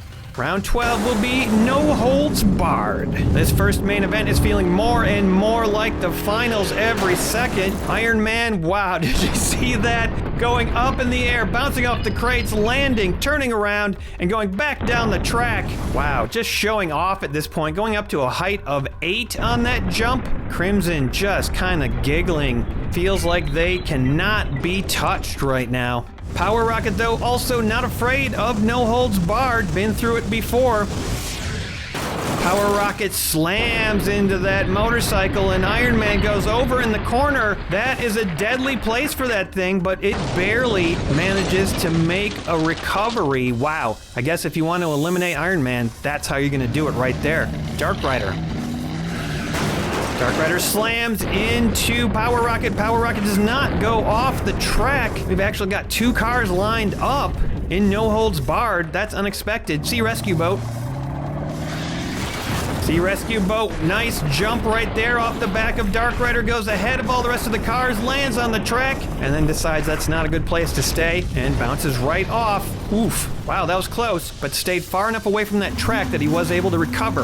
Solaire slices and dices. 2 eliminations on that hit. Dark Rider and Power Rocket. Power Rocket pushed up against the crates and can't make his trademark recovery, and Dark Rider just cannot make a recovery at all. Flips over upside down. Solaire does the damage, and Solaire just ended this no holds barred round and the match. But who is going to move on to the finals? Well, I can tell you for sure it's going to be the Crimson Crashers and Oops All Boats, but we are going to take a look at the point totals to see who had more cars alive longer. Interesting, despite being eliminated earlier in the match, the Thunderlords had 80 points because they had so many cars alive for so long. But because the Thunderlords were eliminated earlier in the match, it doesn't matter how many points they have right now, they can't be our third team to move on. It's going to go to the Indigo Ice Picks with 79 points over the Drive-Thru Demons. They held on, and they're going to be going to the finals. Drive-Thru Demons certainly not out of it yet, though. There will be one 4th place wild card team that's going to get into the finals. Just depends on who has the most points after all the main events are said and done. A disappointing result for the Thunderlords. They showed a lot of teamwork and spirit in this match, but it wasn't enough. They'll be back, though, I bet, next season. Oops All Boats, Crimson Crashers, and the Indigo Ice Picks are moving on to the finals. Next main event, Jet Streak return, as well as LaMelt and the Undercurrent. Guaranteed to be an eventful match. Become a patron now and support this show. There's some great rewards over there for you if you do, and I'm going to be coming up with some new ones very soon. I also posted a behind-the-scenes video on how I use dice to decide some of the random decisions in Junkyard Joust. So head on over there and check it out. Thank you so much for joining me. We'll see you next time on the Joust. Grease Lightning gets right underneath. 5-alarm, look at this, 5-alarm. Fusion Buster makes a nice hit and actually takes out 2 vehicles with that hit. A walloping hit, and Speed Blaster is tossed almost tail over Tea Kettle, but manages to come back. Jetstreak were defeated by Massive Transit in the finals last season. Will this be their season now that Massive Transit has been eliminated? Hi everybody, welcome to the Junkyard Joust. It's the second main event. Here are the 10 teams that are competing in this match. You've seen some of these names before, and there are a couple new ones as well. Let's take a closer look at our teams. Pink Push has been around since Season 1, and they are back with the Pink Caddy and 4 new cars. Always a threat, it's LaMelt and the Emerald Undercurrent, sponsored of course by Ranaman. Ultra Hawk showed some good survivability in the qualifier, but will it be enough to get them to the finals? Glow to Hell is a low center of gravity lightweight team, and of course they glow in the dark. The cars are a team of 80s cars. They're here to shake it up. They might even have just what we needed. The Sunrunners almost always have a team in Junkyard Joust. Will this one get them to the finals? The Silver Slivers are back looking a little less slivery than usual, but they're making up for it by being more silver. They see me rolling as a glitzy looking team, and they've got some good variety. The People's Front of Camino. Wait a minute, didn't this team used to be called something else? Well, whatever they're called, they're sponsored by Chicken Rings Onion Wings. And of course, second place from the finals last season, it's Jetstreak with 1 brand new member replacing Bon Voyage. It's Jetstreak's new rookie, Cloud Cutter. Baby Cookie recently found a Klingon in the junkyard, and the crew of the Enterprise have discovered that there are several more Klingons, apparently a whole bunch of them living amongst the Junkers. So far we don't know what era Klingons these are. We don't know if they're going to cause trouble and start a war, or if they're just going to hang out and watch the joust. Right now it looks like they're content to just hang out and see what's happening. And now it's time to head out to the junkyard and joust. The classic pink Cadillac starting off, 73 grams, sponsored by Wolf & Fiber Art. Great way to start off this match with a classic competitor. I wonder if that caddy will get a chance to mess with LaMelt. Up now for the People's Front of Camino, the 78 GMC Caballero, sponsored by Chorgoth the Infinite Horror, Destroyer of Worlds, and Professional Dog Sitter. The Caballero, or I suppose the Caballero, slots into place behind the pink caddy, and the line is forming. Whipped Creamer's up for They See Me Rollin', sponsored by Stump's Tree Farm. And an expensive hit there by Whipped Creamer. Some paint goes flying and lowers the value of all the cars on the field. But none of that matters as long as you're not sideways or upside down, because then you're eliminated. Stock Cars up now, sponsored by Chicken Rings Onion Wings. Stock car lines it up. Not the most exciting thing in the world, but that's what these cars want. They want some stability, they want to be safe on the track, and keep their team in the match. First up for the Emerald Undercurrent, Tire Fryer, sponsored by Ellie's Hop Shop. Tire Fryer pops Stock Car up in the air, and Stock Car tries to land it, but takes a bad bounce off her tires and flips over. That is potentially our first elimination of the round. Sunrunners are up, and it's Off Track, sponsored by Stump's Tree Farm. Off Track gets a boost off Tire Fryer and takes a large leap, lands over on top of Stock Car. Does Stock Car get righted? I actually missed if that happened or not, but Off Ramp eliminated, and Stock Car does make a recovery. Unbelievable, landing right in the same place as Stock Car. Lucky break there. Camino that's not on the Camino team, it's on Ultra Hawks. It's an 80 Chevy, sponsored by the Miskatonic Automotive Club. The Camino slams into Tire Fryer, who was curbside and vulnerable and now upside down. Once again, not showing his potential, which it supposedly has. Whipped Creamer, great recovery. Tire Fryer, try again. Time for the rookie for Jet Streak to take a stab. Cloud Cutter, sponsored by Judy Collins. Cloud Cutter gets underneath the Camino and bobbles it around a little bit, but the Camino manages to stay upright, at least for the moment. We'll see what happens when the pit crew car for the Slivers takes to the track, sponsored by the Miskatonic Automotive Club as well. Heavy hit from the pit crew, but it doesn't do any damage. Cloud Cutter makes a nice escape off to the right over by the tires. The Ultra Hawks Camino escapes. The Caballero now is curbside as well as the pit crew car. Good start for Cloud Cutter. Now up for the cars, Cadillac Seville, sponsored by Stump's Tree Farm. Cadillac Seville locks it in place. Sometimes the back of this car can work as a ramp. We'll see if it does in this situation. Lady Penelope's Rolls Royce for Pink Push, sponsored by Hasty Productions. The low front end of the Rolls Royce keeps it from going off the ramp, but it's such a light car that it has no choice but to roll over. It is a Rolls Royce, but I don't think that that's what they had in mind. By the 62 GMC Caballero, sponsored by Bentley's Brakes and Bumpers. Looks like the Klingon is hitching a ride in the back of this thing, and it goes flying off the back. The ramp works on the Seville, and the Rolls Royce makes an astounding recovery way down by the crates. Takes a big hit and makes a nice recovery. The Caballero also recovers, and the Klingon is prone. Speaking of Klingons, they don't seem to be in the junkyard anymore. Where exactly have they gone? It seems they've all rushed to aid their fallen comrade. I'm not sure these Klingons know exactly how Junkyard Joust works. They're not going to want to be down there on the track right now. Some of these Klingons actually sitting on the track trying to stop the next car from hurting their Klingon friend. Well, the joust must go on. Fast Gassen's going to hit some Klingons, I guess. Sponsored by Chris and Kat's Casa de Chaos. Ooh, the Klingons not able to protect their fallen comrade, and Fast Gassen lays waste to the whole squadron. I think probably because of them, Fast Gassen landed on the Klingon they were trying to protect, although he looks fine now. I see some Klingon legs out there and some other Klingon bits. I don't think these Klingons are faring too well right now, but maybe they can patch them up over in the shuttle. Fast Gassen, meanwhile, is sideways, probably out. Cloak and Dagger for Glow to Hell, sponsored by Sicken. Cloak and Dagger avoiding the ramp on the back of that Seville and pushes the Seville underneath pit crew car. Klingon bits still strewn all over the place. Reverb for the Undercurrent, sponsored by Tim the Bear Neal. Reverb puts a crease in the line. Pit crew car almost gets forced over backwards, but manages to stick it for now. Custom 52 Chevy, sponsored by Chemical Knight. Pong.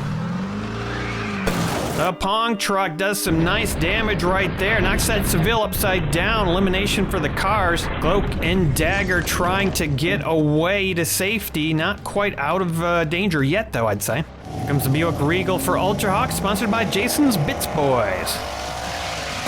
The Buick Regal hits a solid line of cars, although the Caballero's starting to get pushed off. And the Buick is curbside.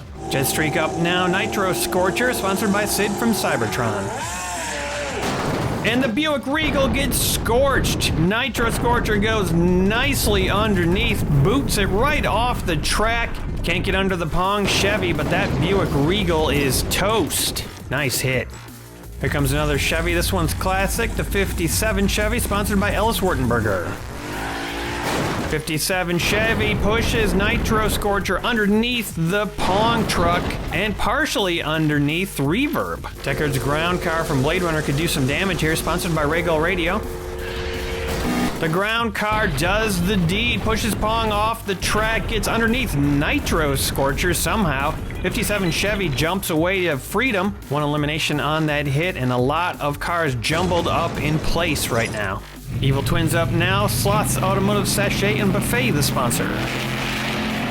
Evil Twin slams into Deckard's ground car, and there's 3 cars now that are kind of layered. One nice heavy hit, and we could have a lot of eliminations. Here comes a pretty heavy hit from the 72 Ford Ranchero, sponsored by Sicken. Ford Ranchero goes off the back of Evil Twin, does not do any damage, skids into position and makes a nice landing, and I don't think anybody got eliminated on that hit. Formula Street for They See Me Rollin', sponsored by Judy Collins. Despite having the appearance of an undercutter, Formula Street does not go under Evil Twin, goes off the back of it, drives down the pile, and lands next to one of the unconscious Klingons. Boulevard Bruiser now, sponsored by Sid from Cybertron. Bruiser plunges into the pile and gets some good results. Deckard's ground car flipped over, and pit crew car is falling now to the side. And that might be it for that Blade Runner car. The infamous LaMelt takes to the track, sponsored by Chemical Knight. LaMelt gets underneath Boulevard Bruiser, but Boulevard Bruiser refuses to get turned over. Evil Twin also doing the same thing. 57 Chevy escapes by driving over a Klingon. And yeah, it looks like it's curtains for pit crew. Geronimo, sponsored by Chorgoth the Infinite Horror for the Sunrunners. Geronimo goes off the back of LaMelt, and LaMelt has taken its first casualty. Geronimo hits that ever-deadly fin of LaMelt, goes flying all over the place, and lands upside down. Eliminated. And then a little movement there at the last second as Reverb manages to get itself flat, thanks to LaMelt, his teammate. 70 Camaro RS for the Ultrahawks, sponsored by Mark the Music Lover. The Camaro blitzes the pile and knocks a lot of cars all over the place, but somehow the Camaro comes out of it with a recovery. Evil Twin twists and gets turned over. Boulevard Bruiser got flipped over completely, but landed right side up. Nice recovery. Great hit by that Camaro. Thank you, Camaro. This was a great car for Jet Streak last season. Fusion Buster, sponsored by Emo Dingo. Fusion Buster drives up on LaMelt, pushes Nitro Scorcher, his teammate, a little bit off the track, but no damage there. Silver Bullet looking even more silver than usual, sponsored by Judy Collins. Silver Bullet goes off LaMelt just like everybody's been doing, knocks Fusion Buster up to the crates. Fusion Buster stays level, makes a nice recovery, as does Silver Bullet. Not completely out of the woods yet, though. Here comes Jesse Pinkman in the 82 Monte Carlo, sponsored by Jedi.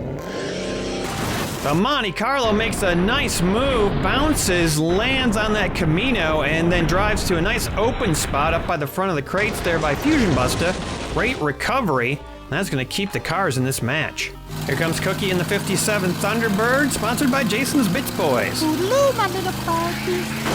Somehow the Thunderbird is low enough to not take the ramp of LaMelt. Baby Cookie gets hurled into the back of the Ranchero. She goes to visit the new guy, Cloud Cutter, over by the tires. And Reverb in green looks perilously close to an elimination right now.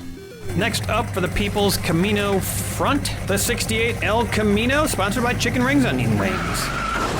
This Camino boots the Thunderbird off the back of LaMelt. The Thunderbird climbs over the Caballero, and it looks a little iffy in that position right now, but we'll see where it ends up by the end of the round. Speedbox, sponsored by the Miskatonic Automotive Club. Speedbox slams the Camino off the back of LaMelt, and then we've got a trend happening here. Each car booting the previous one off the back of it. Camino does a good job of staying alive for now. Jaded for Glow to Hell, sponsored by Indy Capo. Speedbox refuses to go off the back of Lamelt, stopping the trend. Jaded parks behind it and lifting it up in the air, poised for trouble. Here comes the 67 Plymouth Belvedere for the Undercurrent, sponsored by Sid from Cybertron. Nice big hit there, and Jaded forced up on the top of Lamelt. Speedbox forced out and over, but Speedbox makes a great recovery, bouncing off all the cars and landing upright next to his teammate. 92 Ford Mustang, sponsored by Chome for the runners. The Mustang just knocks itself out, pushes the Plymouth off the track to safety, and turns over. Not a great job right there. It is a Mustang, though. What do you expect? 67 Oldsmobile 442, sponsored by Chome.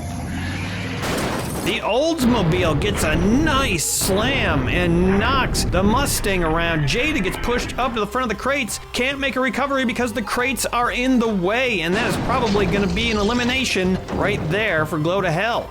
Grease Lightning, sponsored by Judy Collins. Grease Lightning takes the place of the Oldsmobile on top of Lamelt. The Oldsmobile spins to a recovery, a little bit of space there, just enough room to stay upright and safe. Lamelt enjoying the havoc it is creating with each run. Turbo Tram for the Slivers, sponsored by Chorgoth the Infinite Horror. Turbo Tram takes a stab at Greased Lightning. Greased Lightning gets popped up in the air but doesn't flip over. And Lamelt gets a break from having cars parked on top of it. Aston Martin Lagonda, sponsored by Pricex Private Parts. Lagonda pushes the Turbo Tram almost completely off the track. Turbo Tram keeps it steady. The Lagonda, however, gets caught in the crevasse and is almost sideways. Time for Blown Delivery, 95 grams, sponsored by Hey Hey's Hatchback Hanger. Massive hit from Blown Delivery, and wow, that Lagonda just gets tossed, and that's a heavy car too. Also tosses Greased Lightning. Both of those cars probably making a recovery. A huge hit. I can't believe there weren't any eliminations. Actually, it looks like Reverb made a recovery off that. And going down now for the Camino Popular People's Front, the Holden Pickup, sponsored by Sid from Cybertron. Lamelt is pinned underneath Blown Delivery, and Holden Pickup doesn't take the jump but can't go anywhere, stuck on that fin. Turbo Tram is tipping. Gas Monkey for They See Me Rollin', sponsored by Regal Radio. Gas Monkey gets a little bit of action but then turns sideways off the Holden Pickup. Nice looking car, but a terrible hit. And here's another car sponsored by Chorgoth the Infinite Horror, Nitro Door Slammer. The Nitro Door Slammer slams the door on two vehicles. Gas Monkey upside down now, and the Holden Pickup sideways. And now the Slammer is curbside. Ghostbusters themed Phastasm for Emerald Undercurrent, sponsored by Dr. Gonzo.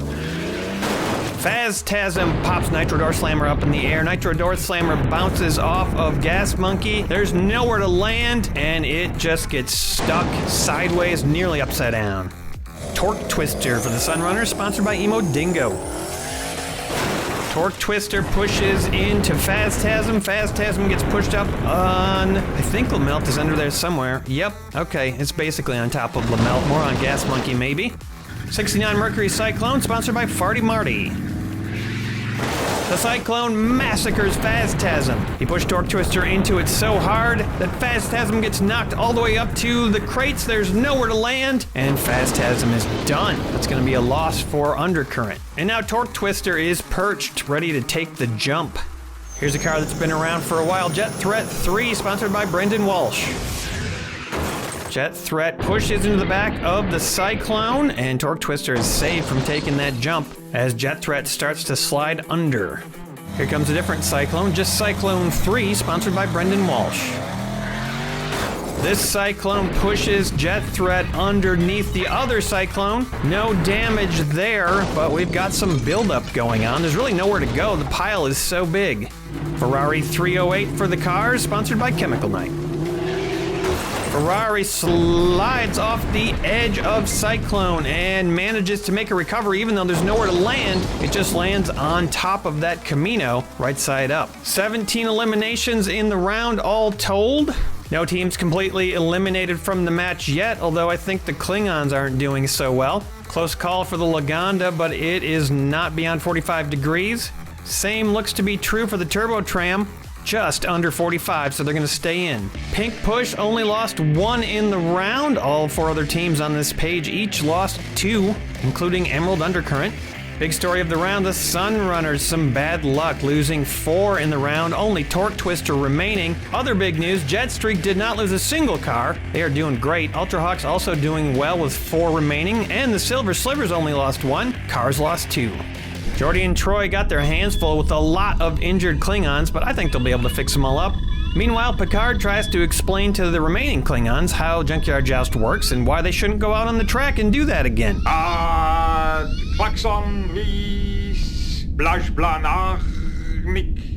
Let's get right into round 2, starting out with Nitro Scorcher for Jet Streak.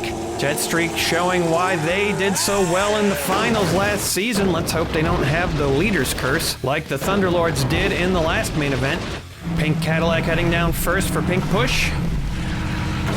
Ooh, a savage hit there by the caddy, and Nitro Scorcher is knocked for a loop, upside down. Was it just a fluke, or is it the beginning of the leader's curse? Turbo Tram. Turbo Tram does some light jostling, manages to stay locked in. Something chipped off of one of those cars. I'm not sure which one. I'm thinking probably Turbo Tram. Man, look at the back of the Cadillac. That thing has seen some action. Chevy El Camino now for the Hawks.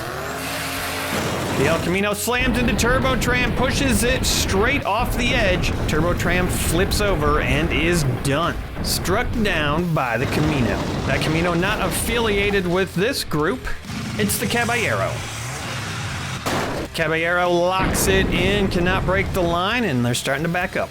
This is the perfect time to set up Lamelt. Emerald Undercurrent hoping to do the maximum amount of damage with Lamelt in this situation. As Lamelt pulls into position, yep, this is pretty perfect. The Lagonda's gonna try out Lamelt first. Lagonda goes right off of Lamelt. Wow, it couldn't have been more perfect, and it cannot make a recovery. Goes sideways. Looks like maybe it's gonna make a recovery, and then it just flops over upside down. Unfortunate. I don't know who's gonna drive me home tonight, but it's not gonna be the Lagonda. Gloak and Dagger. Ooh, Glow to Hell made a good choice sending that car down. It doesn't go under Lamelt, forces Lamelt under the Caballero. That could be bad news right there. But Gloak and Dagger also curbside here. Speedbox.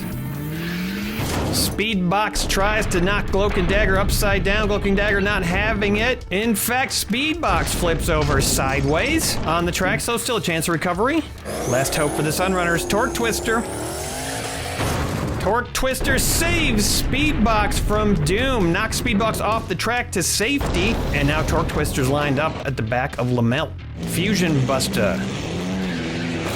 Fusion Buster knocks Torque Twister off the track. Torque Twister making a nice spinning twist and a recovery. Caballero not so much, just gets flopped over, done. Can't quite make it, balances on those tires and wobbles, but fails. Lady Penelope's Rolls Royce. The Rolls Royce doesn't roll this time, but it does go curbside. Looks to me like this line of cars is ready for some devastation. Can the 57 Chevy take advantage? The 57 Chevy does get a nice elimination. Can't do much to Fusion Busta. Fusion Busta's still safe at this point, and that Camino balanced. This car's been providing some good hits. Here comes the Oldsmobile. Watch out below. Oh no, the Oldsmobile drives the Chevy into the Camino. Its teammate. Tragedy strikes the Ultra Hawks as they self-eliminate. Oof, that is bad news for their team. It's the Ford Ranchero.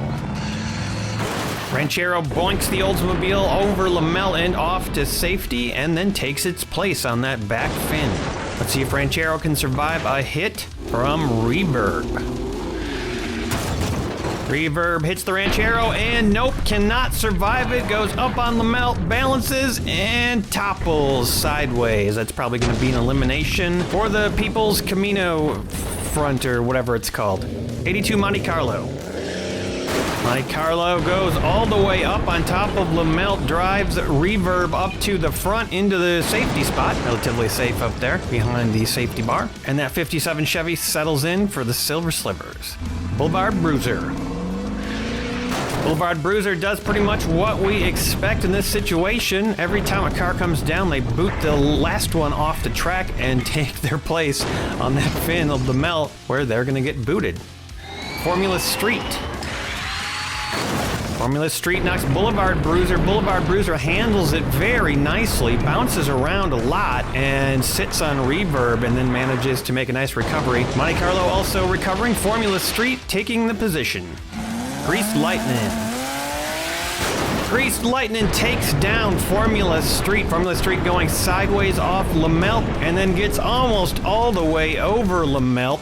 Teeters awkwardly in that position. We'll see if this turns into a recovery. They See Me Rolling might be losing another car here. Here comes Cookie in the 57 Thunderbird. I come by for the social interaction, beard face.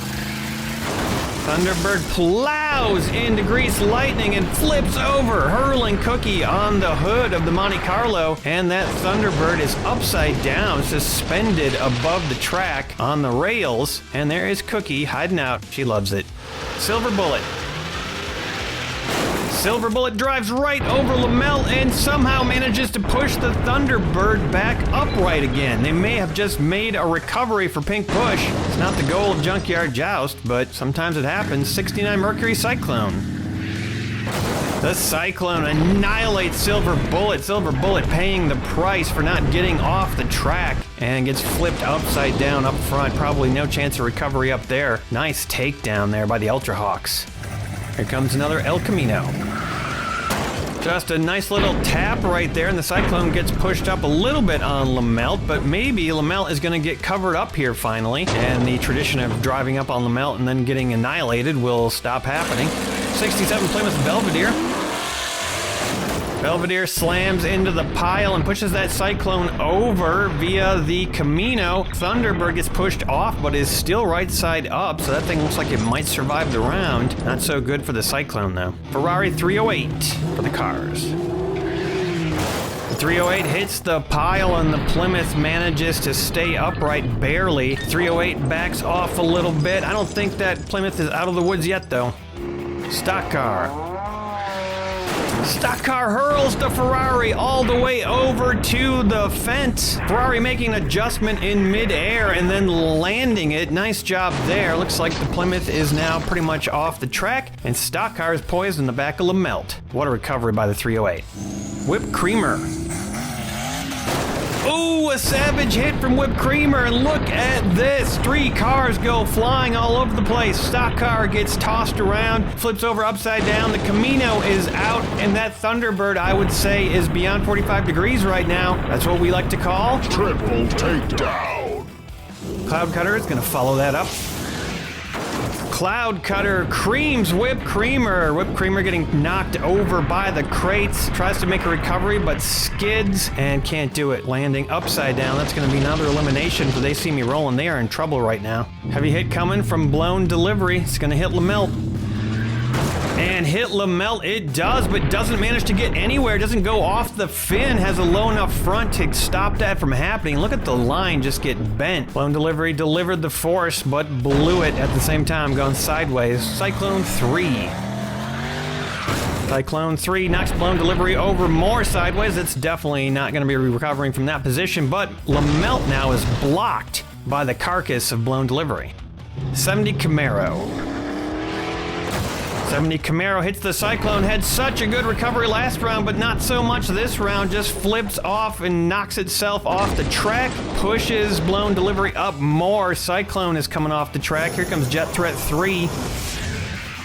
Jet Threat hurls itself into the pile, and look at that. The Plymouth Belvedere just at the last second turns over because of that hit. I thought that car was safe, but it was not. Cyclone balances and then can't quite hold on, flips over upside down. 2 cars eliminated on that hit, final car of the round. And if you thought 17 eliminations in round 1 wasn't enough, well, how about 18 in round 2? I don't remember that ever happening before. We had more eliminations in round 2 than in round 1. Cloud Cutter, not one of those eliminations, it looks like. Let's take a look at the aftermath. Wow, what a massacre. Our first team eliminated. The people's front of Camino is gone. Pink pushed down to 1 from 4. They See Me Rollin' lost 2 and are just down to 1. Glow to Hell and Emerald Undercurrent each lost 1, still at 2. And the Sunrunners managed to stay alive. Jetstreak only lost 1 despite all of the eliminations in that round. Ultrahawks and the Silver Slivers nearly got wiped out in that round, each losing 3 cars down to 1. And the cars just lost 1, they're down to 2. The Klingons that showed up last episode had a little trouble figuring out exactly how the joust worked, and now they are being worked on by Troy and Jordy. And it looks like Cookie is regaling the other Klingons with tales of glory. I passed out in the gutter. Let's jump into the action on the track. Round 3, starting us off, it's going to be Fusion Buster for Jetstreak, sponsored by Emo Dingo. The randomized running order is up. Teams with more than 1 car left get to decide which one they want to send down win. We go until there's only 3 teams left in the match. The one, the only, Lamelt for Emerald Undercurrent, sponsored by Chemical Knight. No doubt the Undercurrent want to get Lamelt out early, sliding under Fusion Buster there. Fusion Buster handling it like a champ. And now Lamelt's fin is in place, ready to cause some damage. Cloak and Dagger's got a pretty low front though, sponsored by Sicken. Cloak and Dagger hooks into the fin of Lamelt, pushes Lamelt curbside, and then tips over sideways. That could definitely end up being a bad thing for Glow to Hell. They need that car to stay alive. 82 Monte Carlo for the cars, sponsored by Jedi. Let's see what Jesse's been cooking up. And a nice hit there. 2 cars knocked off the track. Unfortunately, neither of them eliminated, and Cloak and Dagger makes a nice recovery. Last car in the match for They See Me Rollin' Speedbox, sponsored by the Miskatonic Automotive Club.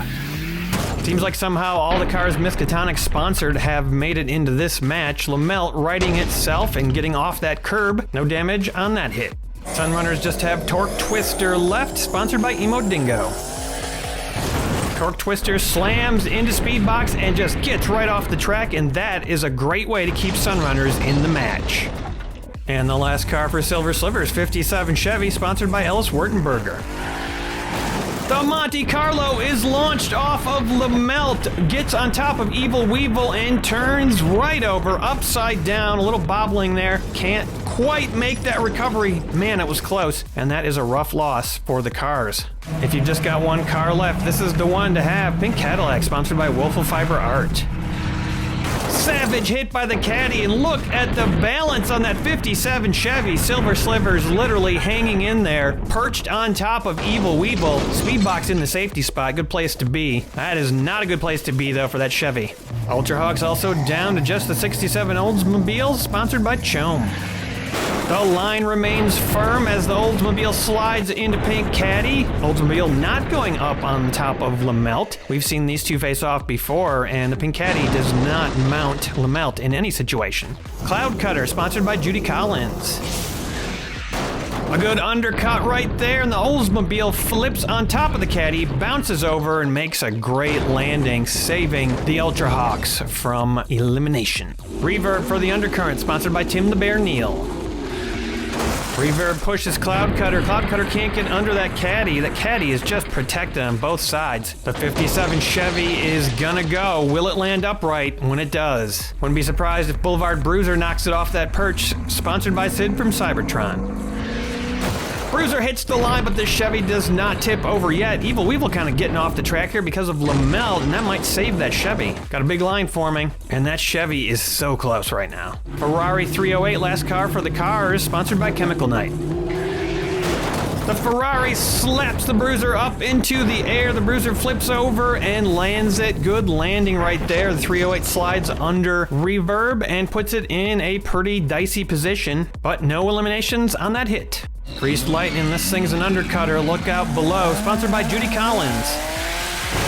Greased Lightning takes down Reverb, knocks it straight down the line. Reverb tumbles and topples and can't make any sort of recovery. Cloud Cutter, though, hanging on there, not going over. And oh, the 308 has been flipped over. Could this be it for the cars? Final car of the round, Jet Threat 3, sponsored by Brendan Walsh. And the 308 makes a recovery and saves the cars from elimination. Cloud Cutter does a nice job of not being eliminated by his own teammate. And it looks like the 57 Chevy is going to make it to the next round. Only 2 eliminations this round compared to 18 in the previous round. Taking a look at the aftermath, Emerald Undercurrent took a hit and lost reverb. And the cars lost to Monte Carlo. No teams eliminated in this round. Jetstreak still at 4. And now it's round 4. Of course, Jetstreak going to start us off with Fusion Busta. Good starter car. Jetstreak and Glow to Hell, the only teams with more than 1 car in this match. Glow to Hell starting off with Boulevard Bruiser. Bruiser slips under Fusion Busta, and that is a hit that would have taken down a lot of cars, but Fusion Busta makes a nice dancing recovery on the front fin of the car. Wow, that was cool. 57 Chevy for the Slivers. Chevy hits Boulevard Bruiser, but Bruiser stays level and tries to stay alive. Oldsmobile for the Hawks. 56 Graham hit, paint is flying everywhere. Boulevard Bruiser manages to stay level and keep it going. 57 Chevy does not. Tries to flip over at the last second, but the crates are there. That might be it for the Slivers, folks. Pink Cadillac. The Caddy just bruises that Oldsmobile, pushes it into Evil Weevil, and it just flips over. Doesn't even go anywhere, just turns upside down. Not necessarily out of it yet, but that's not good. Speedbox. Speedbox punches the Caddy, and wow, the Oldsmobile does not help itself at all right there. Just settles in completely upside down. Torque Twister. Pretty light car, not much going on there, although it does manage to get underneath Speedbox. This could be bad for Speedbox. 308's got a chance to take Speedbox down right here. Oh, did not expect that. Torque Twister is the one who gets taken down, flipped upside down as Speedbox makes a spinning recovery. Wow, look at that great precision landing over there by Fusion Busta. Torque Twister. This could be it for the Sunrunners. Lamelt taken to the track. Pretty solid hit there by Lamelt trying to take down that Ferrari, and what do you know about this? Torque Twister gets flipped over. Lamelt undoing the damage that 308 did. Torque Twister is alive. Here comes the new guy for Jetstreak, Cloud Cutter. Cloud Cutter cannot get under Lamelt and takes it like a jump, smashes into the crates but stays level. It looks like a plane and it flies like one too, makes a nice landing.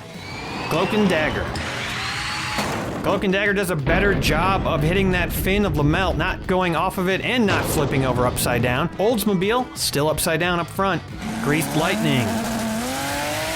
Greased Lightning tries to take out Cloak and Dagger, but Cloak and Dagger, a very nice recovery. That could have been disastrous, but Cloak and Dagger manages to settle down right side up over by the Chevy. Good landing. Lucky landing. And as is Jetstreak tradition, Jet Threat 3 coming down last. Ooh, Jet Threat 3 does not opt to try to take down Lamelt. Had a chance there to do it, but didn't want to take out Greased Lightning. There's always the possibility that could come back to haunt the team. You got to take down Lamelt when you can. 2 eliminations in that round and 2 teams. Let's take a look at the aftermath. Everybody's still at 1 over here. Glow to Hell at 2.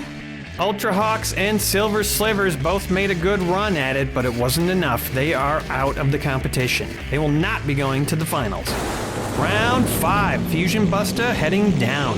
Running order is up, 7 teams left in this match. Looks like Lamelt is going down 4th. That's something to think about for a lot of these teams, although most of them have no choice. They only have 1 car to go down. Glow to Hell opting to send down the Bruiser first again. Ooh, and this time it pays off! Fusion Busta could not repeat the amazing recovery from the previous round, and this time lands on its side and just goes upside down, probably out of the round. Jetstreak can afford the loss, but they do not want to establish a trend. Pink Caddy. Pink Caddy tries to force out the Boulevard Bruiser, but the Bruiser stays on the track, goes up to the safety area. Not the same success as that Oldsmobile takedown last round. Here comes Lamelt. As we well know, Lamelt cannot get under that Caddy. It is well protected in the rear. Caddy's bumper proving an effective chastity belt for Lamelt. Here comes the 308. the 308, an awkward hit on Lamelt's fin, and Lamelt gets trundled on the back of the caddy, starts to go off the track. This is bad news for Lamelt, not a great position. Good hit by the 308. Torque Twister has a chance to do some damage here. Torque Twister can't do the damage, pushes Lamelt off to safety, and the Ferrari almost off to safety, although not out of the woods yet. Torque Twister's locked in. Speed box. You know, taking a look at the cars that remain in this match, you've got a lot of vehicles that have low centers of gravity. You've got Lamelt that basically is just all low center of gravity. And then you've got the Pink Caddy, which is just a heavy car. It's got good defensive capabilities on the front and the back. And then you got Jet Streak, which is a lot of low slung cars, but I think their survivability is just the fact that those cars are also very stable. Right now, Speedbox not feeling so stable. Greased Lightning's gonna come down, and there's a chance that there could be trouble here. Oh yeah, a couple cars knocked out of the loop, and it looks like Speedbox is down for the count. Torque Twister manages to escape without damage, but They See Me Rolling might be in trouble here. Final car of the round, Jet Threat 3. A nice safe undercut. Jet Threat does it again, somehow getting under his teammate with no damage. No cars eliminated either. But we did lose a couple cars in this round as the field grows narrower and narrower, and we're going to lose one team this time. Let's take a look at the aftermath. Valiant effort by They See Me Rolling, but they couldn't quite cut it this time around. And Jetstreak finally loses another car, down to 3. Here we go, round 6. Jetstreak desperately trying to avoid the leader's curse, sending now Jet Threat 3 first this time. That's a big change up from what they have been doing, but obviously they couldn't send Fusion Busted down anymore. Boulevard Bruiser slots in nicely right behind Jet Threat. They got 2 cars lined up. Ferrari 308 gonna take a shot here for the cars. And what a shot it was by the Ferrari. Boulevard Bruiser gets tossed around and still somehow makes a recovery. That car's got some chops. Jet Threat 3 is definitely in a bad position right now. Here comes Lamelt. Pretty light tap there on the Ferrari from Lamelt, and the Ferrari skids along the edge. Looks like it's got a tire hooked on the edge of the track. That's kind of weird. I don't think we've seen that before. Not sure whether it's going to be a helpful thing or not. Here comes Pink Caddy. Pink Cadillac pushes into the line, causes some upheavals, but no eliminations yet in this round. Torque Twister. Torque Twister piles into the caddy, but bounces off. Too strong, can't push it anywhere. Let's see if Cloud Cutter can get some action here. Cloud Cutter almost gets some action, but then can't quite pull it off. Torque Twister settling back in. Cloak and Dagger. And nobody's had enough force to push Torque Twister off the track. It bends, but it's not breaking. Already the final car of the round, Grease Lightning. And no dice, no eliminations on the round, so we are gonna go right into the next round, increase the speed. That should break the stalemate for these 9 remaining cars. Kind of wild that there's still 9 cars in the match and we're increasing the speed. Here we go, round 7. Jet Threat 3 starting us off again for the Jet Streak. A more turbulent removal of Evil Weevil from the track this time, and Jet Threat backs all the way down. Here comes Cloak and Dagger at an increased speed. Cloak and Dagger still can't do anything, actually gets bounced way back down the track. Jet Threat 3 forcing it into what could be a vulnerable position when the Pink Caddy comes on down. Pink Caddy says enough of this nonsense, get up to the front of the track, and wow, that was a nasty little hit, but no cars knocked off the track somehow. And Lamelt's coming down now. Can Lamelt get under the caddy, or is it still gonna be Impervious? Nope, Impervious can't touch it. Jet Threat gets curbside though. This could be bad. Torque Twister's got a chance to take down one of the leaders. Torque Twister goes off the back of Lamelt, of course, goes into the crates, bounces all over the place, hits the fence, and stays upright after all that. Wow, great recovery. Sunrunner still in this match despite losing 4 in round 1. Ferrari hits Lamelt, takes the jump this time, and goes all the way over to the crates, bounces, nice landing. A little bit precarious, but for the moment, safe. Now Grease Lightning. Grease Lightning, oh man, man, did you see that hit on Lamelt? Flipping Lamelt over, fin first. Lamelt makes a quick roll and a good recovery, but Jetstreak now know that they have something that could take down Lamelt. Bruiser pounds into the pile. Greased Lightning rolls aside, manages to slip out of that one. Jet Threat 3 keeps threatening to go up and over, but hasn't yet. Cloud Cutter, gotta be careful here. Cloud Cutter hits the Bruiser, and Boulevard Bruiser cannot quite manage the recovery. I don't know what happened there. Boulevard Bruiser's been so good at managing this. Just a weird slide. And that is going to be the first elimination of the round on the last run. Glow to Hell going to lose a car. And as you can see from the aftermath, just one left for Glow to Hell, one left for every other team except Jetstreak. And so we head into round 8. Jetstreak starting us off. They are looking dynamite right now. They are avoiding that leader's curse quite successfully. But all these other teams are also avoiding getting eliminated on these runs. But they'll get eliminated eventually. Just a matter of time. Same trick as last time with Jet Threat and now Torque Twister. Ferrari's got a shot to do some damage to Torque Twister here.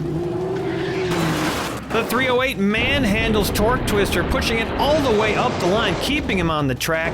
And now that Ferrari is curbside. Cloak and Dagger's got to take advantage of this opportunity.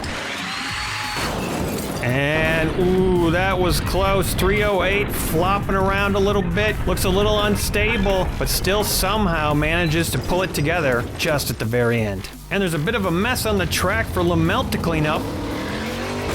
Lamelt does just that. Pushes Cloak and Dagger up and over. Cloak and Dagger makes a great recovery. Torque Twister is definitely looking iffy right now. That is big trouble for the Sunrunners. Pink Cadillac. The Caddy pushes Lamelt under Jet Threat. Jet Threat pops up and makes a complete turnabout, lands it, and pushes Torque Twister down, saving Torque Twister from elimination. Jet Threat not out of the woods. Cloud Cutter gotta be careful here. Solid hit from Cutter. Jet Threat skids out of the way, potentially to safety. And now the final car of the round, Greased Lightning, has to be extra careful. What a hit by Greased Lightning, and what a recovery by Cloud Cutter. Just balances, looks like he's done, then rocks over on top of Jet Threat. Jet Threat pushes him off like, no, you're not gonna flip over upside down. We're not doing that. And no eliminations on that round, which means we are going to increase the speeds, maximum speed on this next round. Baby Cookie excited about the speed increase? That's right. Here comes round 9. We're gonna see some eliminations this time. Jet Threat starting off. Surprisingly controlled slide into place down at the end of the track. And the 308's coming down now. 308, nothing controlled about that one. Bounces off of Jet Threat, and finally, we're getting an elimination. Sad for the cars. There's still a chance that thing could get recovered if something weird happens, but it's unlikely. If the Ferrari stays down, that's going to be 5 teams remaining in this match, and any of these 5 teams could make it to the finals. I think Jet Threat's got the best chance right now. Pink Caddy. The Pink Caddy is deadly at this high speed, but man, Torque Twister does an admirable job of staying alive, bounces everywhere and all over the place, and yet still somehow keeps it together enough to survive. Sunrunner's going to the next round. Lamelt, a big hit. Lamelt kind of shudders there, goes up on its side a little bit, but manages to rein it in, stay on the track. What happens when Cloak and Dagger hits Lamelt at this high speed? Looks like not much. Cloak and Dagger just goes up in the air, manages also to keep it on the track. Cloud Cutter. Wow, that is a solid line for it to survive that hit from Cloud Cutter. You got some cars that do not want to leave the track. Greased Lightning. Greased Lightning hits his teammate, and Cloud Cutter somehow does it yet again. Same place, same kind of landing. Wow, they got to be happy with the new addition to their team. Jetstreak is looking very promising with that car. Incredible. That is the end of round 9. We are losing the cars, and that is the only team we're losing in this round. We've got a serious competition here, folks. We're heading into round 10. And I'm liking the quality of these competitors. Jet Threat starting us off again. This time doing the little bounce back. Next up is gonna be Lamelt. Oh, Lamelt flips Jet Threat upside down. Kind of a little spatula move there or something. Lamelt treating Jet Threat like a giant pancake, flipping it upside down. If Jet Threat stays like that, could be a big elimination here. Torque Twister. Oh no, Torque Twister causes the recovery of Jet Threat, but then can't recover itself. So much bouncing by Torque Twister, and it just takes a bad one, ends up upside down on its roof, almost certainly out of the match. Close call for Jet Threat, Pink Caddy. The Caddy slams into Lamelt with a vicious fury, and Lamelt barely survived that one. If not for Evil Weevil, I think Lamelt would have been straight out of this competition. Wow, talk about close calls. Ooh, big slam by Gloak and Dagger, but you can't do anything to that Pink Caddy, and Gloak and Dagger tips over sideways after that hit. We saw Gloak and Dagger do this once before, and it ended up being okay. Will it be this time with Cloud Cutter? Oh, the rookie sacrifices itself to take down Gloak and Dagger and glow to hell. That was a tough hit to make successfully, but Cloud Cutter did it. And we are down to 3 teams, so Cloud Cutter's sacrifice is gonna send Jet Threat to the finals. But it's not over yet. If Pink Push wants to move on, Pink Caddy's gotta take a hit from Grease Lightning.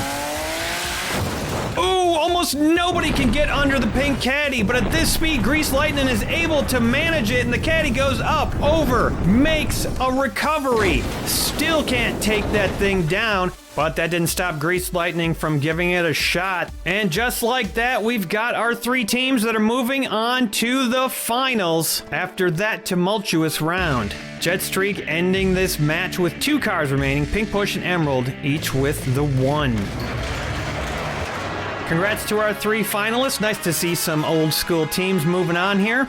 We've got our first 6 teams for the final. Who will the remaining 4 be? It'll all be decided in Heat 3 of the main event. Oh, it looks like the Klingons have discovered the new Chicken Rings Onion Wings food cart. They're all over there waiting in line for some delicious chicken rings and onion wings. These Klingons are certainly an aggressive, unruly bunch. Looks like one of them is trying to break into the food cart, but I understand why they would want those chicken rings and onion wings. They are so good. And they can follow it up with some Junkyard Joust. I heard there's a new flavor of Junkyard Joust. It's just called Yellow. Curious what that tastes like. Thanks to Red Rocket Customs for making the Chicken Rings Onion Wings truck. Chicken Rings Onion Wings, of course, our top sponsor over at the Junkyard Joust Patreon.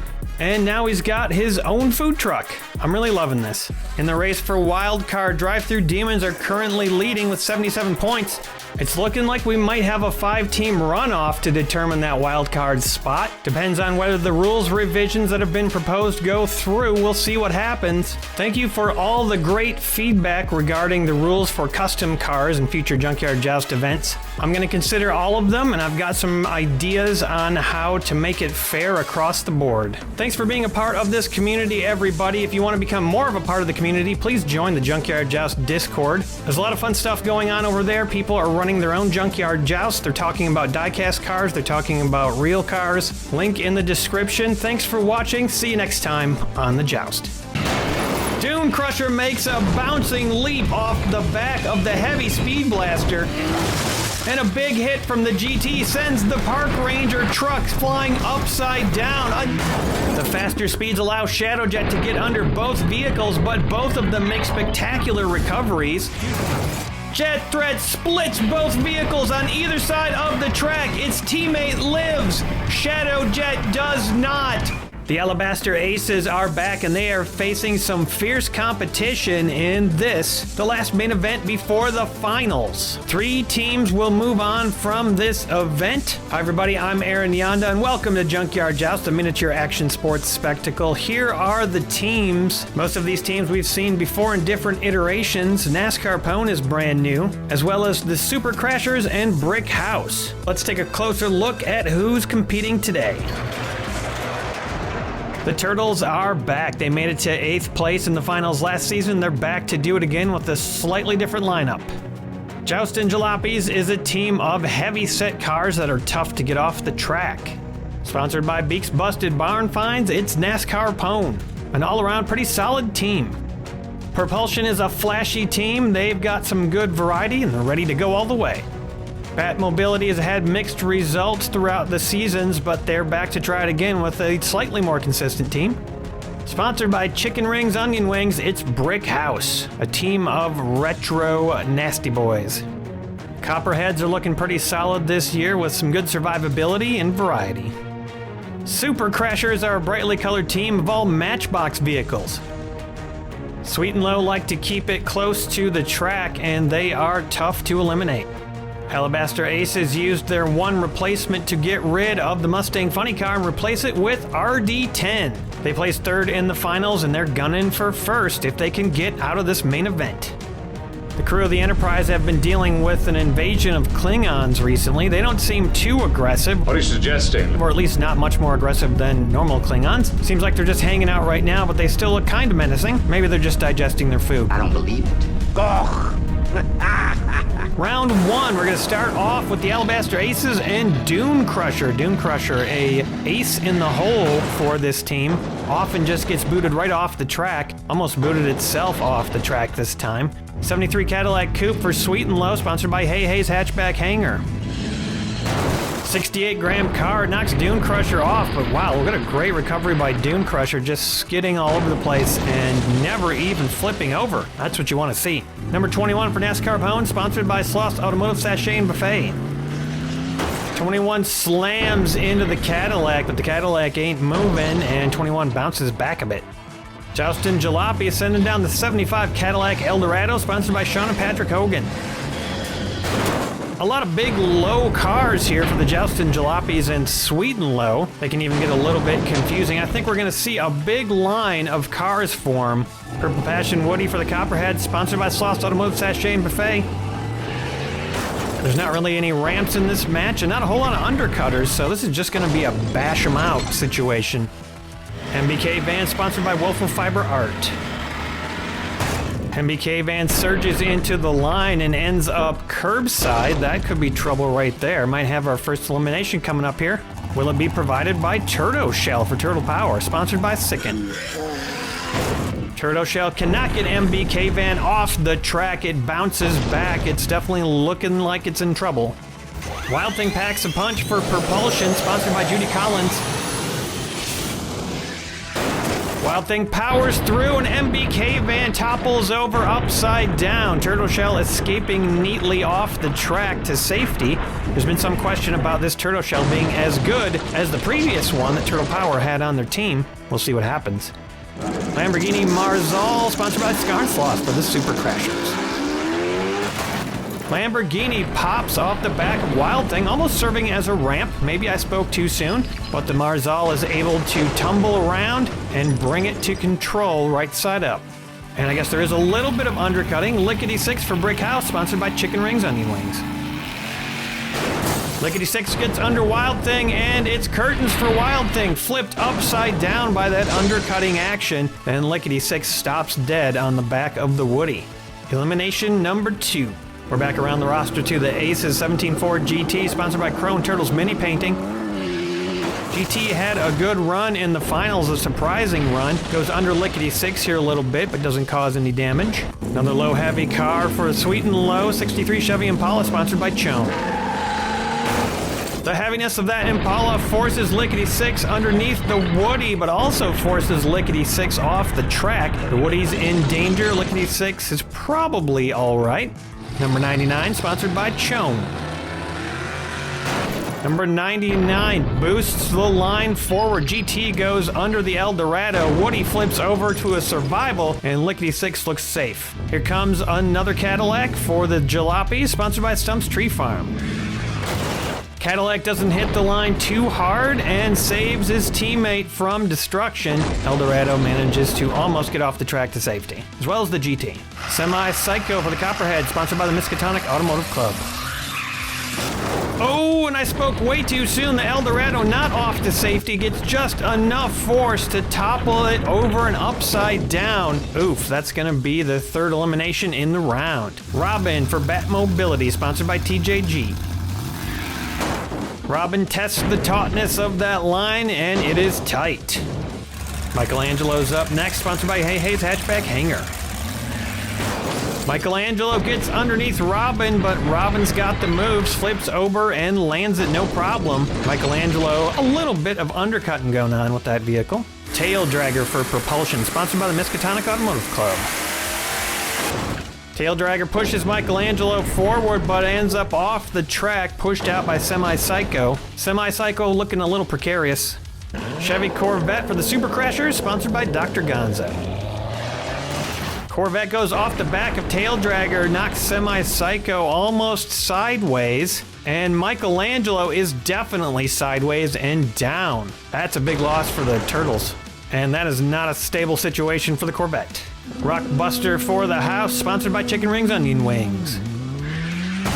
Tail Dragger is not moving with that low rear end. Rockbuster forced up on the back of Tail Dragger. Corvette makes a recovery, as does Semi-Psycho. And we got as solid a line as you'll see in Junkyard Joust on the track right now. Maybe Shadow Jet can start to break it up a little bit, sponsored by Bentley's Brakes and Bumpers. Shadow Jet annihilates Rockbuster, just boots Troy and Rockbuster upside down. Shadow Jet wanting to get under Tail Dragger. We'll see if this 85 Chevy Caprice has the force to do it, sponsored by Farty Marty. Chevy Caprice cannot do it, knocks Shadow Jet off, and man, that looks to me a lot like it's beyond the 45-degree angle. Shadow Jet stays like that. That's a huge loss for Alabaster. Number 55, sponsored by the Miskatonic Automotive Club. 55 takes out the Caprice. A Klingon falls down. Maybe he was trying to take cover, actually, in case that car came over there. Hopefully the Klingons learned their lesson in the previous main event. 55 slots in. Klingons taking a nap.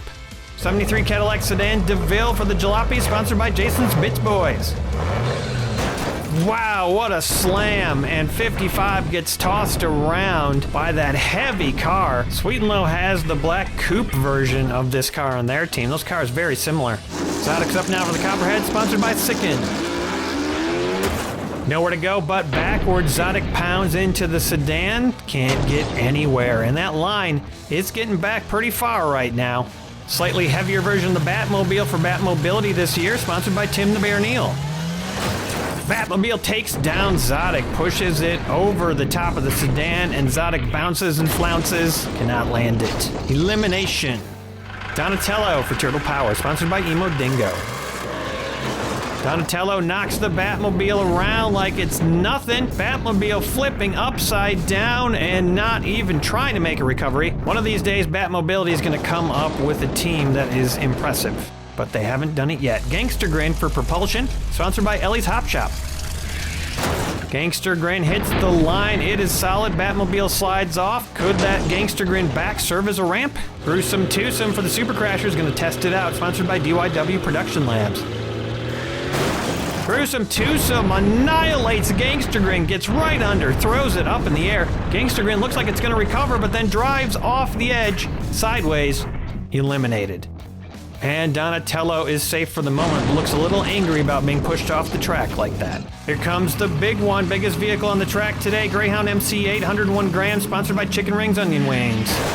Wow, even the Greyhound cannot break this line. It manages to knock the Gruesome Twosome off the track and upside down, but now it's curbside. Formula Special for the Aces, sponsored by Elder Drone.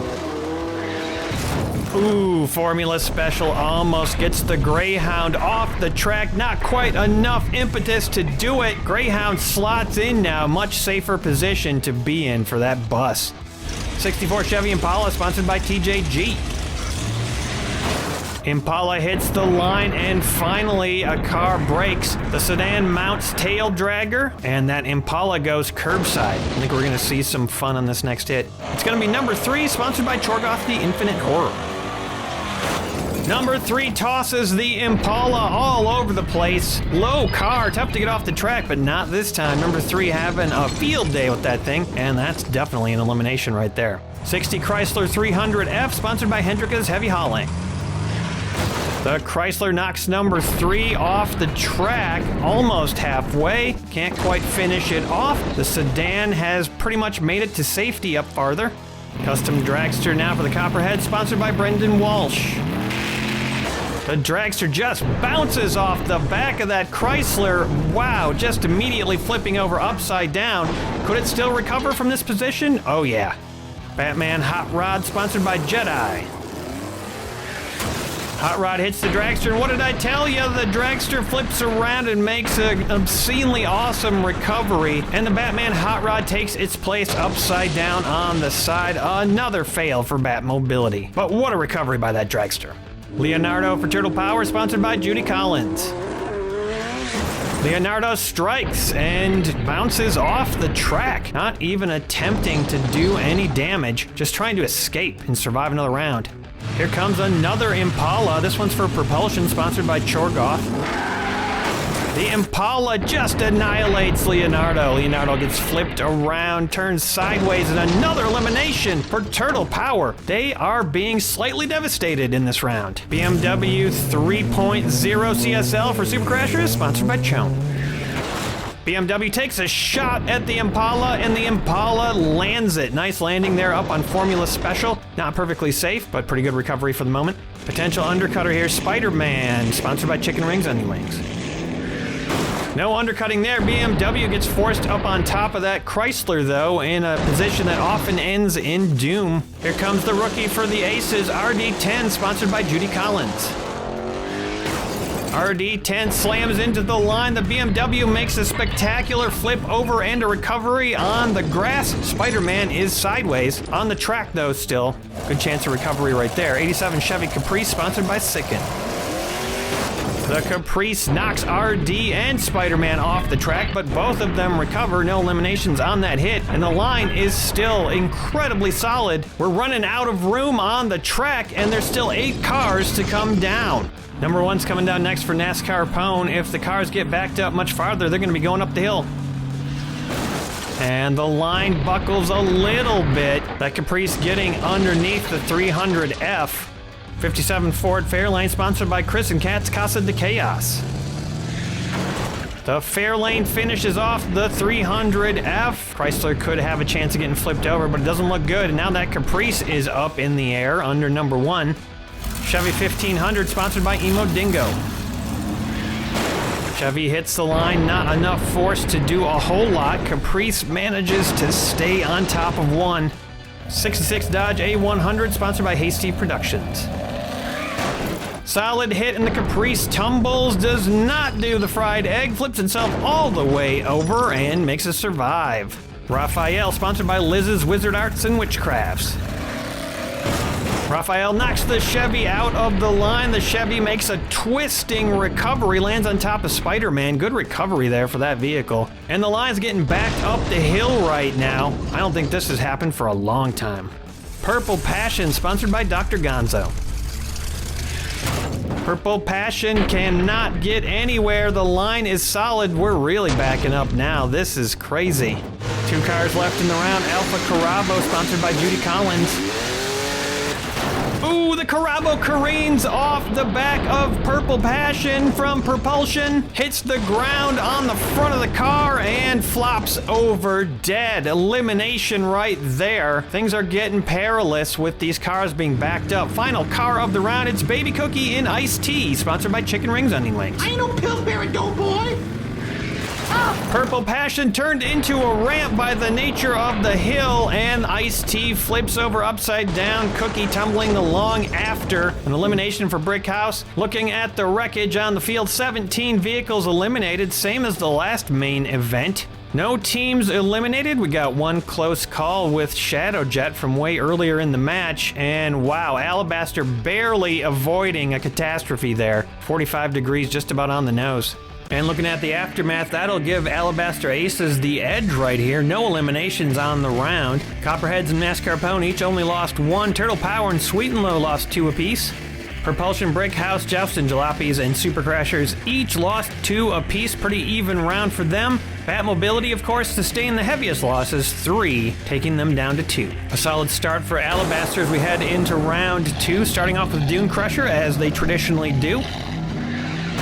This time Dune Crusher makes that classic move, getting off the track completely, staying right side up. If you've got a car that can do it, it's a great addition to the team. Semi-Psycho going down first for the Copperheads. Nice thing for the Alabaster Aces, having 5 cars left means they get to start out the round, and then they always get to start off with Dune Crusher, so that's going to give them an advantage, potentially for a big chunk of the match.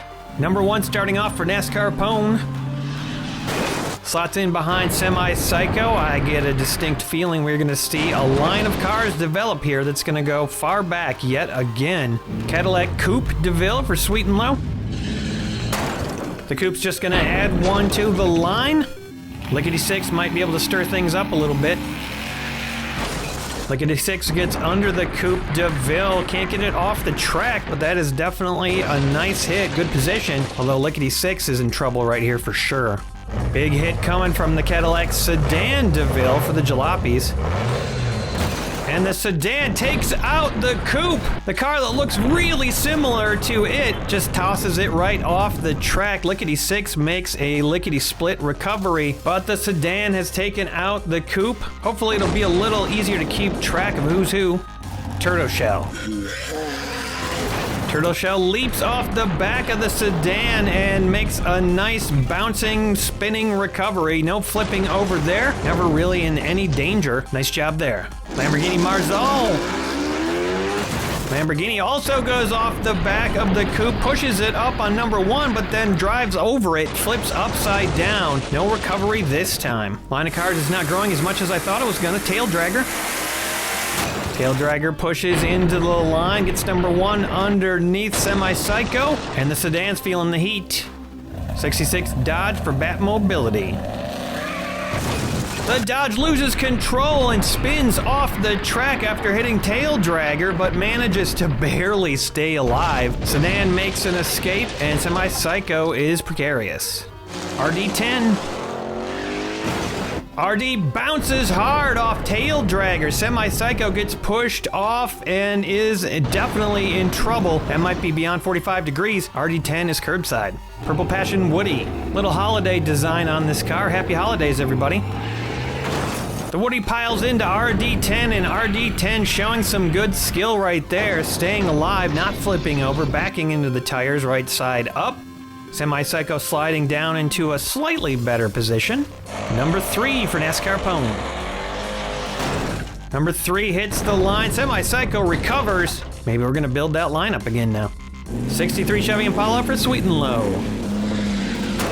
The Impala just adds some length to that line of cars. Only 2 eliminations in this round so far. Spider-Man now for Brick House. This could be the opposite of what the second round was like in the last main event.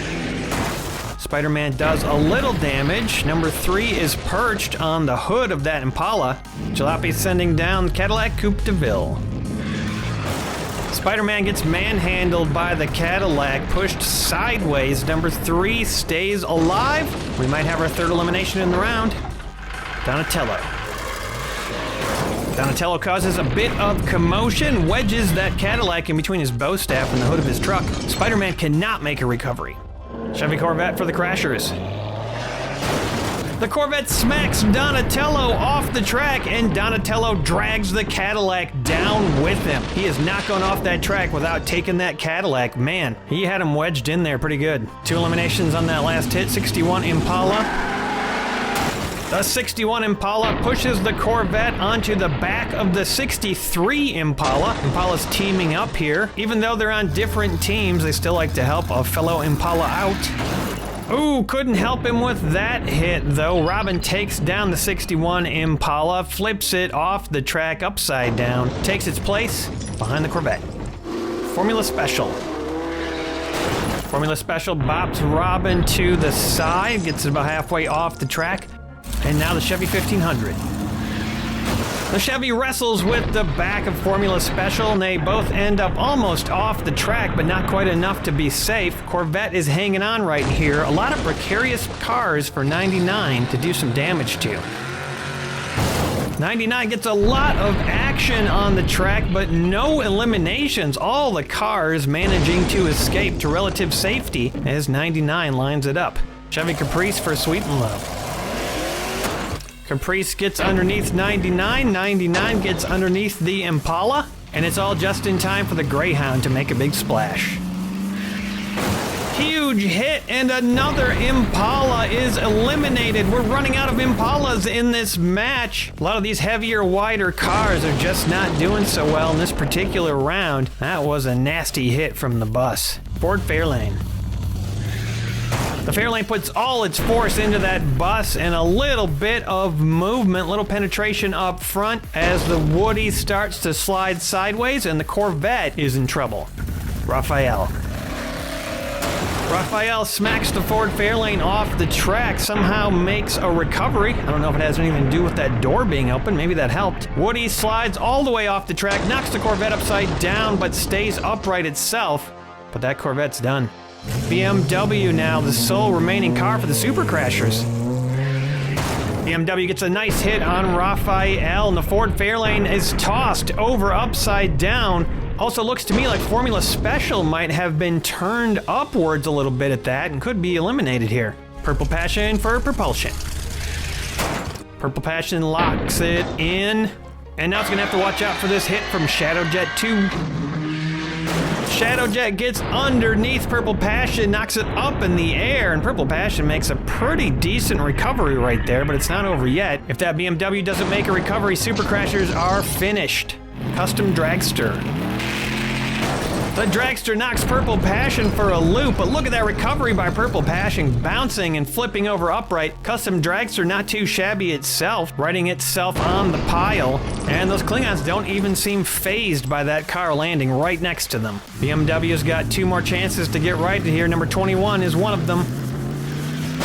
21 hits Shadowjet, starts to go under Raphael. The BMW makes a slight recovery. And final car of the round, 17 Ford GT.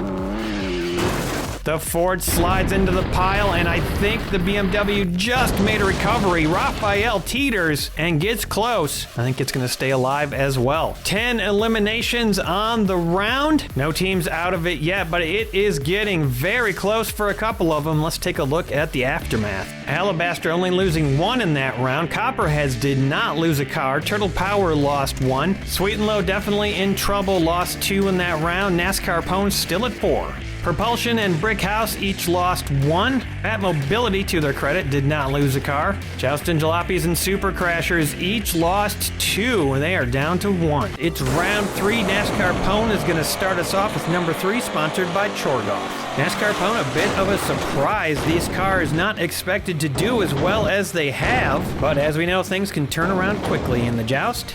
Going down first for Copperhead, Semi-Psycho, sponsored by Miskatonic Automotive Club. Solid hit there by Semi-Psycho, and a chunk of paint flies off number 3. But number 3 stayed on the track. Both cars backed down a ways.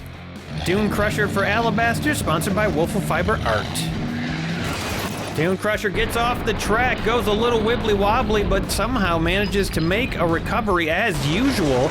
It's always a thrill to watch the Dune Crusher in action. Bat Mobility still got 2 cars in this match. 66 Dodge A100, sponsored by Hasty. The Dodge hits the wall and cannot get anywhere. Flips up curbside. That's a bad position for that van to be in right now. Lickety Six is going to have a heyday with that. Sponsored by Chicken Rings, Onion Wings. Lickety Six takes that van straight out. First elimination of the round. The van goes straight upside down. No recovery. Nice takedown. Wouldn't surprise me if Bat Mobility is the first team eliminated in this match. Turtle Shell's up, sponsored by Sicken.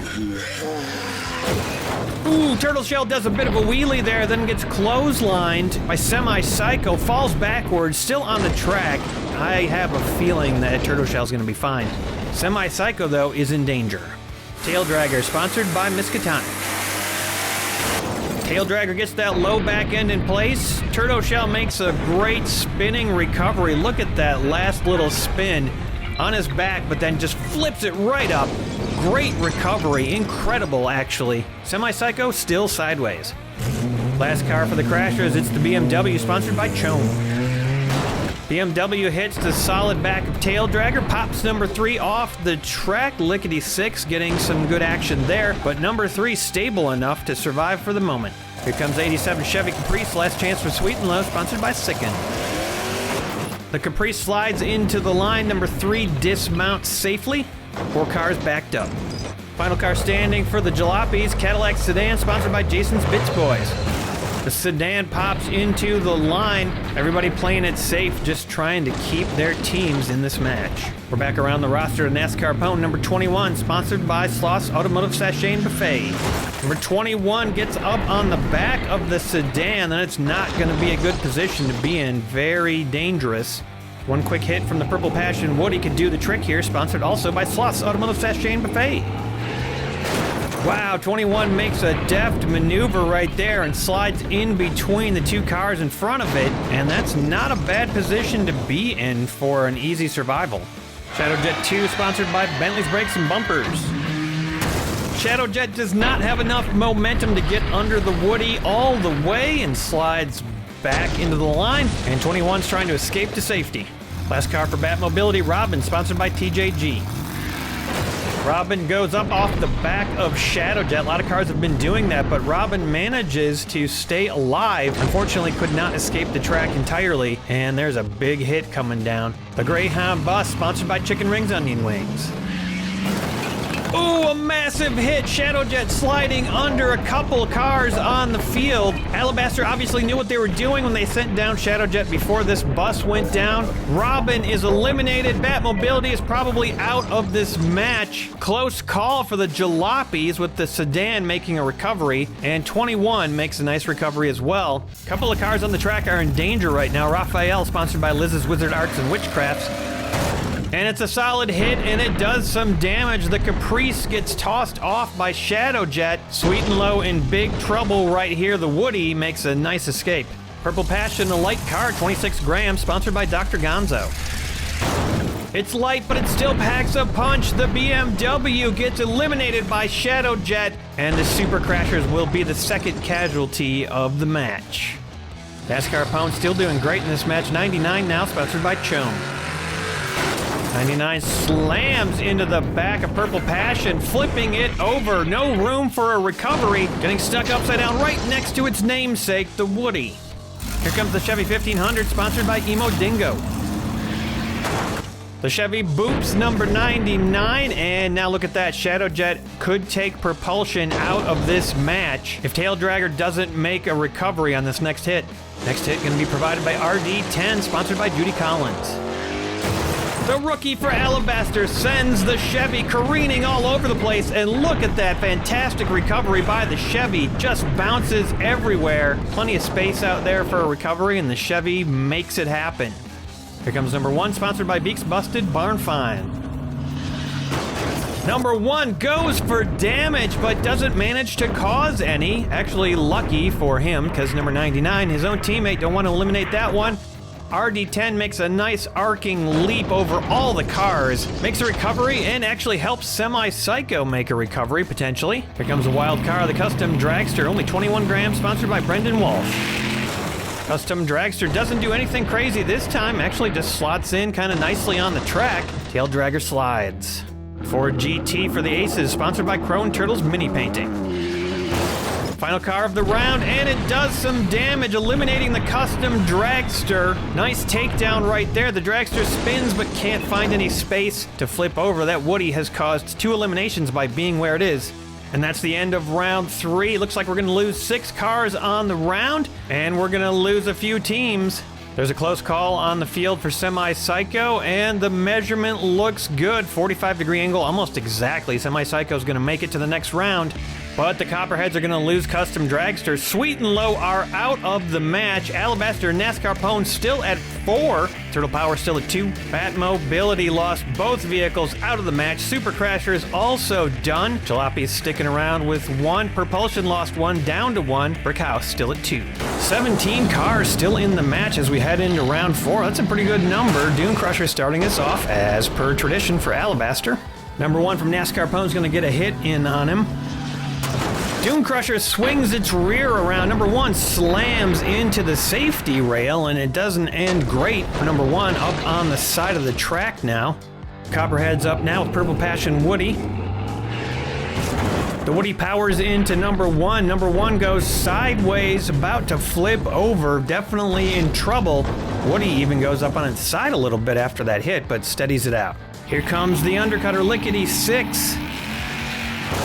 Lickety-Six strikes and 2 cars go down. Both cars tipping over and getting eliminated here, unless they get really lucky.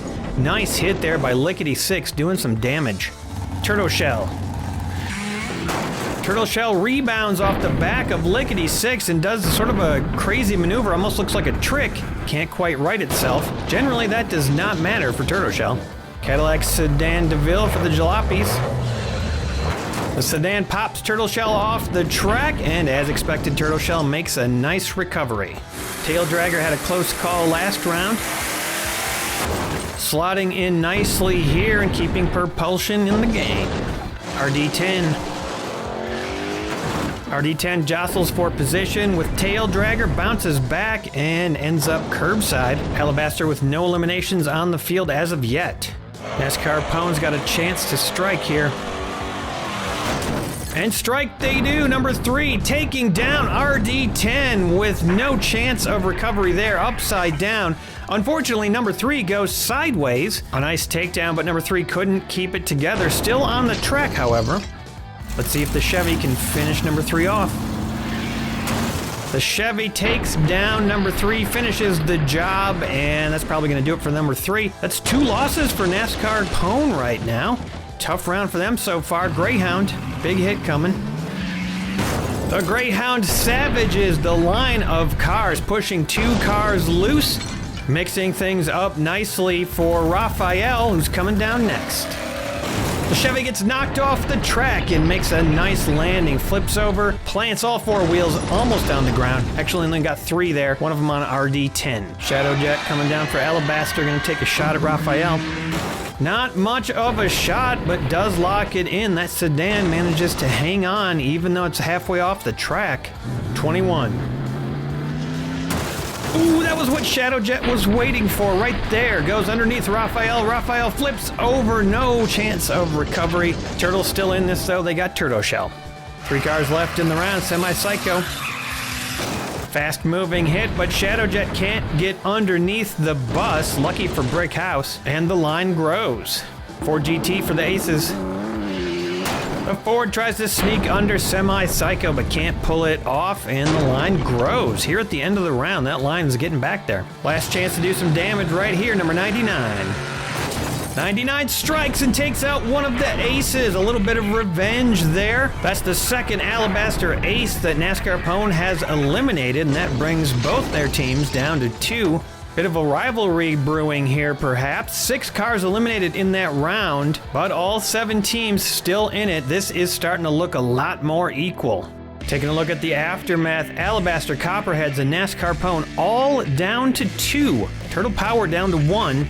Propulsion and Joust and Jalopy still at 1, and Brick House stays at 2. That's 4 teams with 2 cars still remaining. It's anybody's match as we head into round 5. All the cars that had 4 remaining at the start of round 3 now brought back down to earth with 2 each.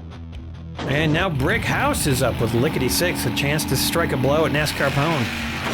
Lickety-Six does just that, knocks 21 off the track. 21 is near sideways, I'd say. Might still be able to eke a recovery out of this.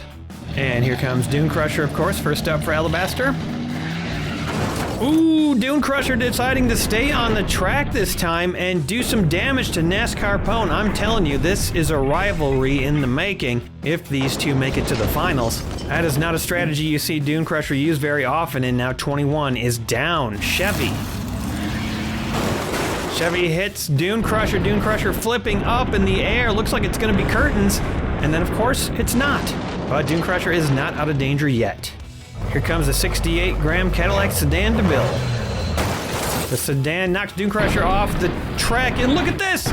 21 recovers! Dune Crusher actually ends up pushing it over as it vacates the track. Wow, huge mistake right there. Or maybe they didn't want to start this rivalry up. I don't know, but that seems like a bad move. Tail Dragger launches the Chevy off of Dune Crusher, and the Chevy cannot recover. It gets stuck on 21, and after all those amazing recoveries, this could be it for the Chevy. Turtle Shell. Turtle Shell hits the back of Tail Dragger, doesn't go off the back of it. Looks like it would, but it just kind of slides down on his head and locks it in. Here comes 99. 99 boots Turtle Shell off the track. Turtle Shell making a nice bound and landing. That'll keep Turtle Power in this match for another round. Here comes the line breaker Greyhound. The Greyhound smashes into the line, ooh, and causes the demise, potentially, of Lickety Six, its own teammate. That sedan makes a great balance on the edge of the track and looks pretty safe right now, but Lickety Six is in trouble. Shadowjet. Shadowjet can't get under the bus, slides the line forward. Lickety Six tries to recover, but can't quite make it. And suddenly we're already at the last car of the round, Semi-Psycho. Semi-Psycho, wow, that was a close one, but that's going to keep Copperheads in the match. Doesn't cause any damage, and Lickety Six is close right here. That looks like a measurement to me. The Chevy is definitely out for Copperheads. Looking at the measurement here, looks like Lickety Six is just under the 45-degree angle, so going to stay in for another round. Let's take a look at the aftermath. Copperheads are down to 1, Alabaster, NASCAR, Pone, and Brick House all at 2 still. Turtle Power, Propulsion, and Jousting Jalopies all at 1. There's still 7 teams in this as we head into round 6. There's not really any clear front runners here as Doom Crusher takes to the field, almost evacuates the track, can't quite do it all the way. We've got a lot of good survivors amongst these teams. I have a feeling we're gonna have to increase those speeds a little bit at some point to get all the eliminations necessary to get down to 3 teams. Brick House looking like the team with the most offense right now as Lickety Six sends 21 up into the safety area. No damage done there. Turtle Shell gets some bounce back off Lickety Six. Lickety Six goes curbside and Turtle Shell upside down on the track, but we know that turtle's just playing dead. Nonetheless, Tail Dragger's got a chance here to do some damage. Oh, Turtle Shell somehow does not make a recovery. Tail Dragger gives it just enough impetus to hit the crates, bounce back, and not make a recovery. This could be it for the Turtles. Copperhead's down to just Semi-Psycho. Semi-Psycho whacks Tail Dragger up to the front, but can't do any damage. Backs away a little bit. Sedan. The sedan sends Semi-Psycho off the track. Semi-Psycho does not flip over. Looking a little close to sideways right there. Definitely too close for comfort. Shadowjet. Shadowjet slips underneath the sedan, but the sedan refuses to get off the track. But we know that other cars like to use Shadowjet to their advantage. And that's what 99 does. Takes out the sedan via Shadowjet. Almost gets under Tail Dragger there. And that sedan is done. It looks like the Jousting Jalopies have jousted their last for this season. 1 car left in the round. It's a big one, the Greyhound. The Greyhound slams into the line and boots Tail Dragger out. What a crazy bounce that took. Somehow Tail Dragger keeping the balance and landing upright on top of Evil Weevil. And it looks like we're finally going to lose a couple teams in this round. We're going to have to take a measurement on Semi-Psycho to see if Copperheads stay in the match. Another close call right there, almost exactly 45 degrees. But that's enough degrees to keep Copperheads in the match. Alabaster, NASCAR, Pone still at 2. Turtle Power out of this match. Jousting Jalopies also out. Brick House still at 2 and Propulsion at 1. We've got 8 cars left as we head into round 7, starting off with Brick House. They've opted to go with Lickety Six first. Maybe they don't think that Evil Weevil can stop that bus from careening off the track with the heaviness. I don't know though, I think they might be underestimating Evil Weevil's buffering ability. Doom Crusher slams into Evil Weevil and does its customary escape from the track. Lands right side up, assuring the Aces one more round of competition. Here comes 21. NASCAR Pone trying to take down Lickety Six, but can't do it. Lickety Six bounces away, stays balanced, and escapes. Semi-Psycho. Semi-Psycho tries to flip number 21. 21 goes up, but does not go over. Stays nice and stable. These NASCAR Pone cars showing some survivability. Tail Dragger tightens the line. 21 up on the top of Semi-Psycho. That could be a dangerous position, especially with the 101 gram hit they're about to take. A huge slam, but somehow both cars surviving. 21 flips over, tries to take out Semi-Psycho in the process. Semi-Psycho is not having it. Flips back over and tries to get off the track. Both cars halfway off. Amazing. Shadowjet. As we know, Shadowjet can't get underneath that bus and just kind of wobbles there a little bit. The other cars are trying to slide off. Final car of the round is going to be 99. Got to be careful here. 99 is careful, and ooh, that was a close one for Tail Dragger, but everybody survives, and you know what time it is. Time to kick it into high gear. Round 8, all the cars are going to increase their speed. We're going to get some action this time. It worked last time, so Lickety Six goes down first again, and here comes 21. 21 tightens up the line, and now the question is, will Dune Crusher try to escape or try to do some damage? Dune Crusher does a little bit of both, knocks 21 in the hinder. 21 goes curbside, and Dune Crusher is definitely not in a great position right here. We'll see if it matters or not. And no, it doesn't. Dune Crusher makes a nice escape. Tail Dragger bounces backwards. 21 looking particularly vulnerable here as we get ready for Semi-Psycho to take to the stage. Semi-Psycho not quite heavy enough to do the damage necessary here to 21, but it's still not out of the woods. Here comes the big boy. The Greyhound scores a massive hit. It takes down 2 vehicles. Unfortunately, it goes down in the process, takes out its own teammate, as well as Semi-Psycho. 21 makes a spectacular recovery, and somehow Tail Dragger comes out of that, just going curbside. There's still 2 cars to come down, but right now 2 teams are out of this. 99 slams into the bus, and look at that. Semi-Psycho makes an amazing recovery. Last second recovery. The bus tries and struggles to recover, but can't do it yet. One more hit to come here, though. Shadowjet. Oh, wow. Nice hit there. 99 goes up and over, bounces off the bus. The bus is finished, though, and Brickhouse are out. 99 also out. And what a round that was. We're going to lose 3 cars and 1 team. Let's take a look at the aftermath. Brickhouse has eliminated themselves from the competition. Alabaster Aces still have 2. NASCAR Pone lost 1. Copperheads and Propulsion still in this. 1 more team's got to get eliminated. So let's plunge deep into round 9 and see what happens. Alabaster doing well with 2 as... Oh, wow, look at that. Dune Crusher finally runs out of luck and flips over upside down off the side of the track. Could this be the end for Alabaster? Dune Crusher could not handle the increased speed right there off Evil Weevil. Tail Dragger boots Evil Weevil into the safety spot and takes position on the track a little ways back. NASCAR Pone just down to number 21. 21 lines it up behind Tail Dragger, preparing for the next hit. It's going to be from Semi-Psycho, who narrowly escaped last round. Semi-Psycho just slots in, and now we got a nice tight line. And here comes Shadowjet.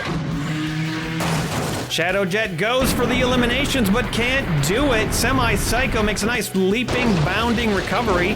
That looks like it's probably not beyond 45 degrees. And 21 manages to stay alive as well. So no teams eliminated in this round. But now everybody is on the same level. 1 car left for all 4 remaining teams. This will change up the running order a little bit. We're starting off with the Copperheads. And it's going to be Alabaster Aces, Propulsion, and NASCAR Pone. Here comes Shadowjet. Shadowjet just slides right under Semi-Psycho. Semi-Psycho should have tried to get off the track there, but couldn't quite manage it. Tail Dragger's got a chance to do some damage here. Tail Dragger doesn't do it. Semi-Psycho gets bobbled into the crates, and normally cars cannot make a great recovery after hitting these crates, but Semi-Psycho, man, that car has got some great agility. 21. Just a nice little punch, and look at that. Tail Dragger gets bopped up on the top of Shadowjet, tips over and is out of the competition. Propulsion has been eliminated. That was the final car. Sometimes these NASCAR Pone cars have just the right amount of oomph to cause this kind of damage to cars that have been impervious to it before. And just like that, we are down to 3 teams. Congrats to our winners, Alabaster Aces, NASCAR Pone, and the Copperheads. Winnebago doing some product placement or something right there, I think. After an eventful match, they will join these 6 other teams in the finals, but there's still room for one additional team. Now, normally the 4th place, highest points would move on, but it's time for a last chance runoff instead. Sponsored by, of course, Junkyard Joust. Choosing a winner with points is for babies. Instead, the top 5 teams that didn't make it are gonna have to fight it out to see who gets into the finals. You're gonna want to stock up on your Junkyard Joust for this match. Forget about your fancy coffees or your sickly energy drinks. Junkyard Joust is the only thing you can drink and still respect yourself in the morning. Become the master of all you survey. Junkyard Joust! Solaire slices and dices. 2 eliminations on that hit. Dark Rider and Power Rocket. Oh, the rookie sacrifices itself to take down Gloke and Dagger and Glow to Hell. Power Rocket slams into Thor and uses the safety barrier as a wedge. The Greyhound scores a massive hit and takes down 2 vehicles. Unfortunately, it goes down in the process, takes out its own teammate. Just a nice little punch, and look at that. Tail Dragger tips over and is out of the competition. Propulsion has been eliminated. 5 teams that were all incredibly close to getting to the finals. They all get one more shot at it tonight on the Junkyard Joust. Hi everybody, I'm Aaron Yonda. It's time for some Junkyard Joust. Junkyard Joust put up the sponsorship money, so we took it. The Junkyard needed it, and now we're doing the Junkyard Joust runoff. It's possible you'll notice a few changes here and there that Junkyard Joust demanded that we make, but they're all for the best, I'm sure. Let's take a look at our teams. First up, sponsored by Chicken Rings, Onion Wings, it's Brick House. The all-glowing team of Glow to Hell. Purple has never looked cooler than on Propulsion's latest iteration. Drive-Through Demons, a team that would have gone to the finals if not for Junkyard Joust changing the rules with cash. And the Thunderlords, who had the most points of any team that didn't make it into the finals. Some say it was the leader's curse. I've been contractually required to read this message from Junkyard Joust. Jousting builds up a mean thirst. That's why real jousters choose Junkyard Joust. Did you drink something other than Junkyard Joust today? Then you made a mistake. But don't worry, Junkyard Joust forgives you. At least for now. Alright, now that that's out of the way, it's time to joust. Rockbuster, sponsored by Chicken Rings, Onion Wings, hitting the track first for Brick House. There was your running order. Okay, yeah, Junkyard Joust, our sponsor for today. Great. Tail Dragger's up next, sponsored by the Miskatonic Automotive Club for Propulsion. Tail Dragger, what is happening with camera 3? Oh, Tail Dragger lines up on the track right behind Rockbuster. A good run there. I don't know what's going on with camera 3. Hopefully we can get that fixed. Captain America now for the Thunderlords, starting them off. Sponsored by Sid from Cybertron. Oh, wow, what a hit from Captain America, turning over sideways, and that is something you don't see that vehicle do almost ever, but something about Tail Dragger has messed up Captain America. Okay, yeah, Junkyard Joust. Dark Rider now for the Drive-Through Demon, sponsored by DYW Production Labs. Please keep the cameras on the action. Captain America booted off the track, still sideways. This is big trouble starting early for the Thunderlords. Even Tail Dragger looks sideways right there. That could be big trouble. Nitro Door Slammer first up for Glow to Hell, sponsored by Chorgoth the Infinite Horror. Nitro Door Slammer actually manages to do Brick House a huge favor. Troy and the Rockbuster flip over upright, and they are looking like they survived the round. Lucky tap right there. Spider-Man's up now, sponsored by Chicken Rings, Onion Wings. Spider-Man gets under Nitro Door Slammer, and Nitro Door Slammer goes up, bounces, flips over, cannot make a recovery. Not out of it yet, though. Purple Passion, sponsored by Dr. Gonzo. Purple Passion knocks Spider-Man pretty gently off the track. Spider-Man not completely off though, still in danger. Here comes Thor, sponsored by Judy Collins. Thor gets under Purple Passion, causes the chain reaction. Spider-Man flips and twirls around and rights Nitro Door Slammer.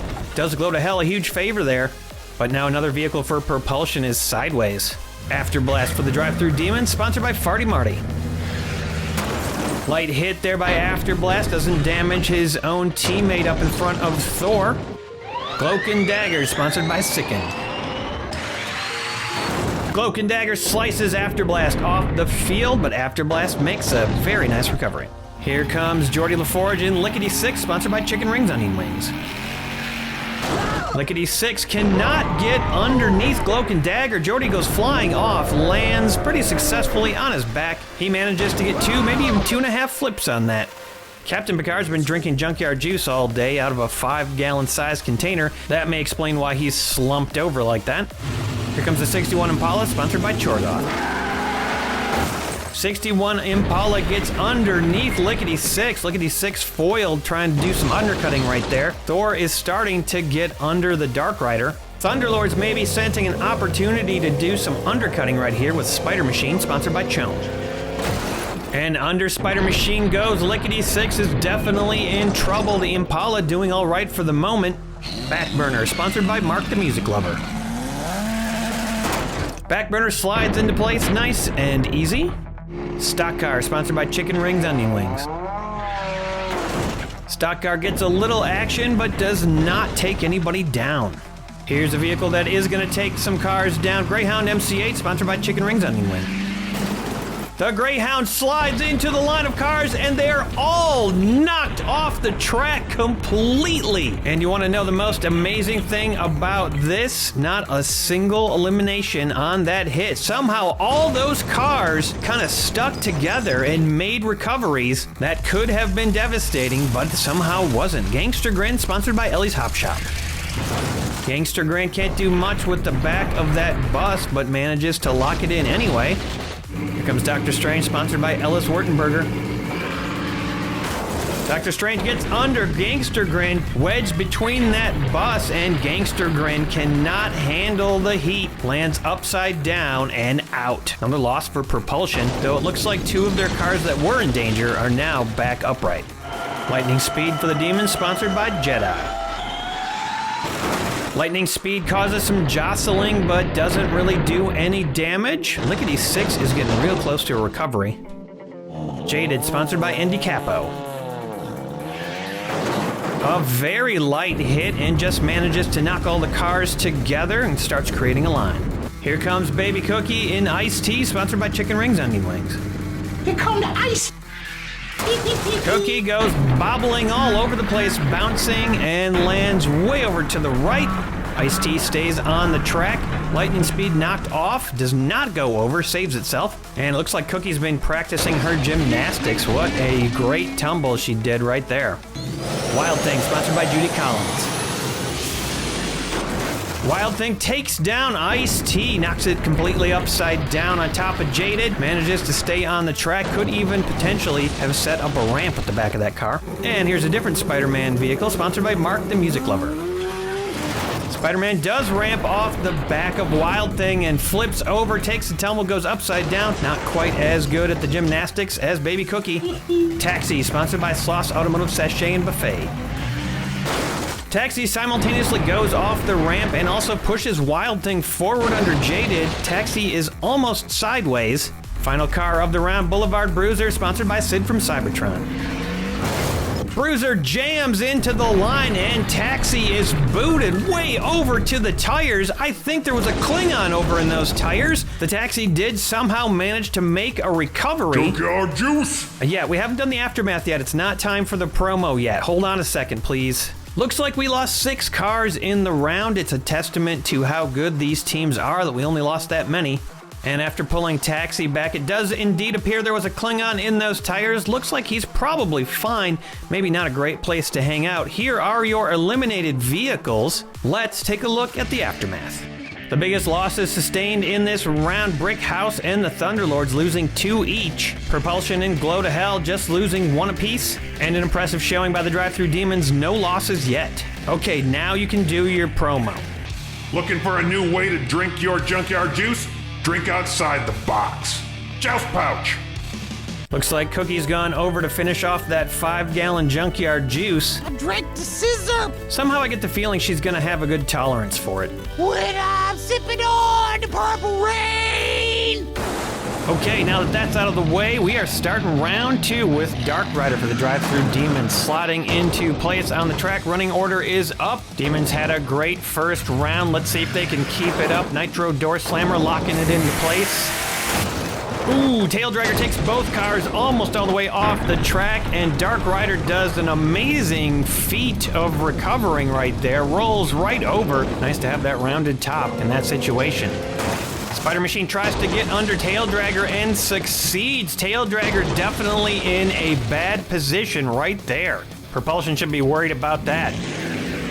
Spider-Man slams into the cars, and that's that. Tail Dragger is turned out and sideways. Spider Machine backs off the track, keeping it level. Afterblast launches Spider-Man over Tail Dragger, almost gives Tail Dragger a second chance at life, but it doesn't happen. Good landing by Spider-Man, though. Stock car gets underneath Afterblast, but another nice backing off recovery from Afterblast. Tough car to eliminate. Purple Passion drives up on top of Stock Car. I don't know what the goal of that is. Maybe just a little showing off, but let's see if it works out. Dr. Strange annihilates both cars on the track. Purple Passion tossed really high up in the air, up to a 6, lands upside down as well as Stock Car. That was a nice takedown by Dr. Strange, and that is going to help the Thunderlords out a lot. Rockbuster takes a shot at Dr. Strange, but Dr. Strange wards it off. Backburner pushes Rockbuster forward into the safety area just about. Somehow Troy hanging on and not falling out. Jaded too light of a car to do much damage here, and Backburner is safe for the moment. Wild Thing snaps all the cars into a straight line, and we got 3 cars backed up. Another light car, Thor basically just dislodges Backburner a little bit, but the next car coming down is going to do some damage. A huge hit from the bus, again, somehow failing to get any eliminations. Look at that recovery by Backburner. Amazing, very little space to work with right there, and yet somehow he pulls it out. Brickhouse hoping they could get some eliminations there and help their cause, but no luck so far. The gentlest of taps by Lightning Speed, maybe not wanting to get in any trouble right there. Boulevard Bruiser rams into Lightning Speed and starts a line. Lightning Speed curbside as well as Boulevard Bruiser. Second to last car of the round, 61 Impala. And there we go. Boulevard Bruiser makes a spectacular twisting recovery. Lightning Speed escapes to safety. No eliminations on that hit. Drive-thru Demon sending down Taxi last again, and Taxi doesn't do any more damage, but does not eliminate itself. Some good action in that round, but only 3 eliminations. Again, a testament to the level of competition we are at right here. Speaking of competition, I think Baby Cookie could outdrink Picard any day. Looks like she finished off most of that 5-gallon container, and she's fine. Bad news for Propulsion. 2 cars eliminated off their team. Taking a look at the aftermath, Propulsion down to 2. Glow to Hell and Brickhouse at 3, as well as Thunderlords. Drive-thru Demons still have not lost a vehicle. Round 3, here we go. Dark Rider starting us off again as usual for the Drive-thru Demons. Propulsion in the most danger of elimination so far, but don't count them out. Rockbuster slots in nice and solid. Nitro Door Slammer tries to push Rockbuster up on the back of Dark Rider, gets it primed and ready for the next car. Ooh, Dr. Strange tries to take down Nitro Door Slammer, but not as much luck as last round. Nitro Door Slammer backs away over in the corner by that discarded 5-gallon of Junkyard Joust. Wild Thing gets just enough oomph to knock Rockbuster off the track upside down, but also takes itself out in the process. Dr. Strange makes a nice recovery coming out of that. Looking good. That's 2 eliminations potentially. Afterblast locks it in behind Dark Rider. Good job not taking out his own teammate. Again, Spider-Man tries to take out Afterblast, but that thing has got the balance and it levels it out. A little spinning action on Afterblast, and again, Afterblast stays steady. Rockbuster almost gets pushed over.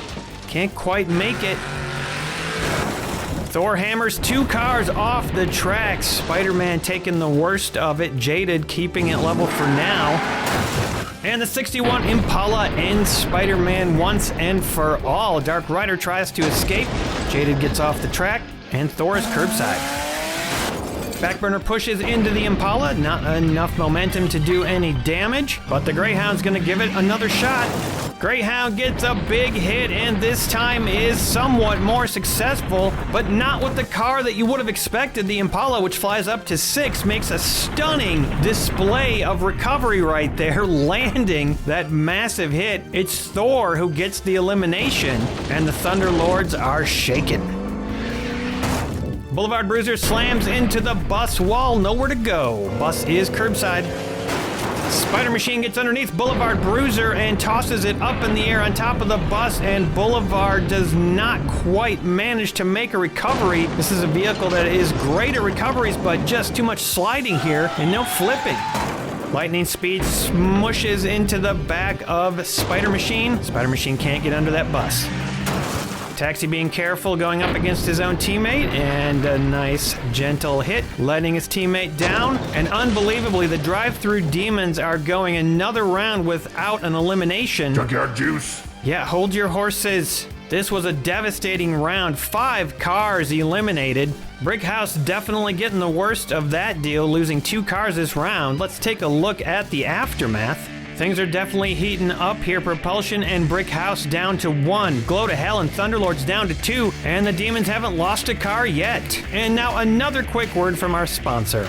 Everybody knows that Junkyard Juice comes in a box and a pouch, but those are basically just 2 sips. If you want to get your full daily serving of Junkyard Juice, get the new 5-gallon single serving size. All the Junkyard Juice you're required to drink in one day by the FDA. Junkyard Juice! Drive-through Demons, 5 alive, and they are trying to beat Thunderlord's record of keeping 5 cars alive into round 4.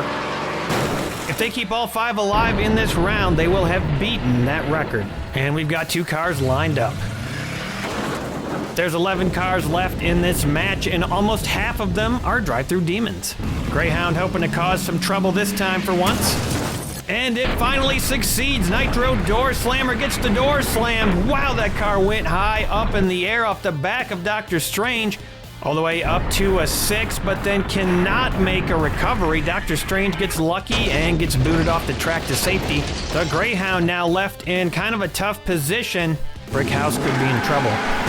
Oh, and that does the trick right there. The Impala deciding that it does not want Propulsion to be the first team out of this match or eliminated at all, takes down the Greyhound, and that will likely be it for Brickhouse. Afterblast boots the Impala off the track. Propulsion stays alive, and now Spider Machine has a chance to stop the drive-through Demons from breaking their record. No dice, both cars with a fantastic recovery, flipping right over after that hit. Wow, amazing job there. The drive-through Demons are just blowing the competition away with their survivability. And now the final 3 cars going down in round 4 are gonna all be drive-through Demons. Ooh, a rough hit by Lightning Speed on Backburner, and Backburner is definitely in trouble here, but Taxi could potentially save that car with a big enough hit that will push it back down upright. Amazingly perfect hit! Taxi knocks both of his teammates off the track, and they recover, and the drive-through Demons have broken the Thunderlord's record. They're gonna be going into round 5 with 5 cars remaining. There's our 2 eliminated. Taking a look at the aftermath, Brickhouse is out of the competition. Propulsion and Glow to Hell at 1, Thunderlords at 2, Drive-Through Demons just walking away with it right now. They don't have much for offense, but they have all the survivability they need, and they are dominating in this competition. But as we know here at the Junkyard Joust, things can turn around. There's a couple undercutters in the match still. You never know what's going to happen. And now we've got 3 cars lined up on the track. A little bump from Jaded. The Impala stays clean. Jaded tries to escape the track, can't quite make it off. That could end up being a big mistake. Afterblast cannot capitalize on that mistake by Jaded. Almost gets underneath the Impala. No eliminations yet. Spider Machine wants to change that. And Spider Machine can't do it. Again, Afterblast just making a spectacular recovery, and the Impala is in deep doo-doo. 3 Demons left to go down the track, back to back, Backburner. An ineffective push by Backburner, and the Impala looks like it might make it out of this round alive. Lightning Speed pushes his own teammate off the track to safety, and the Impala is definitely looking like it is in trouble right here. Final car of the round, gonna be the Taxi. Oh, a surprisingly effective hit by the Taxi. Does not take out his own teammate, but he does take out Propulsion from this competition. And Dr. Strange is out of magic. 2 eliminations right at the end. And now we are down to just 3 teams. Look at this. Drive-Thru Demons going into round 6 with 5. Thunderlords and Glow to Hell hanging on with 1 car apiece. So the daily recommended intake of Junkyard Juice is 5 gallons. Wow. And if that's not the Food and Drug Administration, I gotta wonder what FDA stands for. Who would recommend 5 gallons of Junkyard Juice in a day? Well, as usual, the Drive-Thru Demons are starting us off. Now, they're going to have to be careful they don't start eliminating their own teammates, because they're almost in a battle against themselves at this point. Dark Rider doing a nice job of escaping that shot from Spider Machine. Jaded tries to take down the Spider Machine final entrant for Glow to Hell. Those 2 cars should probably band together at this point. Ooh, a close call there for Spider Machine, but it manages to back off the track, and it's going to keep Thunderlords in this match for another round. Oh, a big no-no there by Backburner. Afterblast is sideways. Will it stay like that, though? We've seen this before. Maybe it won't. Lightning Speed carefully removes Backburner from the track. They don't want to lose another car to friendly fire. And another careful removal there by Taxi, taking Lightning Speed off the track. But that is going to be 1 elimination. Drive-Thru Demons starting to show a crack, as they are most of the cars left in this match. That'll take them down to 4. We're going to head right into round 7. The Demons being consistent here, sending down Dark Rider as usual. And now it's time for Glow to Hell's last entrant, Jaded. Jaded can't do any damage, but gets halfway off the track. Perilous position right there. Spider Machine could do some damage. And a nice undercut there by Spider Machine, and yes, it does do some damage. Jaded flipped over upside down. Glow to Hell potentially out of this match right now. If the Demons can take out Spider Machine, they will walk away with a victory. Nothing there from Backburner. Lightning Speed does a little lift and pushes Backburner off the track. Will Taxi have enough oomph to do anything? No, nothing happening there, and we're going to end this round losing another team. It's going to be the Thunderlords versus the Drive-Thru Demons to see who goes to the finals. Glow to Hell made it all the way to round 7, and now we're going to round 8, Demons versus Lords.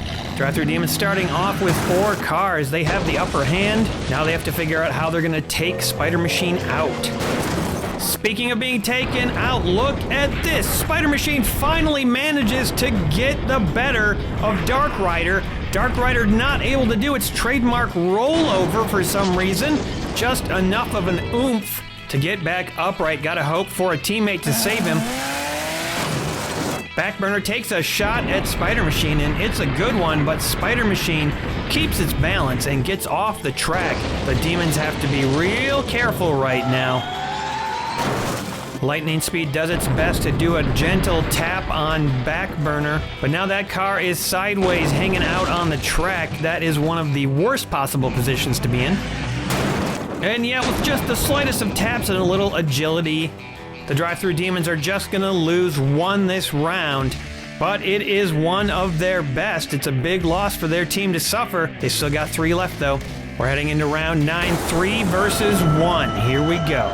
Lightning Speed chosen to replace Dark Rider as the first car down the track. Can Spider Machine do it again? And it looks like sending down Lightning Speed first was a great choice for the Demons. Lightning Speed making a great rollover and recovery. Backburner gets another shot at Spider Machine. Backburner, not much happening this time, although Spider Machine is curbside. Something could happen here. Ooh, not quite enough power to get Spider Machine up and over. That means no eliminations on the round. We're gonna jump straight into round 10, and all the cars must increase their speed. That means Lightning Speed gonna add a little bit more lightning to its speed. And now Spider Machine gets another shot. Spider Machine takes the shot. It's a good one, but Lightning Speed too crafty and slides down Evil Weevil to a successful recovery.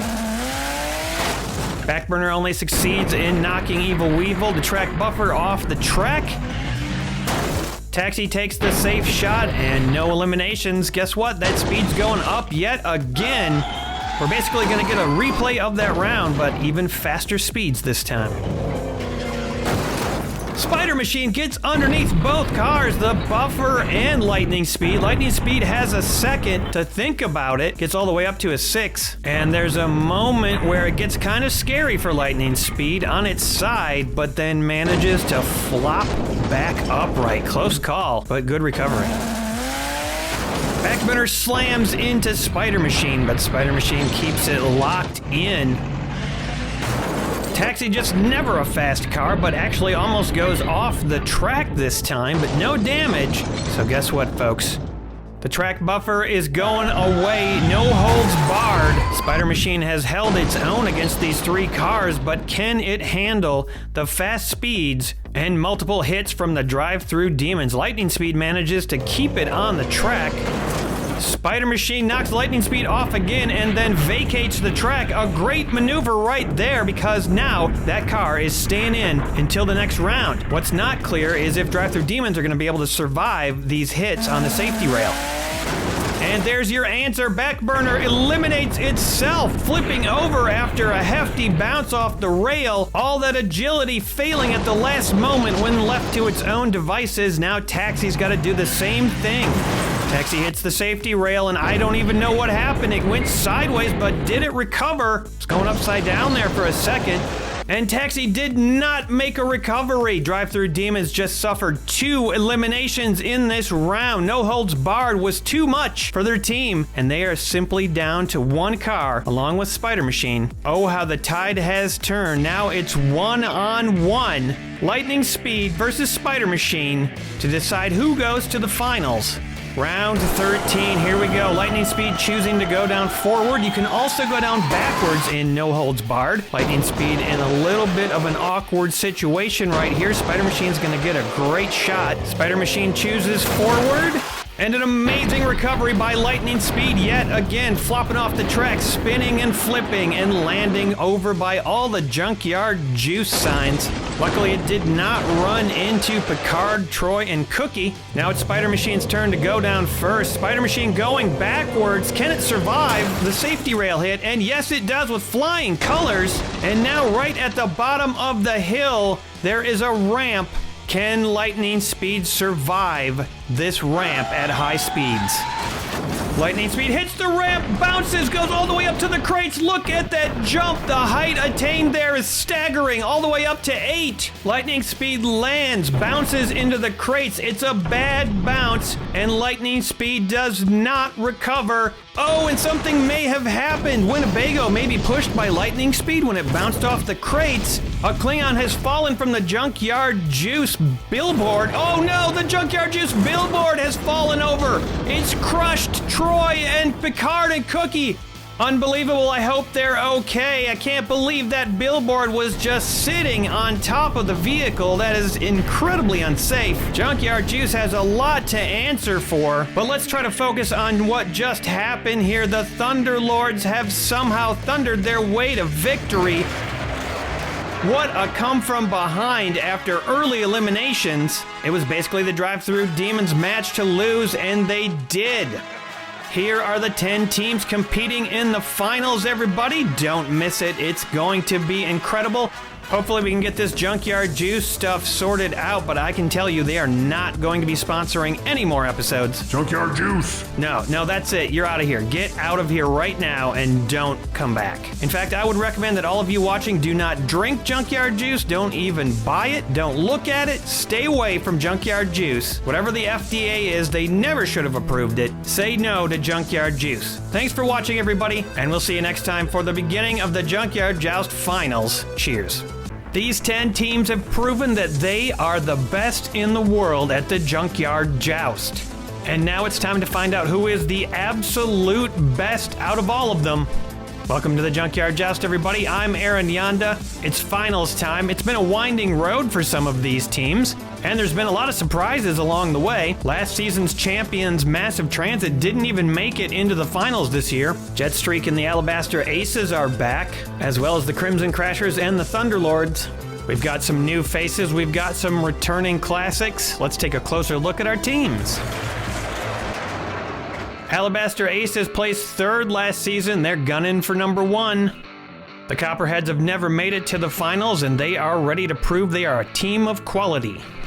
The Crimson Crashers have been creeping up the places in the finals. They got a 5th, they got a 4th, and a lot of people think they've got what it takes to get to number 1 this year. Emerald Undercurrent, as always, sponsored by Random Man. They've been to the finals many times, and they're here to do it again.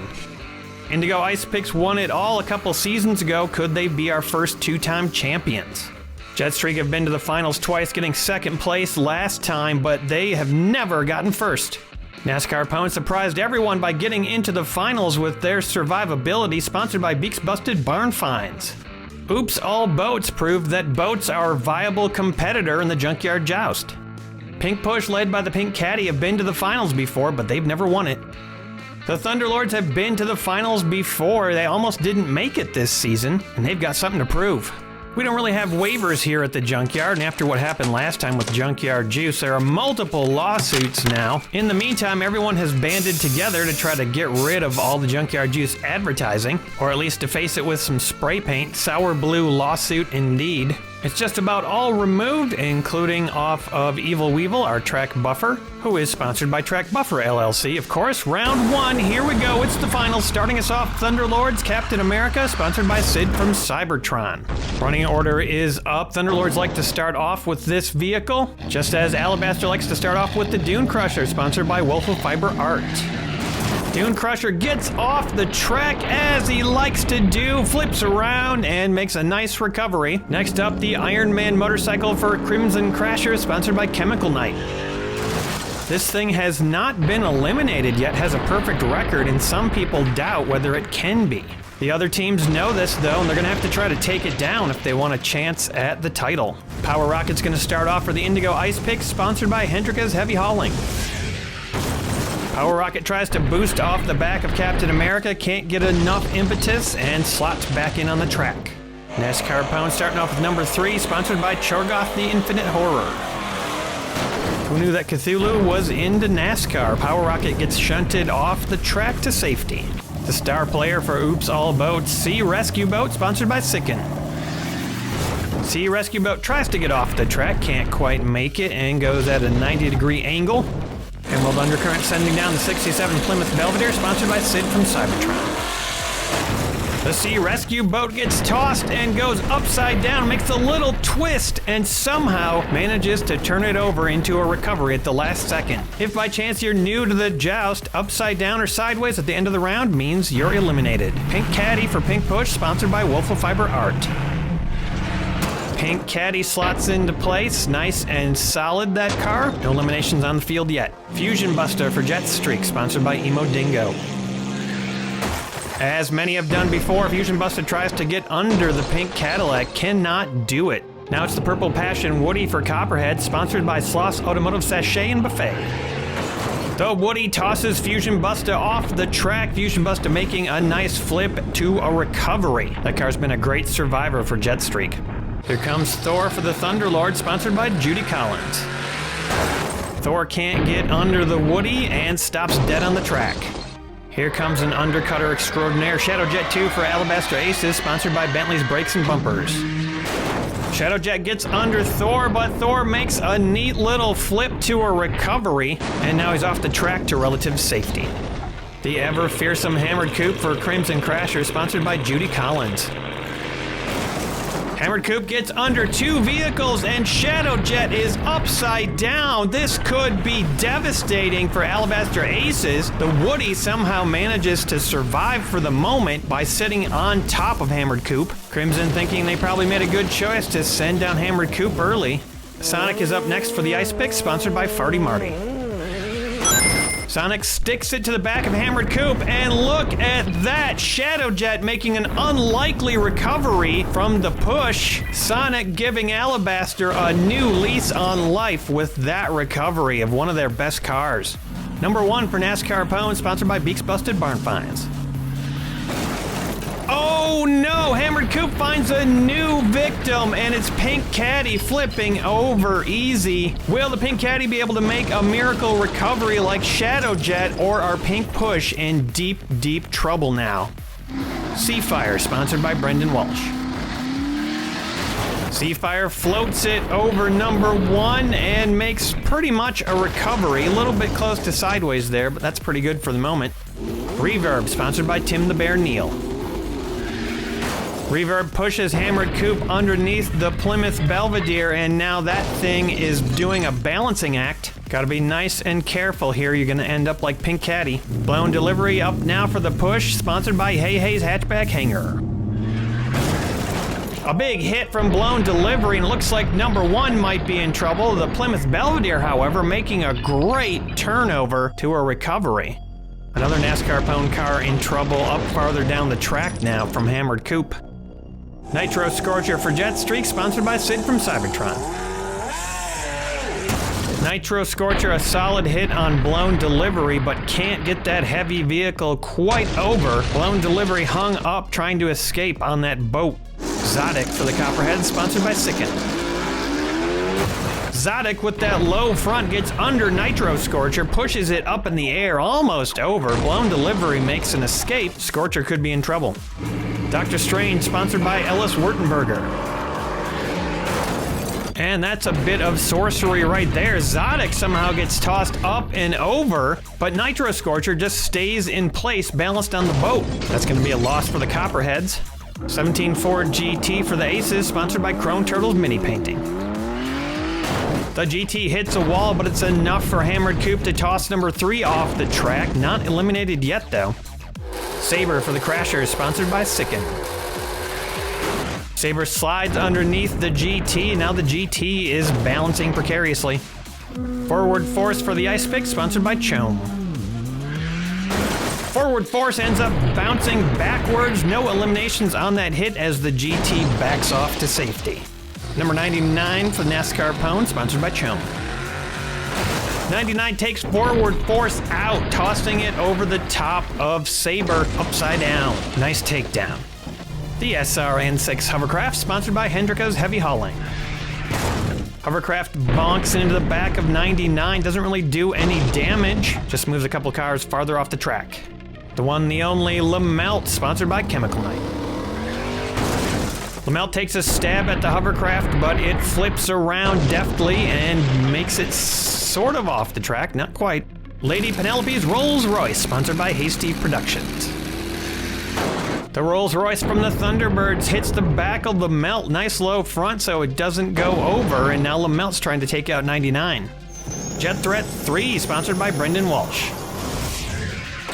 Jet Threat tries to get under Penelope's Rolls Royce, can't quite manage it all the way. Chevy 1500, sponsored by Emo Dingo. The Chevy takes advantage of the Rolls Royce and tosses it over, and Pink Push might be sustaining yet another loss right here. The hero from the Junkyard Joust runoff, Spider Machine, sponsored by Chome. Spider Machine tries to take out the Chevy, but the Chevy just goes straight up in the air, flips over after a nice bounce, goes up to a 6, and has just enough agility to land it still on the track. RD10 for the Aces, sponsored by Judy Collins. RD10 slams into the pile, and wow, did you see what happened there? Lamelt going up sideways, almost flipping over. That was really close. Emerald do not want to lose that car. Bisector, sponsored by Sid from Cybertron. RD10 does a lot of pushing. Penelope's Rolls Royce has a chance to recover, but it can't manage it, flipping back over again upside down. And there is a lot of undercutting going on the track. Revrod in blue, sponsored by Brendan Walsh. Revrod slams Bisector up under RD10. RD10 will not flip over. Bisector absorbing some of that force by bending in the middle. 55, sponsored by the Miskatonic Automotive Club. 55 boots Rev Rod off the track all the way over into the fence. Rev Rod tumbling but making a nice recovery. Nice to see Rev Rod showing some signs of its old agility. We haven't seen enough of that this season. Swamp Rat for Oops All Boats, sponsored by Carlton Hill Enterprises. Swamp Rat lodges itself onto the track, not usually what this boat does. Bisector pushed over almost sideways here. Tire Fryer for the Undercurrent, sponsored by Ellie's Hop Shop. Tire Fryer throws Swamp Rat head over keel on top of 55, and Swamp Rat settles in. Evil Twin for Pink Push, sponsored by Sloss Automotive Sachet and Buffet. Evil Twin pushes Tire Fryer up on the back of 55. Tire Fryer cannot get under for some reason, and that may prove its undoing on the next hit. Cloud Cutter for Jet Streak, sponsored by Judy Collins. Cloud Cutter gets underneath Evil Twin and may have just saved Tire Fryer a little bit right there as it settles back down. Evil Twin definitely in trouble now. Semi-Psycho, sponsored by the Miskatonic Automotive Club. Semi-Psycho pushes all the cars forward a little bit, but there is a glut right now and it's hard to make any progress. Spider-Man for the Thunderlord, sponsored by Mark the Music Lover. Too much traffic and Spider-Man comes to a dead stop. Spider Machine vainly trying to get under some more cars up farther down the track. Formula Special, sponsored by Eldergrown. Formula tosses Spider-Man up on top of Semi-Psycho. Yet another car doing a balancing act here. Let's see how it works out. Oh boy, here comes Solaire for the Crashers. The Assassin is back, sponsored by Brendan Walsh. Solaire carves under the line of cars, and that, my friends, is Triple takedown. Formula Special making it all the way up to a 7 on its way to doom. 4 cars affected by that hit, only Semi-Psycho making it out alive. One of the biggest offensive weapons on any team. That car is nasty. Skull Crusher, sponsored by Ellis Wurtenberger. Skull Crusher pushes into Solaire, cannot get much going, just a little wedge underneath. Here comes 21, sponsored by Sloss Automotive. Ooh, 21 pushes Skull Crusher underneath Solaire, and Solaire slides to what is very close to sideways. Crimson does not want to lose that vehicle. Rescue Boat, sponsored by Wolf of Fiber Art. Rescue Boat forces its way under 21. Cloud Cutter goes up and not over. Solaire slides more sideways. Here comes Phastasm, sponsored by Dr. Gonzo. Oh, a penetrating hit there from Phastasm, and 21 and Solaire are both tossed. Solaire is over and upside down. It does not look good. Crimson Crasher's got to be sweating. 57 Thunderbird for Pink Push, sponsored by Jason's Bits Boys. Thunderbird tries to take down Phastasm. Phastasm upside down. The Rescue Boat tries to slide down to safety. Greased Lightning for Jet Streak, sponsored by Judy Collins. Greased Lightning tosses Phastasm back upright and is underneath the Thunderbird. Surprisingly, no eliminations from that car. In fact, just one recovery. Final car of the round, Custom Dragster, sponsored by Brendan Walsh. Custom Dragster does no damage, does not self-eliminate, plays it safe. A surprisingly low number of eliminations in this round, only 12. A lot of cars doing a great job of surviving. One nice thing that came out of the Junkyard Joust sponsorship, we have a new measuring tool to measure 45-degree angles. Looks like number 3 for NASCAR Pone will be staying in. Here's all the eliminated cars from this round. Let's take a look at the aftermath. Pink Push definitely in trouble with the loss of the Caddy and 2 other vehicles. Crimson Crashers lost 2, including Solaire. Ice Picks lost 1. Oops All Boats and Jet Streak did not lose a car. The same goes for Emerald Undercurrent. NASCAR Pone took heavy losses, 3 on the round. Copperheads, Thunderlords, and Alabaster each lost 1. Nearly all the Junkyard Joust logos have been removed, a couple of them proving a little difficult to take down here. But it looks like Cookie is having fun taking that one down. Time for round 2. Still got 38 cars in this competition. 3 teams still have 5 cars remaining. Sea Rescue Boat escapes the track, ensuring survival to next round. Fusion Buster flies on past and knocks Evil Weevil off the track, takes his place up at the front. Curbside though, which is a little dangerous. especially when it's LaMelt coming down the track. Wow, Emerald Undercurrent making a bold choice there and taking down Fusion Buster early on in this match. They jumped on that opportunity and it paid off. Dune Crusher leaps off the back of LaMelt, and look at that, makes a recovery, backs down the track. Unbelievable. Look at the agility there by that vehicle. Always fun to watch. Sonic clamps onto LaMelt's fin and sends Dune Crusher off the track to a successful recovery. Good choice to send Sonic down and avoid that fin. Copperheads send down the Purple Passion Woody and it slots in nicely. Sonic manages to stay locked in. 102 gram hit from Captain America, not enough to dislodge any cars even though it was close. And a classic dismount from the track by Iron Man right there, just gets away and off to safety. Big question on everyone's mind, can that motorcycle be eliminated? One of the last two remaining cars for Pink Push, the 57 Thunderbird slots in. Number 99 for NASCAR Pone goes curbside. NASCAR Pone in trouble here. They're not used to all this undercutting. In the match that got them into the finals, there wasn't a whole lot of that going on. The hovercraft might have just helped NASCAR Pone. Number 99 almost sinks back down in the track. And a nice takedown by Nitro Scorcher. The hovercraft gets flipped over upside down. That could be the first elimination for Oops All Boats.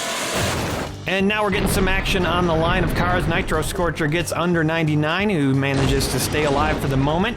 And the Plymouth goes up on the back of Scorcher.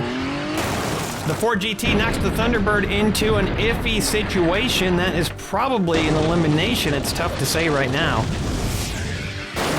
Power Rocket pops the GT up in the air and starts a little pile going. Plymouth Belvedere escapes to safety. Semi-Psycho slaps Power Rocket off the track. Power Rocket keeps it stable for the moment. Whoa, a big hit there by Thor, and two vehicles taken down from that hit. The GT and Nitro Scorcher, kind of hard to tell. The Nitro Scorcher is upside down, but yeah, it is. And that is going to be another loss for Jetstreak, and also one for Alabaster.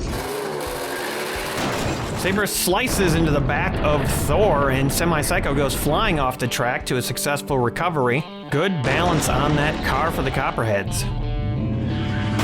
A huge push from Blown Delivery, and two more cars eliminated. Crimson's gonna lose Saber, and Thor gets flipped over upside down. 95 gram hit does the trick. Pink Push getting a little payback for all the eliminations they had in round one.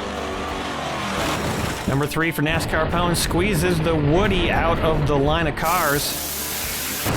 Swamp Rat gets in a tussle with number 3, can't get it off the track though. Jet Threat 3, a solid takedown of Swamp Rat right there, though that thing could still recover. Emerald tries to take out Jet Threat with Tire Fryer, but no dice. It does take out number 3 though for NASCAR Pone. And it looks to me like that Thunderbird is probably in a recovery position. RD10 does a nasty knockabout to Tire Fryer, takes it out, tosses it off the track, and it goes upside down. RD10 tries to escape, doesn't quite get all the way out though. And that's going to be a loss for Emerald. Skull Crusher bounces off the upside down number 3, can't get anywhere there, and now is curbside. The Chevy for the Copperheads knocks Skull Crusher off the track, cannot get the elimination. Dr. Strange tries a takedown on the Chevy, but is blocked. And you know Crimson's been waiting for this moment. Here comes Hammered Coupe. Hammered Coupe is ensorcelled by Dr. Strange, cannot get the takedown. Dr. Strange too wily, makes a nice recovery over by Winnebago. And Hammered Coupe is curbside, a little bit up off the track, could be a problem. Seafire, being a boat, still goes right off the back of Hammered Coupe and dives over the pile to a recovery. Grease Lightning goes almost all the way under Hammered Coupe, and Hammered Coupe is just about sideways in danger. The Chevy gets off to safety, but Hammered Coupe is paying the price for being curbside. That does not look good. Greased Lightning absorbs the hit from Reverb and stays underneath number 3.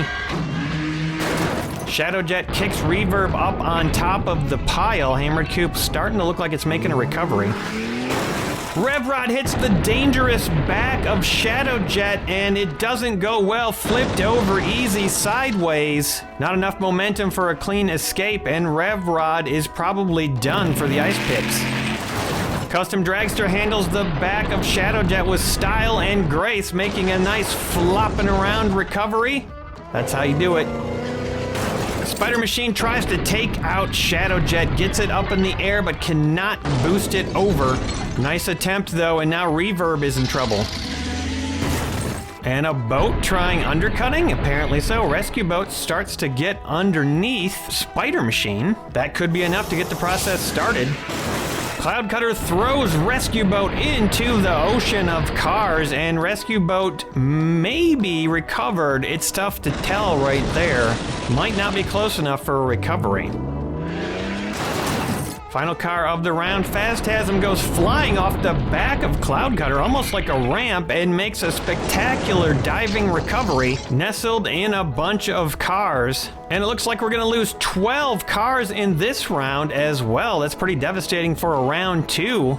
Looks like Rescue Boat will be one of them, just barely beyond the 45-degree angle with our new measuring tool. Oops All Boats lost a lot of boats in this round. They lost 3 down to 2. Crimson's down to 2. The Ice Picks lost 1, they're down to 3. Jetstreak lost 2, which puts them down to 3. And Pink Push stayed steady at 2. No teams remaining at 5 cars as Emerald goes down 2 to 3. Alabaster, NASCAR Pone, and the Thunderlords all lost 1. Copperhead stayed steady at 4. On to round 3. Things are starting to even out a little bit more, but Copperheads are still at 4, and they are leading the pack right now. All 10 teams still in it, as Captain America slots into place. Emerald sends down Phantasm first this time. Phantasm tries to escape the track. It's great when your car can do that and make sure you get on to the next round. The line buckles as Jet Threat 3 smashes into it, but nobody's given an inch. Sonic tries to force Jet Threat off the back of Captain America, doesn't quite have the force to do it. Dune Crusher decides to ride piggyback on Sonic. No eliminations yet in this round. Iron Man gives a hefty smack to Dune Crusher, and Dune Crusher goes flying off the track and recovers as per usual. Unusual part about this, Iron Man's still on the track.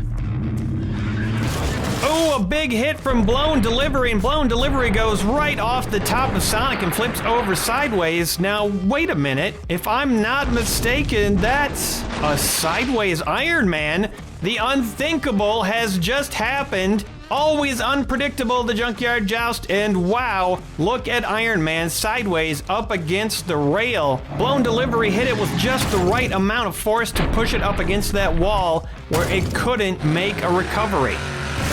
99 knocks the Sea Rescue Boat off the track, but if nobody gets over to that motorcycle, I think it's gonna stay like that. Crimson might have lost their ace in the hole. No damage on that hit from Semi-Psycho. A great slide underneath from Dr. Strange, but Semi-Psycho is ready for it. Makes a nice recovery off the track.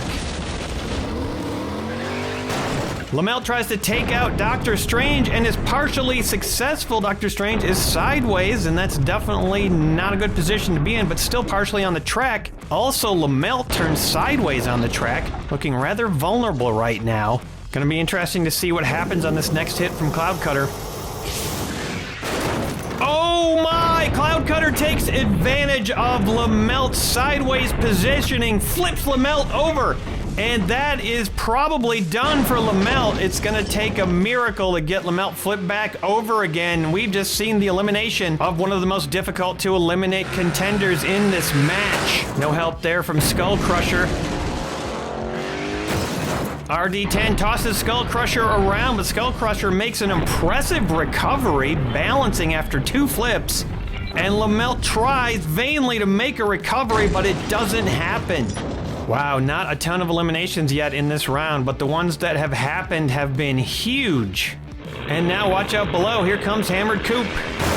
Hammered Coupe absolutely destroys the back of the line of cars. 3 vehicles affected, all 3 getting eliminated, and that's what we like to call a Triple takedown. Cloud Cutter, RD10, and 99 all taken down on that hit. Only Cloud Cutter with a chance of recovering, I'd say. And there you go, 57 Thunderbird does exactly what I thought could happen. Cloud Cutter making a little recovery. So the triple takedown does not stick. Lucky for Cloud Cutter and Jetstreak. Seafire pushes the Thunderbird off the track, and the Thunderbird goes sideways right next to Blown Delivery. Could this be it for Pink Push? Perhaps our first team eliminated in this match. Thunderbird's got to make a recovery to keep them in the match, and Seafire may be out here too. Another loss for Oops All Boats. That would leave them with just the one. Custom Dragster doesn't really do much, maybe finishes the job with Seafire. Somehow manages not to go off the back of Hammered Coupe. And look out below, here comes Spider Machine. Spider Machine lobs the Dragster into the air, but this Dragster is just incredible with the things it can do and somehow manages to land it. And Spider Machine's got Hammered Coupe on the ropes. 67 Plymouth Belvedere plows into the pile, and Hammered Coupe is in a similar situation as last round, just about sideways here. Can it pull off a recovery like last round? We shall see. Greased Lightning, a devastating takedown on the Plymouth Belvedere, and that thing is upside down and out. And look at this, Spider Machine also flipped upside down. Oh man, that could be a big loss for the Thunderlords. The thing that got them into the finals, and now it might just be out. Pretty gentle tap from Power Rocket on Greased Lightning. Greased Lightning gets pushed sideways, but nothing else major happening yet. It looks to me like Hammered Coupe may be in a survival position here. Shadow Jet tries to take out Power Rocket. Power Rocket goes up, but does not go over. Lands on top of the coupe. Final car of the round, the Chevy for Copperheads. The Chevy slams into the line, drives over the top of Shadow Jet, makes a nice little leap into our recovery. Looks like Hammered Coupe's gonna make it out of the round. Scanning the field, I'm not seeing a single Copperhead eliminated right now, which is pretty amazing. Measurement on the Thunderbird, and yep, that does it for Pink Push. They are out of the finals. And looking at the line of eliminated cars, wow, we got some big ones eliminated in this round. Unbelievably, Crimson Crasher's down to just Hammered Coupe, who's been struggling in this match. Oops All Boats down to just the Sea Rescue Boat. Indigo Ice Picks did not lose a car. Jetstreak lost one. Pink Push are done. Emerald Undercurrent loses 2 cars, including Lamelt, down to just 1. Alabaster loses 1, down to 2. NASCAR Pone's final car eliminated in that triple takedown from Hammered Coupe, and they are out of the match. Somehow the Copperheads made it out of this round unscathed. Thunderlords lost Spider Machine, and they're down to 2. We're down to just 8 teams and 16 cars left in the match. I'd love to hear your predictions on who you think is going to take it. So many big eliminations so far, and so many more to come. Join me next episode when we go until there's just 1 team remaining and crown a new world champion. I'd love it if you take a look at the Junkyard Joust Patreon and consider supporting the show so I can bring you another season. And don't forget, the Apocalypse Joust is upon us. If you'd like to send in a team or even just a car for the Apocalypse Joust, click the link in the description and message me on Discord if you have any questions. There's a whole thread devoted to it on our Discord, so join up there, that's free. All the links you need are in the description. Thanks for watching, everybody, and we'll see you next time.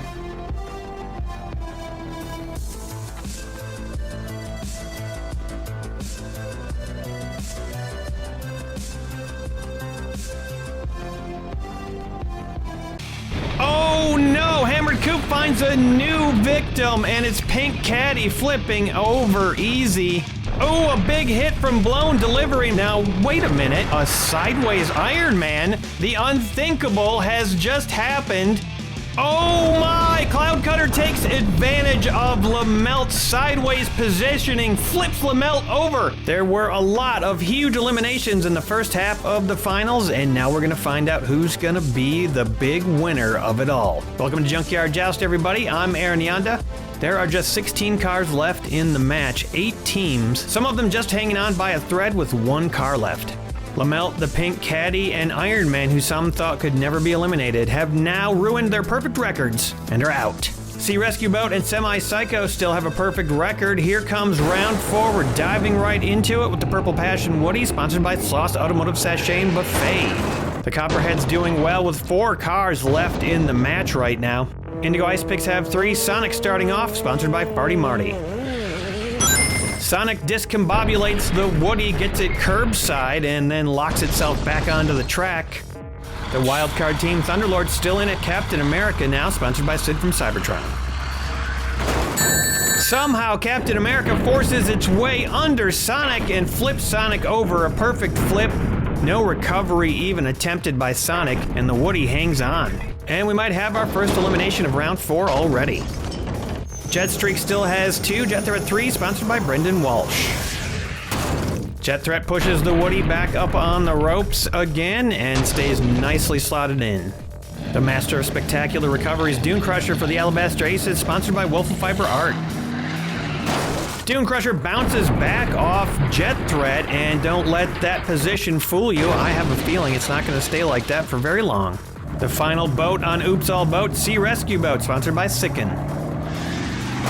Sea Rescue Boat knocks Dune Crusher into a recovery. No surprise there, and then it starts to go up in the back of Jet Threat.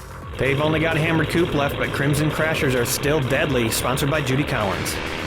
Oh, wow, Hammered Coupe does it again. Jet Threat 3 tossed off the track, turned over upside down like a pancake to cook on the other side. And Sea Rescue Boat has been pushed into an unrecoverable position unless there's some sort of miracle. That thing is stuck sideways on Evil Weevil. The last of the Emerald Undercurrent Phantasm, sponsored by Dr. Gonzo.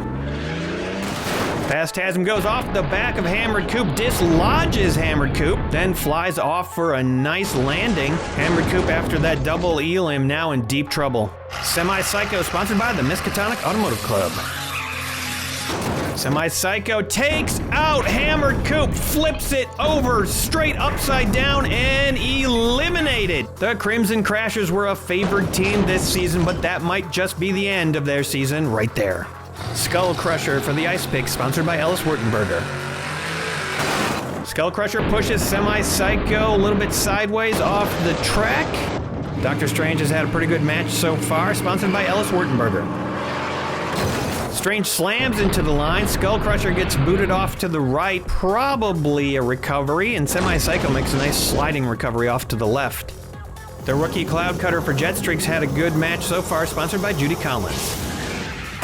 Cloud Cutter tries to take Strange out, but Strange is not having it, just very relaxed, exit the track to safety. Shadow Jet 2 now for the Aces, sponsored by Bentley's Brakes and Bumpers. Shadow Jet tries to lift Cloud Cutter off the track, doesn't have enough impetus to do it, but Cloud Cutter is loose. Copperhead sending down Custom Dragster, sponsored by Brendan Walsh. Custom Dragster goes bounding off the back of Shadow Jet. This happens a lot with the back of that car, but Custom Dragster is great at these kind of recoveries. The one and only Power Rocket, sponsored by Hendrika's Heavy Hauling. Power Rocket bounces off the back of Shadow Jet as well. Cloud Cutter escapes to safety. Power Rocket not exactly in a great position, but not upside down. Final car of round 4, Chevy 1500, sponsored by Emo Dingo. The Chevy leaps off the track to the right of Shadow Jet, right behind Skull Crusher there. That is not beyond 45 degrees, so it looks like Skull Crusher and the Chevy are moving on. Looks like we've got 4 eliminations on the round, and we are going to lose 2 teams from this match. There's your eliminations for the round. Tough to see these teams go. Let's take a look at the aftermath. Crimson and Oops All Boats are out of the competition. Jetstreak lost 1. They've only got Cloud Cutter left. Indigo Ice Picks lost 1 and are down to 2. Everybody over here stayed steady. Big story right now, Copperhead's still at 4. We're down to 12 cars, round 5. Here we go, starting off with the Copperheads, who are really smashing it right now, literally. Can anyone slow them down? And an interesting move there by Dune Crusher, does not go flying off the track like usual. Maybe that surfboard in the back of the Woody kept it on the track. Skull Crusher pushes everybody back up to the front, and the line is created. A big hit from Captain America. Dune Crusher makes a nice recovery. It looked a little iffy for a second, but then Dune Crusher tilts it over, and Skull Crusher is looking pretty stable at the moment. Cloud Cutter takes it easy, locks it in nice and safe behind Captain America. Phantasm tries to get off the track to safety, which has worked well for that vehicle so far, but it can't get over Cloud Cutter's wings. It struggles and falls back. Semi-Psycho attempts a takedown, but Phantasm is too agile for that. Look at that quick spin and a landing, keeping Emerald in the match. Shadow Jet attempts to take Semi-Psycho out of the match. Can't do it. Takedown denied. Power Rocket goes hurtling off the back of Shadow Jet. Power Rocket loves to be in this situation. What a great recovery right there. We've seen it so many times. Cloud Cutter hanging on, a nice stable dismount, but that is a precarious position for sure. Classic recovery though by Power Rocket. Doctor Strange tries to take Shadow Jet out, can't do it, bounds off the back, almost gets it off the track. No eliminations yet in this round, and we've only got a few cars left.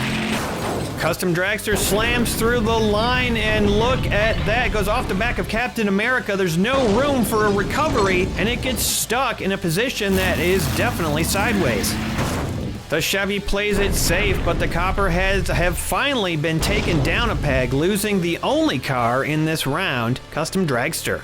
And things are starting to get tense as it really heats up here in the junkyard. The Copperheads come back to Earth just a little bit, but they are still in the lead. Catching up with the crew of the Enterprise, they have taken down all the Junkyard Joust signs and they're just enjoying the match. The Klingons have been enjoying the chicken rings and onion wings. I think they're single-handedly keeping that food cart in business. Here comes round 6, starting off as usual with the Purple Passion Woody.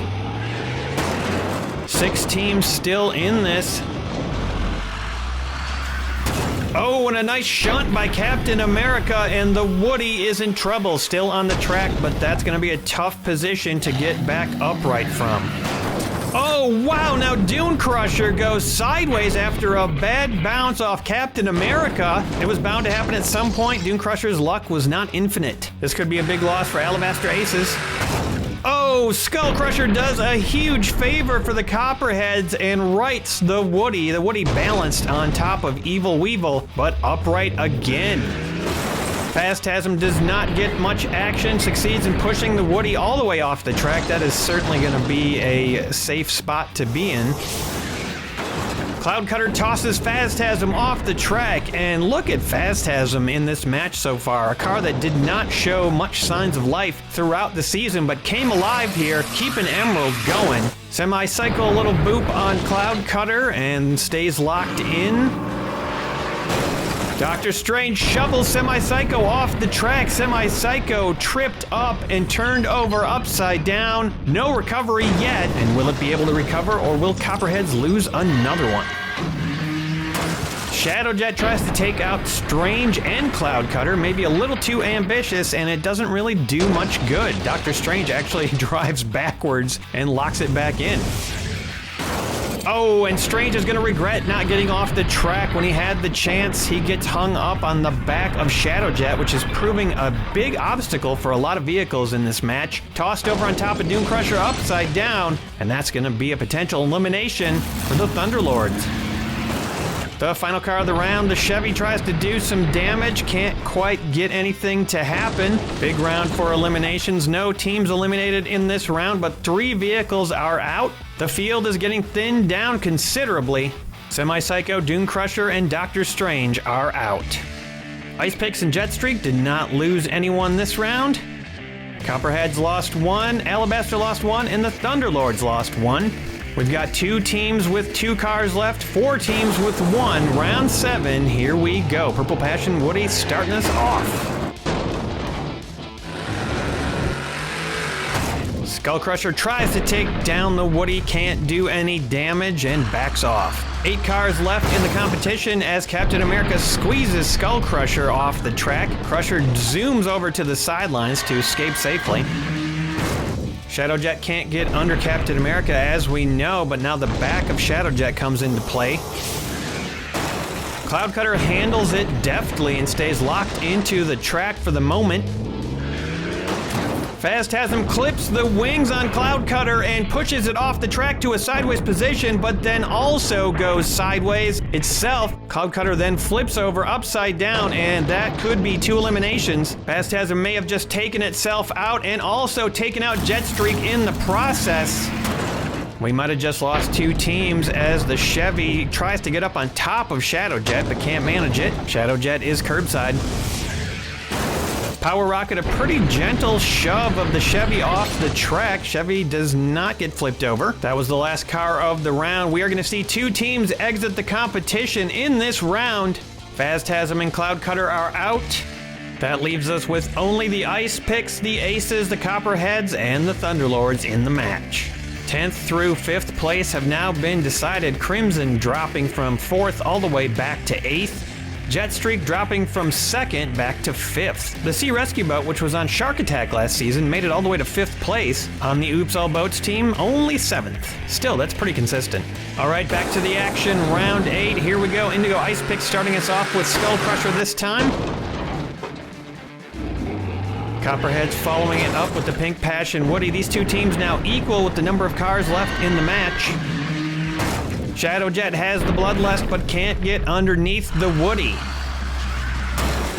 Captain America offers a huge helping hand and Shadowjet gets under the Woody. Woody just takes it and flips right over. No problem. Avoids the over easy curse that haunts so many vehicles, and what a great recovery. Power Rocket knocks Skull Crusher off to safety. You don't want to eliminate your own teammate.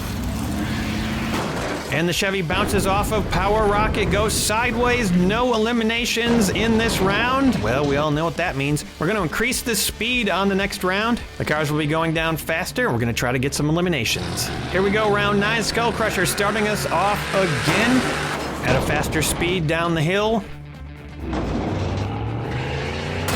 Purple Passion, a bigger hit than usual, knocks Skull Crusher off, but Skull Crusher showing some amazing balance in this match so far. That car has been rock solid. Shadowjet able to get a little bit more action with the increased speed, but cannot get the elimination. Whoa, what a slam from Captain America. The big vehicle definitely getting some good action here. Shadowjet is flipped over into the safety area, but it is not safe for Shadowjet. Upside down.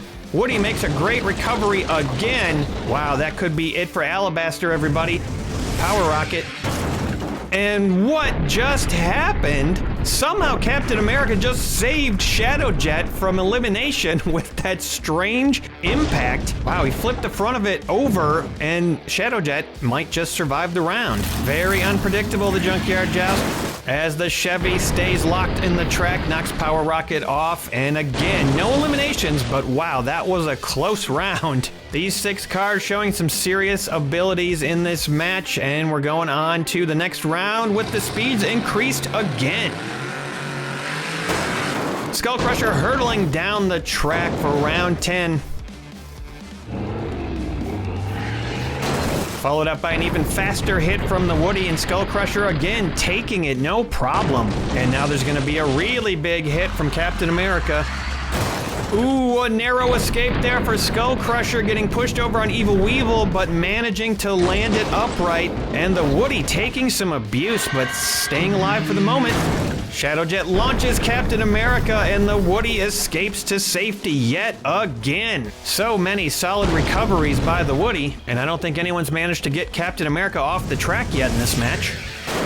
Power Rocket boosts into the back of Shadowjet. Shadowjet knocks backwards off Captain America, and the increased speed has taken a victim. Shadowjet getting tossed off the track upside down. Will it have a miraculous recovery? This time it's gonna be a lot harder. All Alabaster's hope depend on this hit from the Chevy.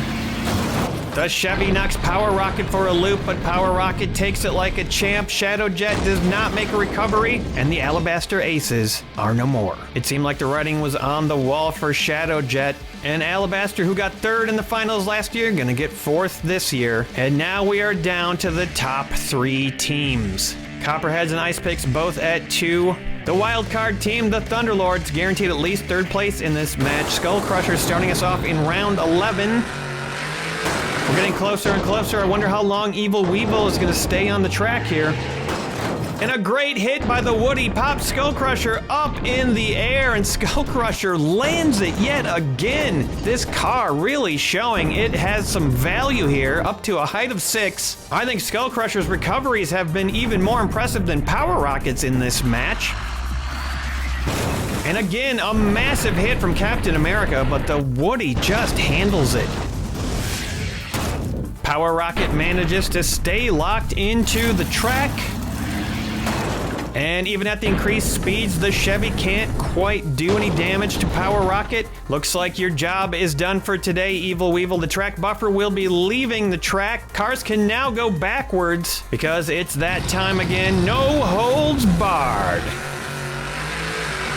Skull Crusher hits the safety rail at full speed, bounces backward, goes curbside way back down the track. This is not a good position to be in general. And the Woody attempts a takedown, but wow, Skull Crusher makes another fantastic recovery, bouncing backwards over the top of the Woody, bouncing off the track to a successful survive. Captain America tries again with no buffer. The Woody flounders with that rebound off the safety rail and cannot recover. A huge loss for the Copperheads, and the Thunderlords have to be pleased. Could be a remote chance of a recovery if Power Rocket's not careful here. Ooh, a brutal slam from Power Rocket, and look at this. Captain America turns sideways after a tough rebound, and now the Thunderlords are in trouble. Here comes the Chevy. The Chevy smashes into Power Rocket. Power Rocket gets tangled up with Captain America, but makes a recovery. Chevy stays alive. Captain America is definitively upside down and out. And that'll take us down to 2 teams in the match. Captain America eliminated for the Thunderlords, and they get 3rd place after barely making it into the finals. What an achievement. Now the Indigo Ice Picks have the upper hand with 2 cars remaining. The Copperheads only the Chevy. Round 13, here we go. Skull Crusher starting us off again. And the Ice Picks have decided to send Skull Crusher down backwards. Wow, what a bounce off the rail. Skull Crusher now in a great position. Could the front of Skull Crusher serve as a ramp? The Chevy punches Skull Crusher back down the track, not taking any sort of ramp. A little wobbly, but manages to lock it back in. Power Rocket's got a chance to strike here. A little 2-on-1 action, but the Chevy handles it nicely and escapes. No elimination, so it's time for another round. Power Rocket deciding to go down backwards, maybe gonna try to create a ramp with the front of that car. And wow, that did not work too great. Could not control it and went curbside. The Chevy tries to take advantage of it, but Power Rocket is too savvy, flipping around and sliding all the way up to the crates. Successful recovery. No dice there for the Copperheads. Skull Crusher tries to jam the truck, but it jumps off the track and survives. So back to the top of the hill for another round. If the Ice Picks win this season, they will be the first 2-time champions in Junkyard Joust history. Skull Crusher trying backwards again. The Chevy, a very straightforward hit, and it just pops Skull Crusher over the safety gate. This is exactly what Copperheads needed to happen for them to have a chance in this match. Can Power Rocket save his comrade? Power Rocket does not manage to save Skull Crusher. Skull Crusher falls back into the safety area, and the Chevy bounces up to a safe recovery. Wow. The Chevy finishes off Skull Crusher, who really put in a Herculean effort in this match. And now we are down to 1-on-1. Power Rocket versus the Chevy. You can call it unexpected, you can call it impressive, whatever you call it. Here we go, it's the final showdown. Randomness has determined that Power Rocket will go down first. Power Rocket decides to go down backwards again, probably a good decision. And a slow backing up to the safety rail. This could be a good, solid position to take down the Chevy. Powerful hit by the Chevy, and Power Rocket goes up into the safety area right where Skull Crusher was eliminated. The Chevy hurls itself into the crates and still makes a recovery. Wow. Now they will alternate going first. The Chevy starts out this time. Chevy deciding to go down forward. Doesn't want to take the chance of going down backwards.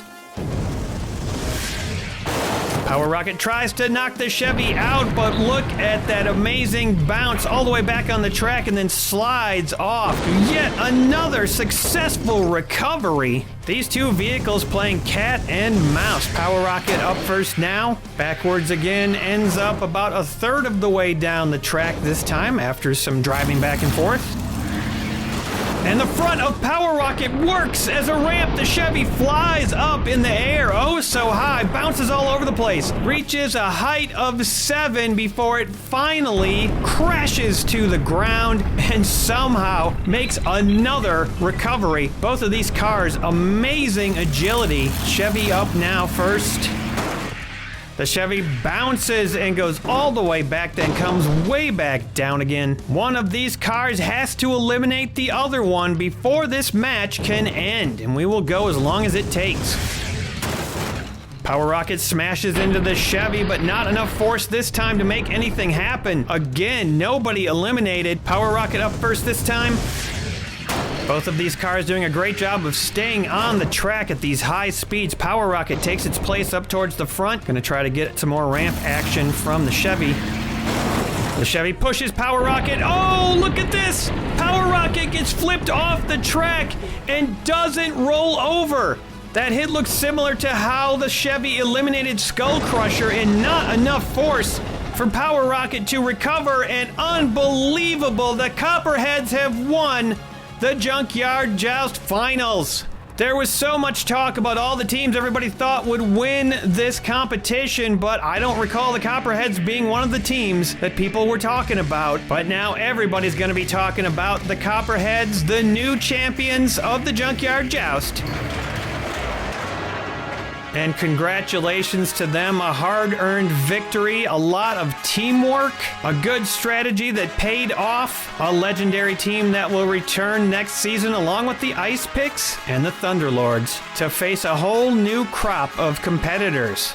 Also important, we're going to crown an MVP for this season. If there was one car that showed itself to be a serious competitor at the Joust this season, it was Spider Machine, getting its team to the finals where then they got third. Spider Machine basically took out an entire team to get them here. Congrats to Spider Machine, most valuable player for this season. Also a big congratulations to the patrons whose vehicles made it to the top 3 remaining vehicles. Ellis Wertenberger with Skull Crusher, Hendrika's Heavy Hauling with Power Rocket, and the Chevy 1500 that was sponsored by Emo Dingo. The next season is about to start. If you'd like to get in on the ground floor and sponsor a vehicle, head over to patreon.com/junkyardjoust and check it out. The next event before the new season starts is going to be a special event. The Super Crashers are looking for a new team, so more than 30 super fast cars are going to compete to be on the Super Crashers team for next season. Thank you to all my patrons for making this show possible. Thank you to Jesse, AJ, Tony, and DEADMAXX. And thanks to all of you for watching. This has been Aaron Yonda, and I'll see you next time on Junkyard Joust.